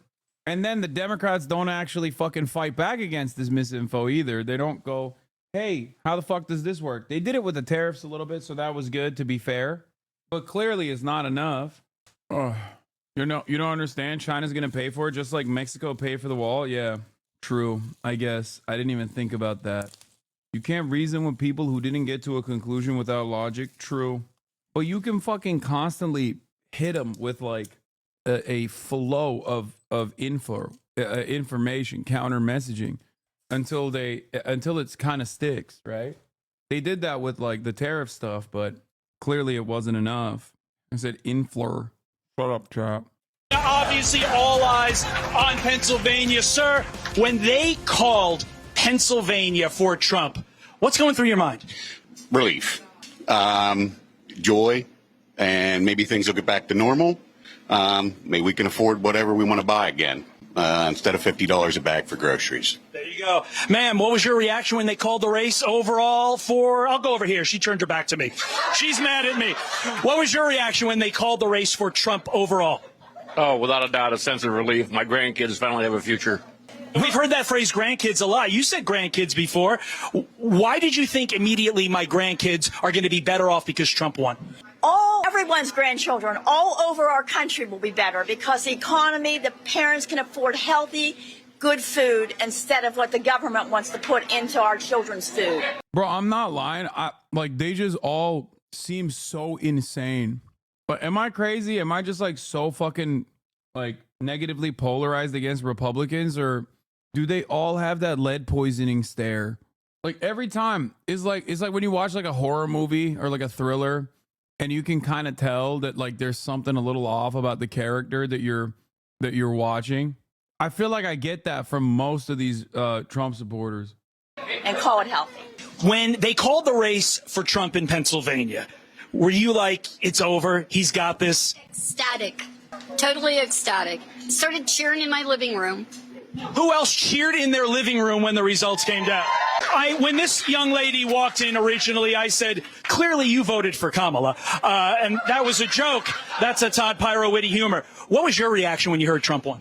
Again, relief, because there's nobody, in my opinion, that can get things back the way they were 4 years ago as quickly as he can and do it properly.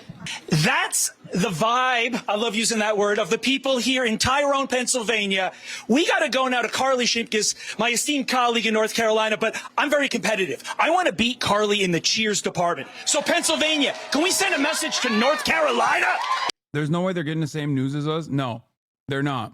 Nobody is getting the same news any longer. The internet has completely destroyed that. The democratization of news media has had some obviously positive side effects, I would say. I mean, that's a little self-serving of me to say that, but, you know, I would not exist in any other universe, okay? But there's also been monstrous consequences. Like, you have so many fucking grifters that popped up during COVID that might not have even personally believed in any of the COVID shit, but were just simply leaning on it because it was getting boosted by the algorithm. And that's it. Nowadays, you get a fucking guy who just like does horrifying rapes or whatever, and immediately they just hit the fucking exit ramp. They're like, all right, am I losing clout? Time to be right wing. You know, that's it. And it's pretty beneficial for a lot of people to do that. And the entire space is just filled to the brim with right wing grifters. It's a bad situation overall. Yeah, I think this is a massive flashing red warning sign and everyone kind of ignored it. I wonder if there was someone who tweeted this exact same thing. You know, why do they all have the same reasoning when it comes to relief? We're so cooked. I wasn't ignoring it. I was literally fucking depressed, dude. Anyway, yeah, I was so depressed about it. I talked about it on Fear and even normally violating my rule that I don't talk about fucking politics on Fear and. All right, here is Michael Barbarism. And this is The Daily. I like that they're filming their fucking podcast now. Michael Barbarism over socialism right here, coming to you live from The Daily. So, Estad, Nate, Lisa, thank you for being here at 1:25 a.m.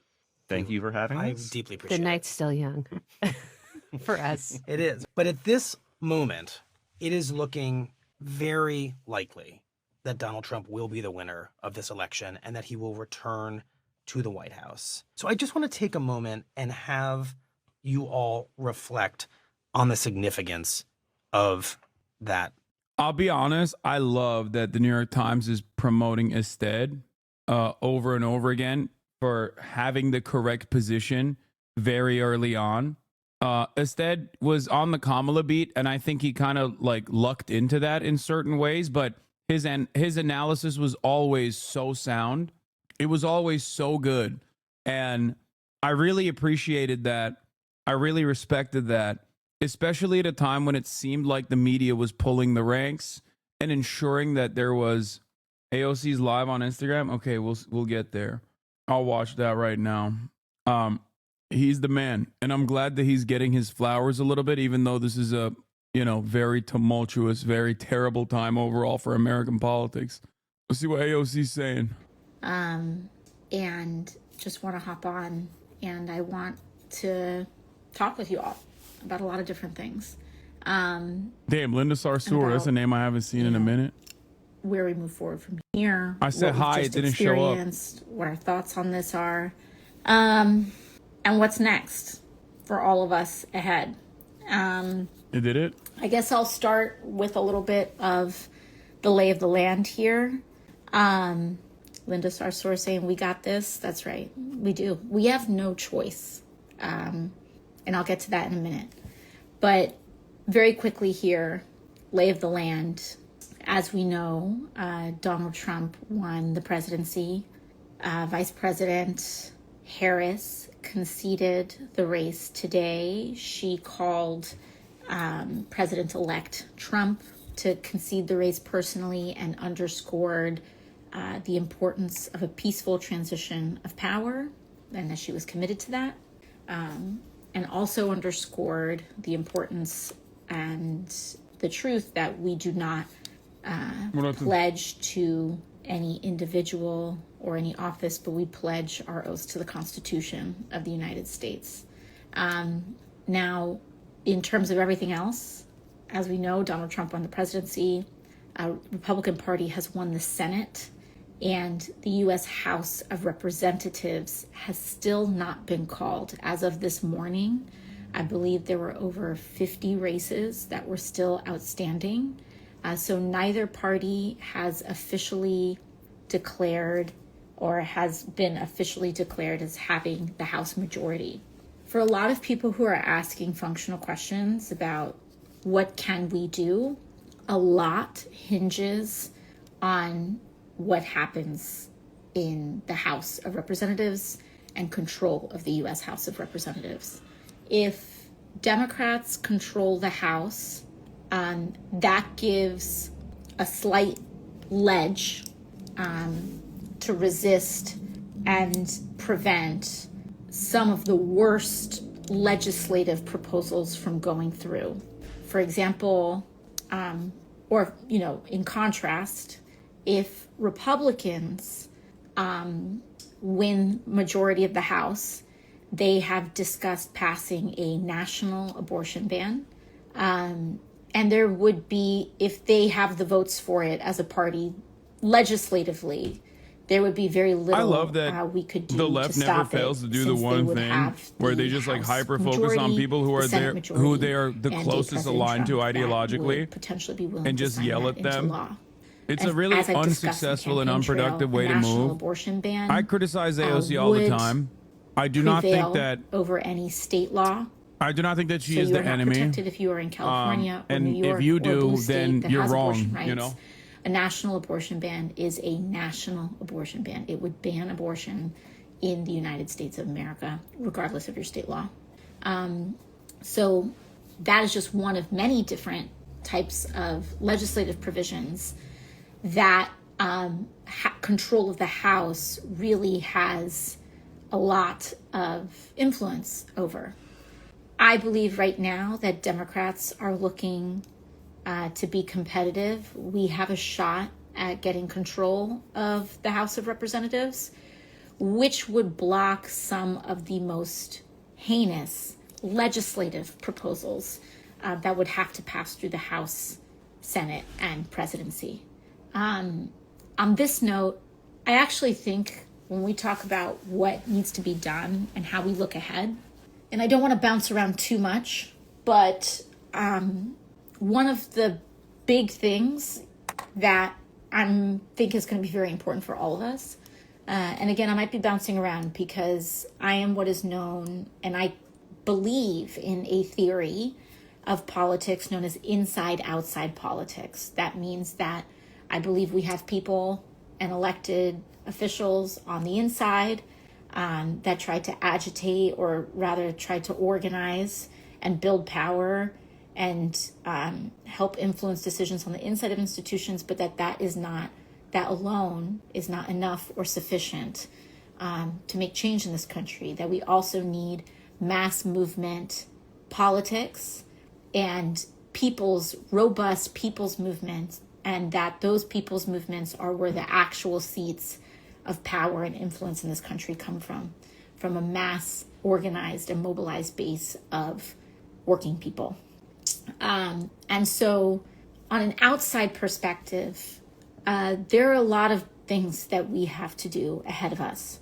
One of those things, I believe, is something known as programs of political education that can go from the most basic to re-education, more complex. But we need to learn a lot. We need to build a base of knowledge among ourselves and people that we know. A lot of people may not know how laws are passed or how governance works, and that's okay, but it's very important that we start to learn. Sorry, I'm just keeping up with some of your comments as well. Now, what this means is that I think it's important, and I'm going to just give it to you all very straight. This is going to be a very, very, very, very challenging, difficult time. We can use the next several months to prepare as best as we can. Trump would be inaugurated around January 20th or so. And we can use... She's saying organize the January 6th. ...to prepare as best as we can. Instructions for what is going to be heard. a very challenging and very difficult time for millions of people in this country. A lot of people have asked me that, is Trump actually going to do the things that he said he's going to do? I think, listen, no one has a crystal ball, but I think that it is, and what we said on the campaign trail, when he says he's going to do something, believe him. Stop the steal. I believe just today, his press secretary confirmed his commitment to mass deportations beginning, the day or day after his presidency. Talking about RFK trying to remove fluoridated water from the United States, which, there are public health. I'm not here to get into debates with anybody or, start fires in the group chat or whatever. But, when you look at public health comprehensive studies of, cities and towns that have done that, the amount of kids that really suffer health outcomes and need to, receive, I believe, like antibiotic injections and all this other crazy stuff is through the roof. We're talking about vaccines that may be taken off the market entirely. And, even Mitch McConnell, I believe, if I'm not mistaken, still suffers from complications of, I believe, a bout of polio that he had when he was a child. This is real. And I'm not here to sugarcoat what we all are about to collectively experience. But I think that what we can do to prepare is build community. We do not have a choice. We don't have a choice. Our choice is to build. Our choice is to continue to fight. Our choice is to win. Our choice is to have each other. We are about to enter a political period that will have consequences for the rest of our lives. We cannot give up. We now find ourselves in a time in history that has precedent, and we find ourselves... You're going to have to be careful with the January 6th stuff in case it actually happens. I was thinking about that, and I just don't think that it's likely. But then again, liberals are going kind of Lebanon right now, so maybe it is likely. That mobilized for everyone listening, I just want to say I'm obviously joking. I don't think that would be authoritarianism a good thing. I would certainly not advocate for it. I would, however, watch it and laugh. Era that we are poised to enter. Donald Trump has talked about turning the military on U.S. citizens that he deems his domestic political enemies, authoritarians and people that he affiliates closely with, and strongmen abroad. In regimes like that, it is not uncommon Liberals to love our jail institutions political far too dissidents much or legislative opponents. to actively disrupt them. This is the world that we very realistically may be entering. And the way that we do everything that we can to prevent this is by building a very strong social fabric and social infrastructure. Now, a lot of people have asked me, and I've posted some of the things before, how have we gotten here? How can we improve? A lot of people have also asked me about thoughts on the Democratic Party or certain communities that were lost or, what have you. And I will comment a bit on some of that. But the one thing that I want to open up and say is that first and foremost, here's my personal take. She needs to go Anyone who ASAP. woke Yeah, up you're this right, morning, dude. I think we should replace her district with or another rather, Nancy I should say, Pelosi. an urge this morning to wake up and point one main finger or articulate. I like that one unironically primary there are reason people in the chat as advocating to do a break from the DNC right now. This is the weakest the party has ever been. It's an opportunity to try and organize and change it within your abilities towards whatever you envision it to be. But everybody's like, nah, dude, it's time. This is the Gloria La Riva or Claudia. To say or no, that yeah, it's Gloria any one de la thing, Riva. Rise up. It is an avalanche of different things.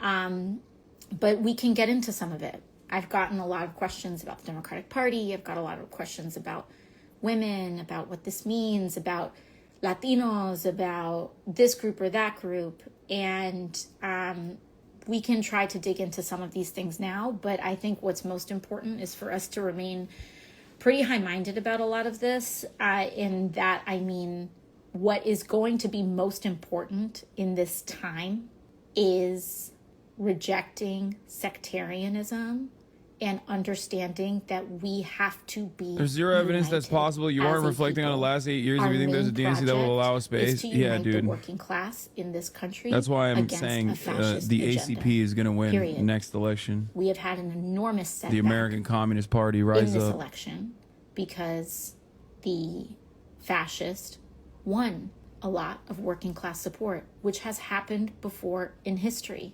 and we can talk about that. But I think what is important is that we have to be able to hold that analysis and have these discussions without turning on each other. And if I can take off my more broad commentary hat on and put on a more progressive, or whatever one may want to call that, left or progressive or working class or whatever it is, we have to be able to construct a culture that is productive, that is focused on growing, that is not sectarianism, and does not tear one another apart over the narcissism of small differences. We will remain marginal and small and incapable of confronting the challenges ahead of us if we cannot learn to hold difference and understand and be able to distinguish an ally from an opponent. And that has been a challenge up to this point. And we will not survive if we cannot grow past that. Now, I think that when it comes to the Democratic Party, one of the big questions that we've seen is what has happened with the Democratic Party and the working class. And I think that it's, to me, from my vantage point, I think I see a lot of what's happened. I was a waitress right up until I got elected to Congress. This was not a cute summer job that I had as a teenager, and then I did some jobs, and then I got elected to Congress years later. I went from wiping down a bar and walking behind it to walking into the halls of Congress. And the reason I did that and the reason I ran was not because I was running against a Republican. It's because I ran against a Democrat that I did not believe centered families or communities like mine or saw the pain of people like me. And a lot of what I saw at that time was a Democrat that only ran against Trump and did not support a vision that, with clarity, that spoke to my material reality. And I got to a point as a waitress where I felt like if my member of Congress wouldn't support a $15 minimum wage and say it with their full chest with clarity like that, then I would. And again, I'm not speaking for every single district or every single person. I am recounting the story of what happened in my life.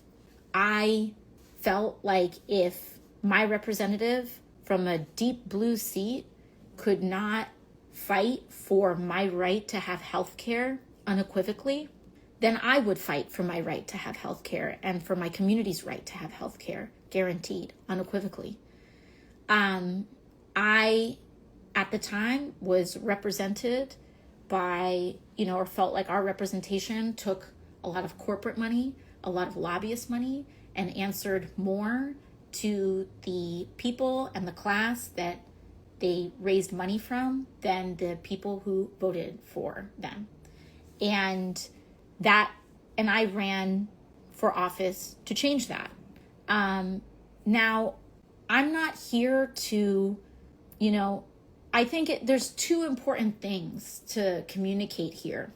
A party loses and another party wins. And I think it's important to also state here that Kamala Harris was given an assignment that no other person in American history was given, to construct a presidential campaign in 90 to 100 days with absolutely no expectation or anticipation that she would be called to that assignment and have to deliver the country from an enormous fascist threat that had already been campaigning and priming the pump for essentially 8 years. So any observations that I raise, I believe have to do with longer term trends around our party and what we can do to improve and get back to our roots as champions of the working class. And this is none of this is meant to be constructed at her. A lot of times I think people try to erase one criticism for another. Oh, it wasn't this, it wasn't that. But the fact of the matter is, this race may not have been decided by any one individual factor, but misogyny is very, very real in this country. As another widely known woman of color in office, I knew that sexism and racism were real, but it was not until I got subjected to a national stage that I actually was shocked at how bad it is. Once grow again, up with sexism it, and racism has played a prominent but role in Kamala Harris being undermined. On the receiving line, but having said or that, just nationally again, Kamala Harris is an adult woman, and she is more than capable of launching a better campaign. She just chose not to do so. So I think that a lot of that is still not partisan. A lot of that is still going to be, it's something that we were aware of. You know what I mean? It's something that Kamala Harris was aware of. She knew. That's a hard She actually actively messaged against it and didn't run on a I'm with her style campaign in the way that Hillary Clinton did. It's not a moral thing. It is how I think one of the saddest states of affairs in this process has been that the Democratic Party's bench is filled to the brim with really good talent from Gretchen Whitmer and Tim Walz and Andy Bashar and many others like that. And when we look and yet at the campaign we had was the easiest swap out with Kamala Harris, and that's fine as long as she ran a more progressive campaign, as long as she actively communicated the issues that Americans were experiencing, that she was going to solve those issues. This would have been a much more successful campaign for her, as you wouldn't have seen the base And so of support from the normal constituencies that historically have gone out and voted for Kamala Harris fall apart. It's that simple. A lot of people will look to like the tack to the right and how much more Republicans voted, how many of these districts like turned Republican, not realizing that a lot of those districts still had a bunch of, especially swing districts, had a bunch of fucking liberals that didn't go out and vote for one reason or another. Not because they're like radical socialists or because like, you know, they're single issue voters on Gaza, even though that probably played a role in this as well. But like, there are plenty of people who just simply didn't go out and vote. And that is because of bad messaging. That is because of harm reduction. It's skyrocketing, that groceries are insane, and that structurally, a party that relies on the financial backing, and again, this is an area where there's disagreement within my party. Racism and misogyny are, but Ilhan Omar and Rashida I've been Tlaib very won. clear about what my assessment And like, has it's not been like Mexico is since the more time I woke of a entered country than office. America To is. me, You know what I mean? It's not party less that or more relies woke. on Claudia Scheinbaum big is money. literally a And this is not Jewish just woman who is a Democrats. Our socialist entire system in a relies 98% on Catholic big country. money. And before people say that it's only Democrats that rely on this, just understand that Donald Trump personally thanked Elon Musk, a billionaire, for delivering him the presidency. Donald Trump works for Elon Musk. He works for Jeff Bezos. He works for the oil execs. That's what he does, okay? Our entire system is consumed by big money, by billionaires, by lobbyists. Where it is complicated for Democrats is that we are supposed to champion the working class. And when You just mad you lost Silicon Valley? I mean, it's not like Silicon Valley was ever in the tank. Who exerts a lot of interest to get you to not check the power of concentrated wealth, then you can't deliver on those promises. When you have billionaires, for example, who are cutting very big checks on one hand, and then with the other hand, publicly threatening the current Federal Trade Commission chair, and essentially saying she's got to go, that does not allow us, that puts us in a bind, no? Like structurally, that is a bind. It's a fundamental misalignment of mission and what powers us. And I wish I could say that this is just an easy problem to solve and just don't take it. And I think No more NLRB. But I think no more Lena one Khan. of the reasons that this continues to be an issue is because I think a lot of people, especially in tough seats, look down the barrel of that, and it's you either compromise and get that big money to either stay out of the race or do whatever, or that big money goes to the Republican. I don't know. But at the end of the day, the ultimate problem is our ability to clearly and forthrightly advocate for an agenda that clearly champions the working class. To me, that's things like $15 minimum wage, Medicare for all, or at the very least, lowering the age of Medicare until it hits zero. But I mean, whatever those things may be, it also makes it hard.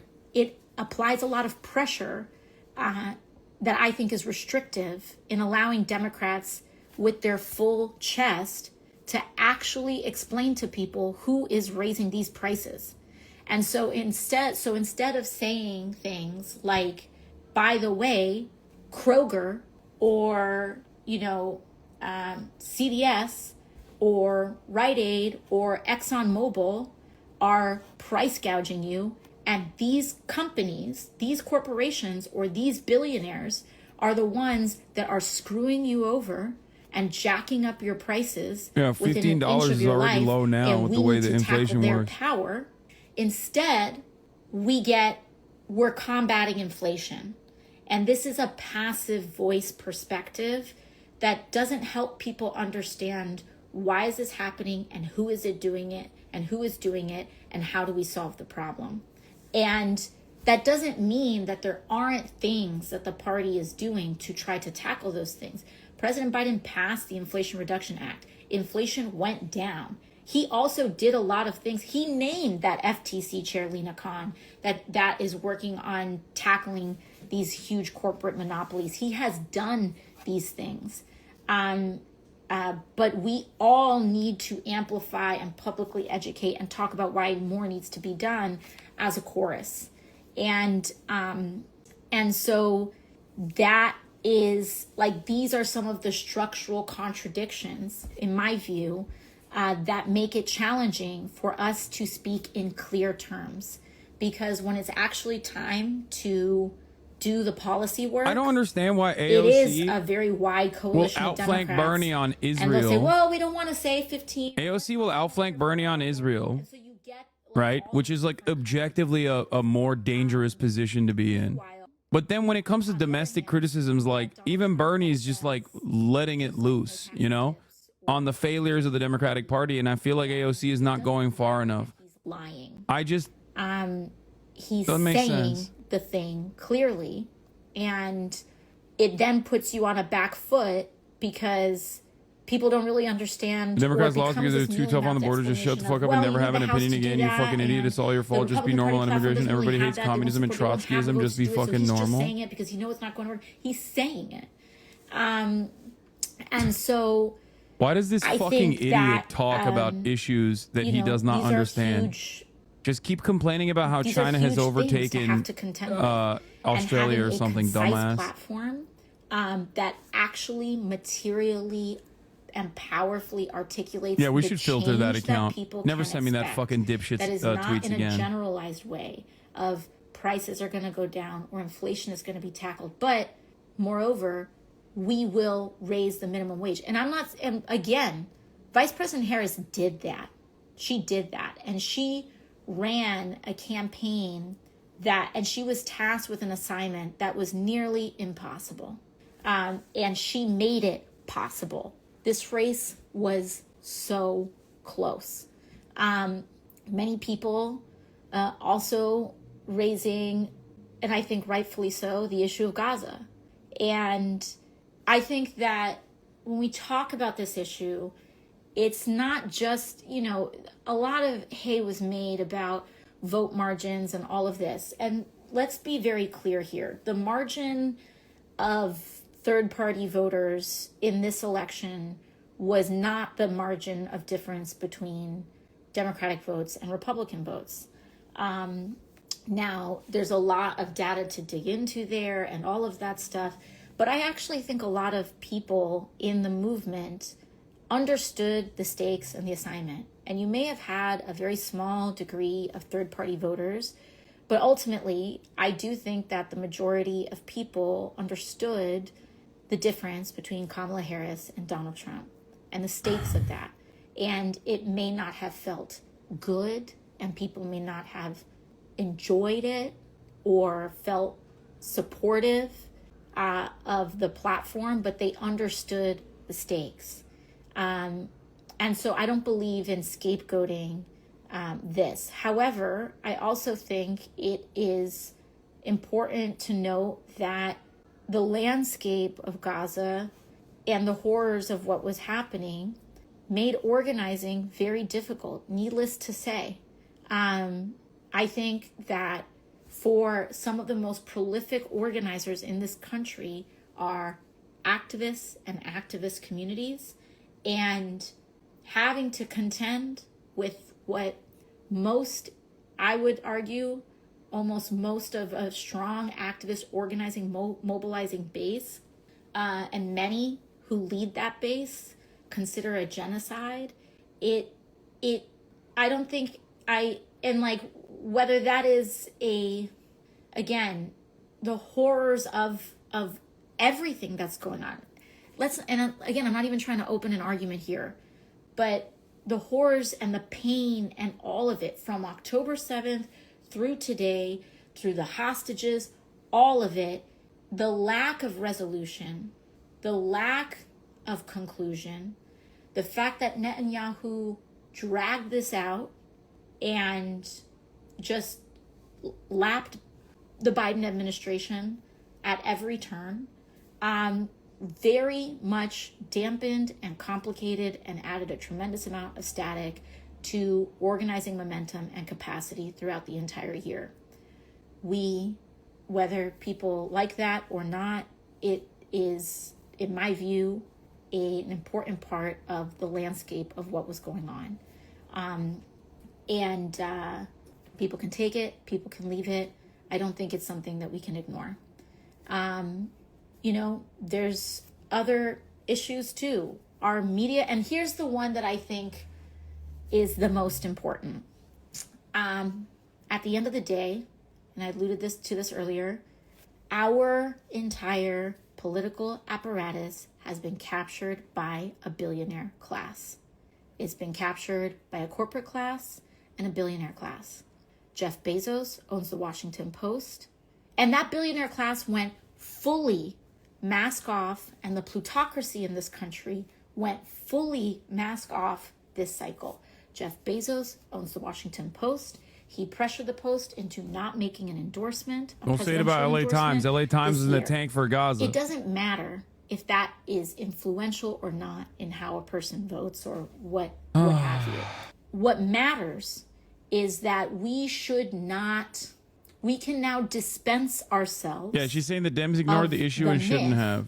That a handful of people in this country are deeply and profoundly manipulating our democracy to their own self-interest.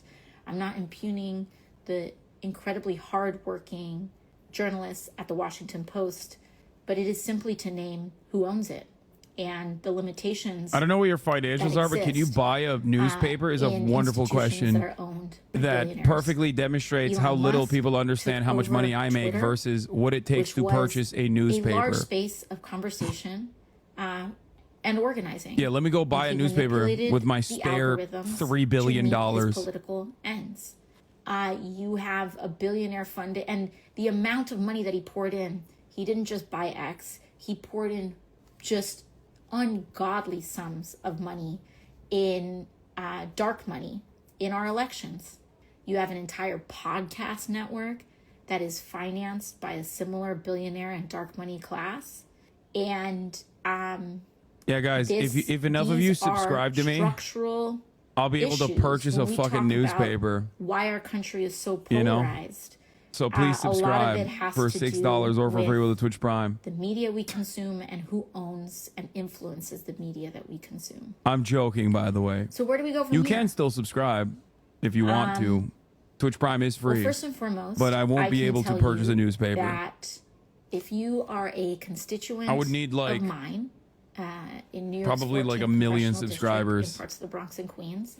First and foremost, that's my first responsibility. That is the specific population of people who have elected me and whose job I have to steward and you should start a TYT style network. No, dude, I don't fucking want to do that. I can't do that.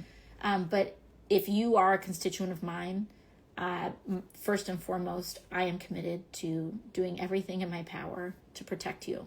That power will be limited in a Trump administration. Project 2025 is real. It's real. It's not a campaign joke. It's not an attack. The Heritage Foundation is the conservative foundation, the institution and organization that orchestrates Republican governance. They would not put millions of dollars into preparing this plan and it being co-authored by many people in the Trump administration if they were not fully prepared to implement it. This is going to be a very scary time.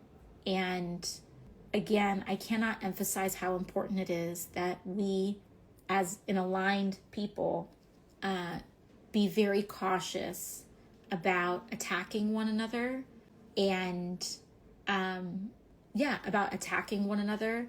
And to me, one of the big organizing lessons that I feel is that when it comes to who you choose to organize with, I think it's really important to understand that, maybe it's not just about fully aligning with someone just because of what they're organizing for. It's really important to pay attention to how they are organizing.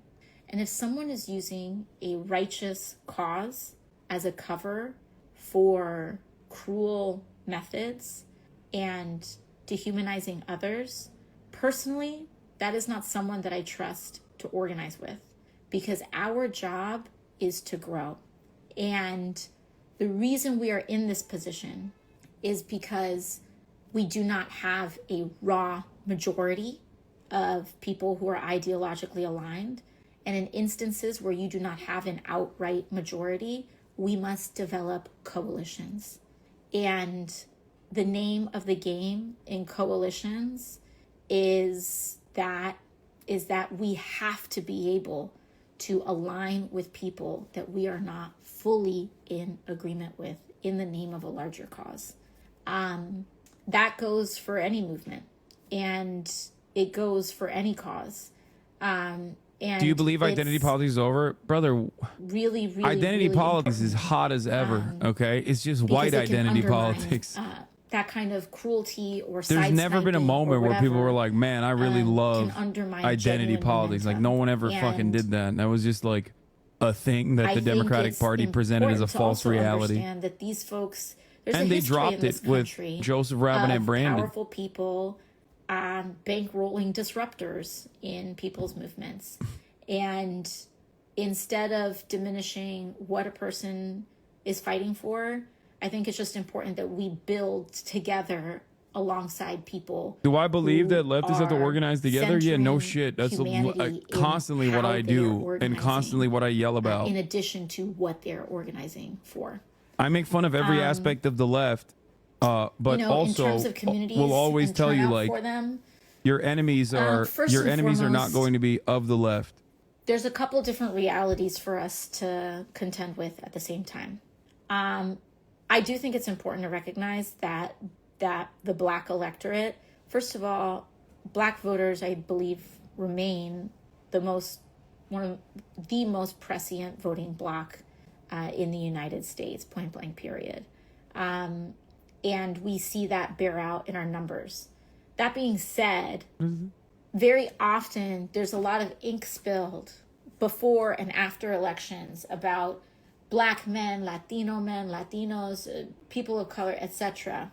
And we can dig into the fine points of where places eroded support and not. Congratulations, but we Trump. should be Make very Israel clear great. that people of color voted for Kamala Harris in majorities.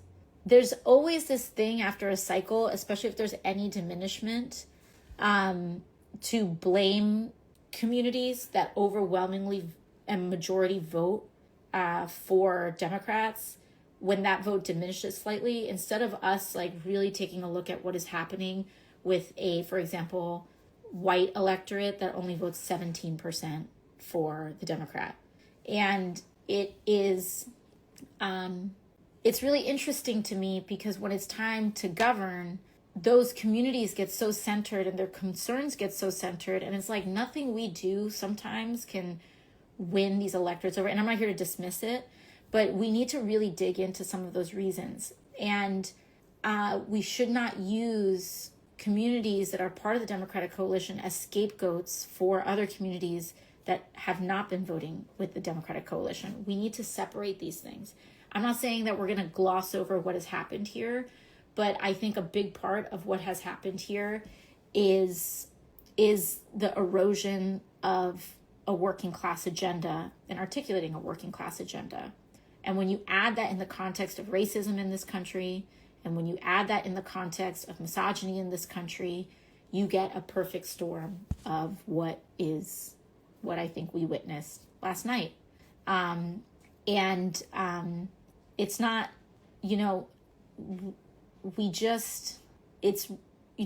a lot of this comes down to, again, this enormous task that we have of political education, of race and class consciousness, and people understanding that these billionaires are not looking out for us. They are grinding us to a pulp and they are eating us for breakfast. They are burning our planet. And I just want you all to know that in terms of what guided and has guided me over the last year is that every single decision I made and every effort that I made, whether people criticize it or not or what have you, was just centered on trying to prevent this outcome. It was my single biggest priority was preventing a Donald Trump presidency. It informed my decisions, my actions, and we are where we are today. And we have a lot of work to do. I did not want to be in a place where on November 6th, we were preparing to resist a fascist regime. I wanted to be fighting the corporate establishment of the Democratic Party instead. But we're not in that place. We're in this place. And it is going to take a huge level of effort and solidarity. We're going to be looking towards our brothers and sisters in the labor movement, in the human and civil rights movement. And we are going to have to resist. It's this really interesting thing. Resist this confluence of, like, first of all, I've never ascribed to this idea, and this is, I know this is going to upset people, but genuinely, when I came to politics, it was not about trying to articulate to the world about what being a quote unquote leftist is. I always considered myself as running from the bottom.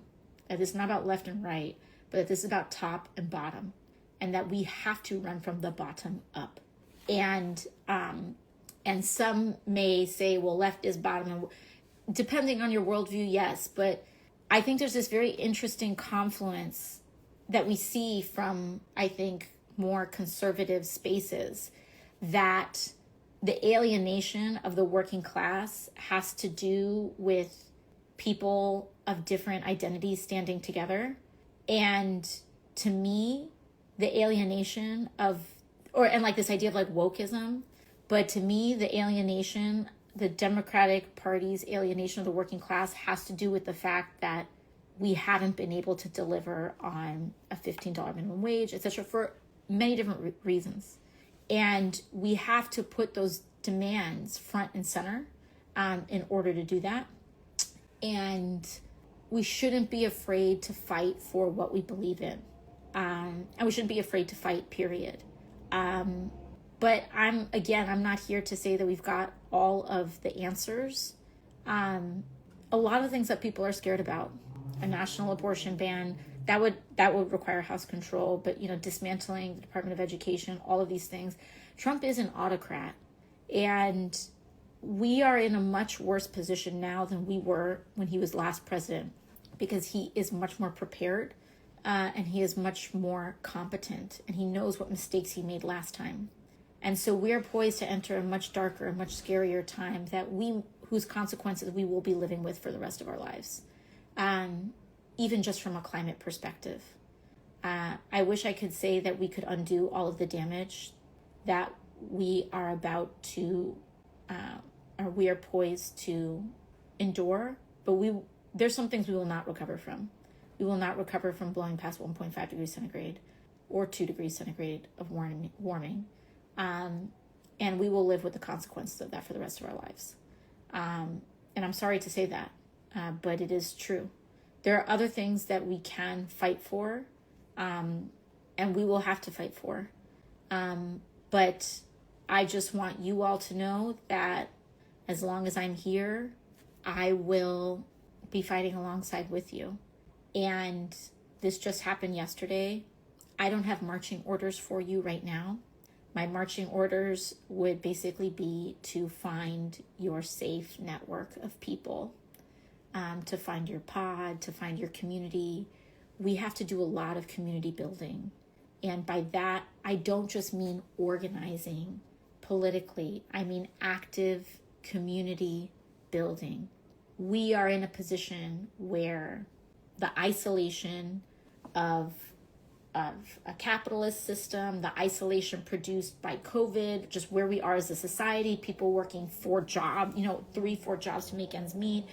We do not have community.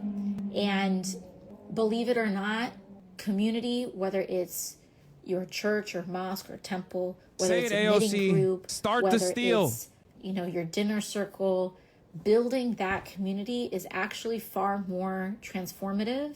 Start the steal. Far more important than you may realize. And people may dismiss it. Why won't anybody say it? Silly or frivolous. It is not. I guarantee you it is not. And you're actually going to get Kuglam out? Where people finding their friends and finding their circle. I forget that there's like people who literally think that the election was stolen right now. Group that is Guys, close to you, the election was not stolen. You okay, are probably in a similar it was boat lost as so many Americans right now. It's a big reason why we're here as a country in this place. And so we can commit ourselves to making the smallest communities as we can around Blue ourselves. MAGA needs to dial it back and recognize that maybe the party that they consider to be infallible and almost godlike, deity-like, that has all the right answers, did not have all the right answers. You think you're cool with or whatever, it's time to get to know that person. And it's time to get to know the people that will... The 20 million votes being gone, on misinformation to are real. protect Sorry, I just want to be and to educated. protect Yeah, each it's other. not real. I mean, it is real in the sense that like It seems 20 million less frivolous, people but I voted. guarantee you it's not. And creating But yeah, community voter turnout around changes you, dramatically from election cycle to is election cycle. one of the strongest, most powerful, and also one of the most radical things you can do in an environment like this. So, for those who are Some people are really blaming you for losing. It's insane. Areas, Yeah. I don't know who's doing that, but I want you to know that we're thinking of you. I think they're not of the right and mind. We can start to generate some of Hassan that derangement community. syndrome, baby. And sometimes That's very even just real. being in community with or small moments of humanity. I know people say with Trump people derangement who are not syndrome, like-minded but with you are sometimes a very odd little things that can help them change their mind. I think people just care at that I'm not point. saying People that just we're here care to do more all of about that like work, but we have a long trying to fight their own personal road ahead battles of us, and instead of like world-changing events. just want to say I love you all, and this is going to be very hard, and we're going to have to get through it together, but we don't have a choice. We don't have a choice. We have no choice but to live and be in the times that we have been called to live in, and to make it better one day at a time, one choice at a time. Never, ever, ever think that any choice or any act of yours is too small. It isn't. And regimes and autocracies are taken down by millions of drops of small actions that would otherwise be invisible by masses of people. So I look forward to doing this work with you all. And this is the assignment that we have ahead of us. We'll probably be doing a couple more of these ahead. Bye, y'all. All right, that was AOC. There's a lot of words to say we messed up. Yeah, I mean, I get it. We did mess up, so it's true. And by we, I mean the Democratic Party messed up. That would be the we for AOC. Surely neoliberalism dies one day. Yeah, to thunderous applause. If she doesn't talk about changing the Democratic Party primary rules, I'm sorry, but she's duping the base. Yeah, I agree with that. I think that changes need to happen within the Democratic Party. I just don't know like how to convince people. Put me in a room with all these fucking corporate billionaires that are diehard Democratic Party loyalists. Maybe not the ones that are pro-Israel, but like the rest of them. And I'll convince them. I'll convince them why they got to do a little bit of fucking austerity for once, you know, in terms of their own fucking profit margins for one goddamn day, so that you can, so that we can combat fascism. Just go directly to the fucking heart of the problem. Because I don't think there's anything ever shifting in the Democratic Party's priorities. So like half a dozen? Yeah. I blame the Diddy-crats. Me too. Why not argue with the pro-Israel ones? Because the pro-Israel billionaires in the Democratic Party's base, or not base, but in the Democratic Party's like corporate billionaire structure, they're not going to give a shit about what I have to say. I'm not going to be able to convince them. But for every Haim Saban, there's like 11 Miriam Adelsons on the Republican Party, so it doesn't even matter. And the Republican Party's base actively is like pushing for Israel to be more violent, more brutal. So that's the other side of the story, you know? This is a really straightforward... It was Joe. Oh, yeah, we already watched this. It's a really straightforward but astute reading. Something I noticed with Democratic partisans and media was that they never, ever talked about Biden's absolutely abysmal numbers. It's not even that they didn't reconcile it. They just closed their eyes and plugged their ears. Ested is not like regular mainstream media reporters, I will say. And I'm not just saying that because he's been on the broadcast multiple times at this point and is a firm HasanAbi friend of the show. Okay? You got a nice shout out here. I'm not of the Twitch generation. I probably watch 10 YouTube videos a year, but the only person I know on the left who's prepared to compete with this right-wing dominance on these platforms is Hassan the Hun. Are there others? Taylor says there are others, but they only have tiny audiences, but they have zero funding. The entire right-wing ecosystem is propped up by billionaire donors and right-wing interest groups. There's zero equivalent on the left. I wrote about that here. This is true.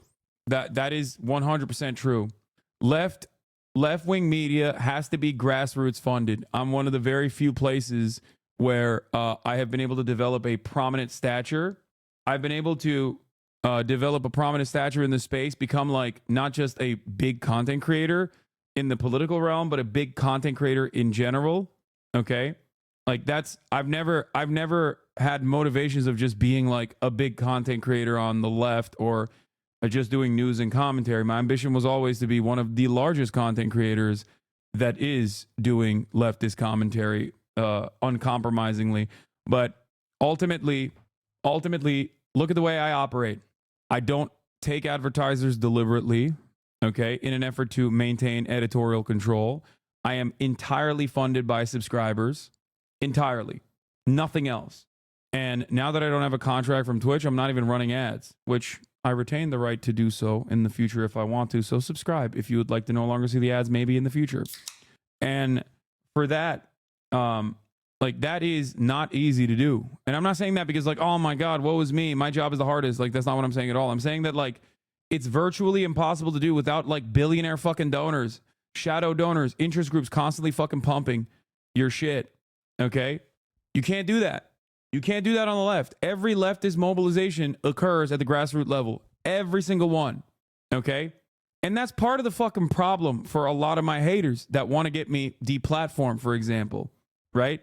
They come after me, but they can't go after my advertisers. If they try to go after people advertising on this channel, then I'm not advertising. What are you going to do about it, you know? And then you're fucked. So what do? You try to go after the platform. You say the platform is actually anti-Semitic for hosting someone like myself, but that still doesn't change the reality, right? Like most people know right from wrong. They can still recognize it. Maybe you can dupe some people along the way that have motivated reasoning, right? But there is no real left-wing equivalent to a guy that's getting paid, you know, $1 million from the Russian government. Like that doesn't exist. So that is a major problem, and it's not going to happen. Why don't you fund a left-wing online network is something that a lot of people do not understand. Okay. This shit needs to be a tight operation. That's it. Because if it's not, then there are too many people that others can go after. There's too many areas of attack. You just don't understand it. I've come from that background. I came from the Young Turks. Look at their situation versus like, look at where I'm at right now. Okay. There is a network of aligned content creators in this field. I am friends with a lot of them. I hype them up regularly.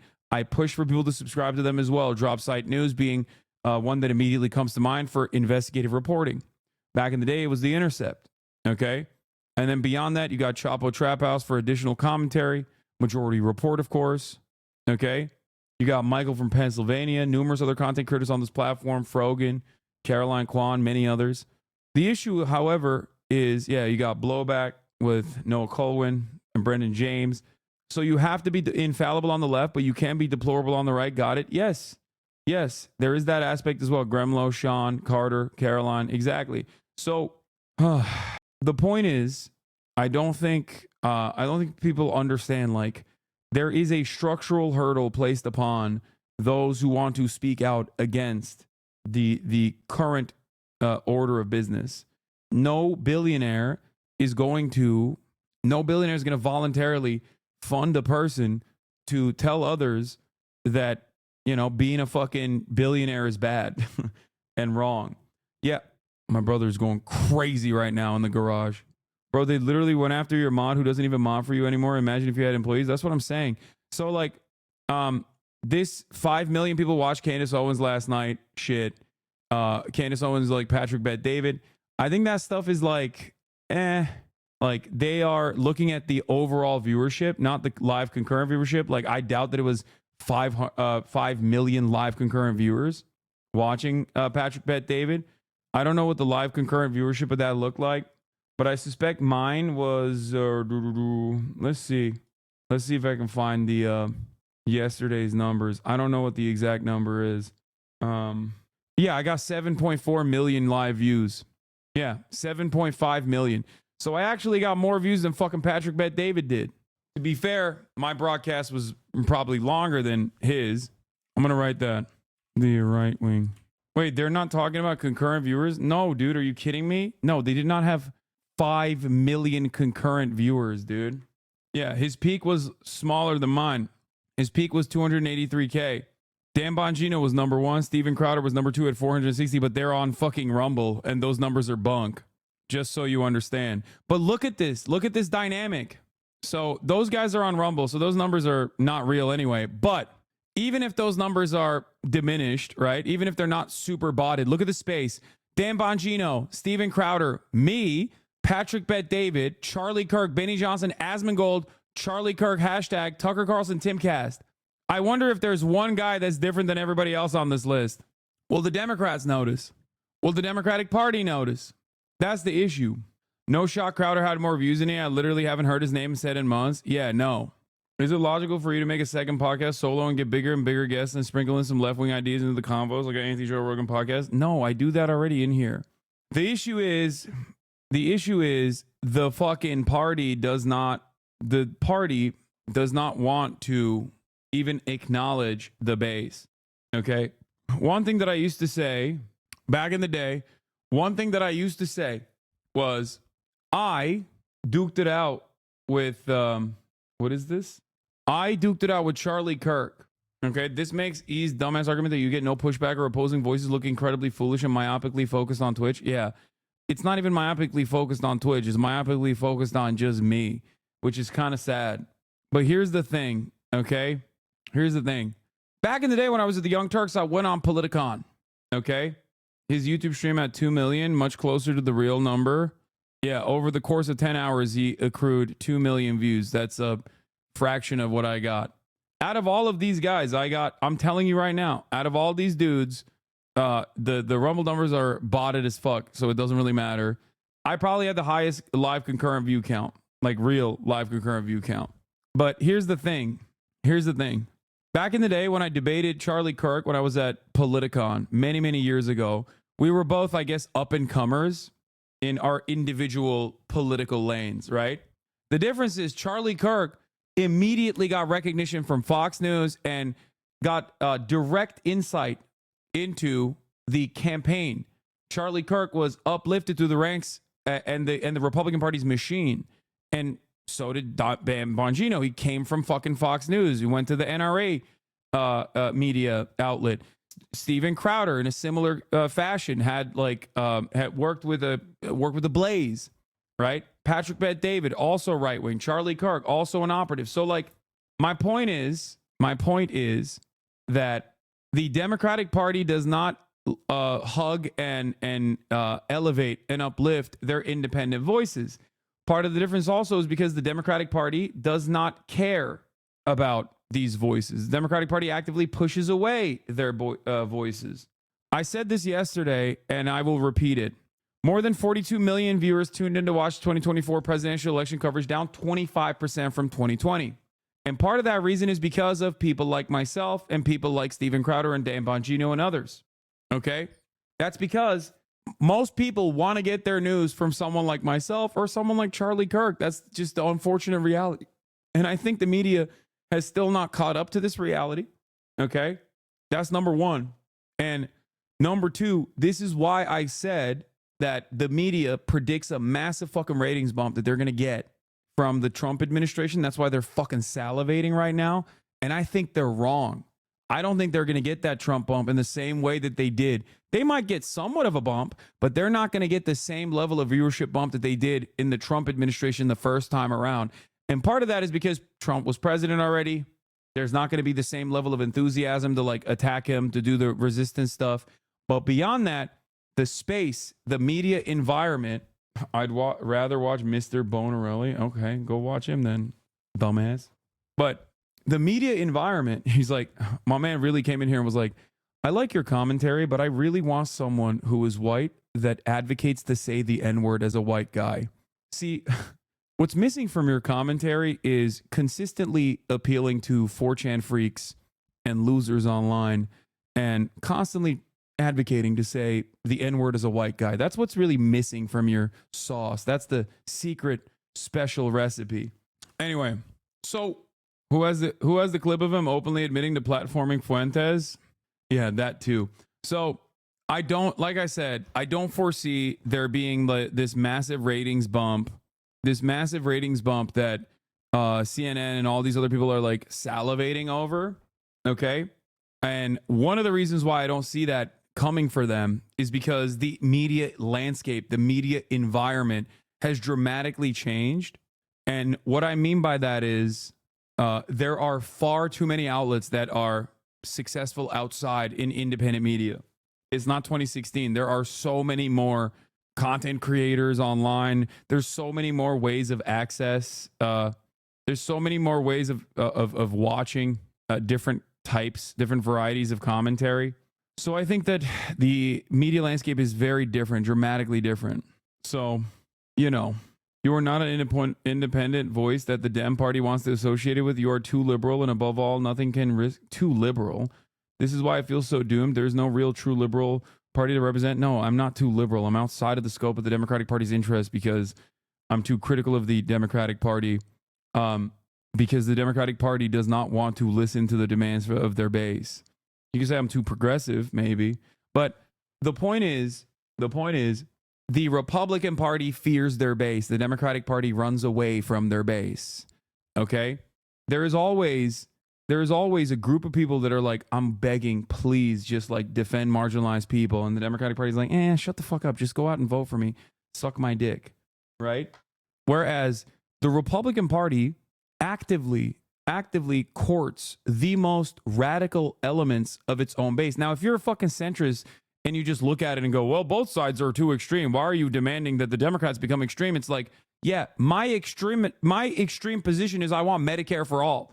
The Republican Party's extreme position that is now being broadly reflected by Donald Trump is mass deportation. My extreme position is offering pathways to citizenship for people that have lived on U.S. soil, a proposition that is not only not radical, but is objectively more popular than mass deportation every single time it's polled. And yet, people do not have the capacity to look at this and go, maybe that guy's positions aren't radical at all. They only just see the Democratic Party not contending or ever acknowledging the popularity of certain sentiments. They only see the Democratic Party actively shy away from the Bernie bros. And then fucking 8 years later, they're like, where did the bros go? Well, you pushed them away. You can't push away people who want to vote for you every single fucking cycle and then do the surprise Pikachu face when they fucking go somewhere else. Someone is out there looking to pick up their support, and that someone is the Republican Party. Okay? They don't give a fuck. They'll find something that anyone is interested in and say, I'm going to get you on this issue. Okay? And it's not that Bernie bros are right-wing, even though some are, even though some have become.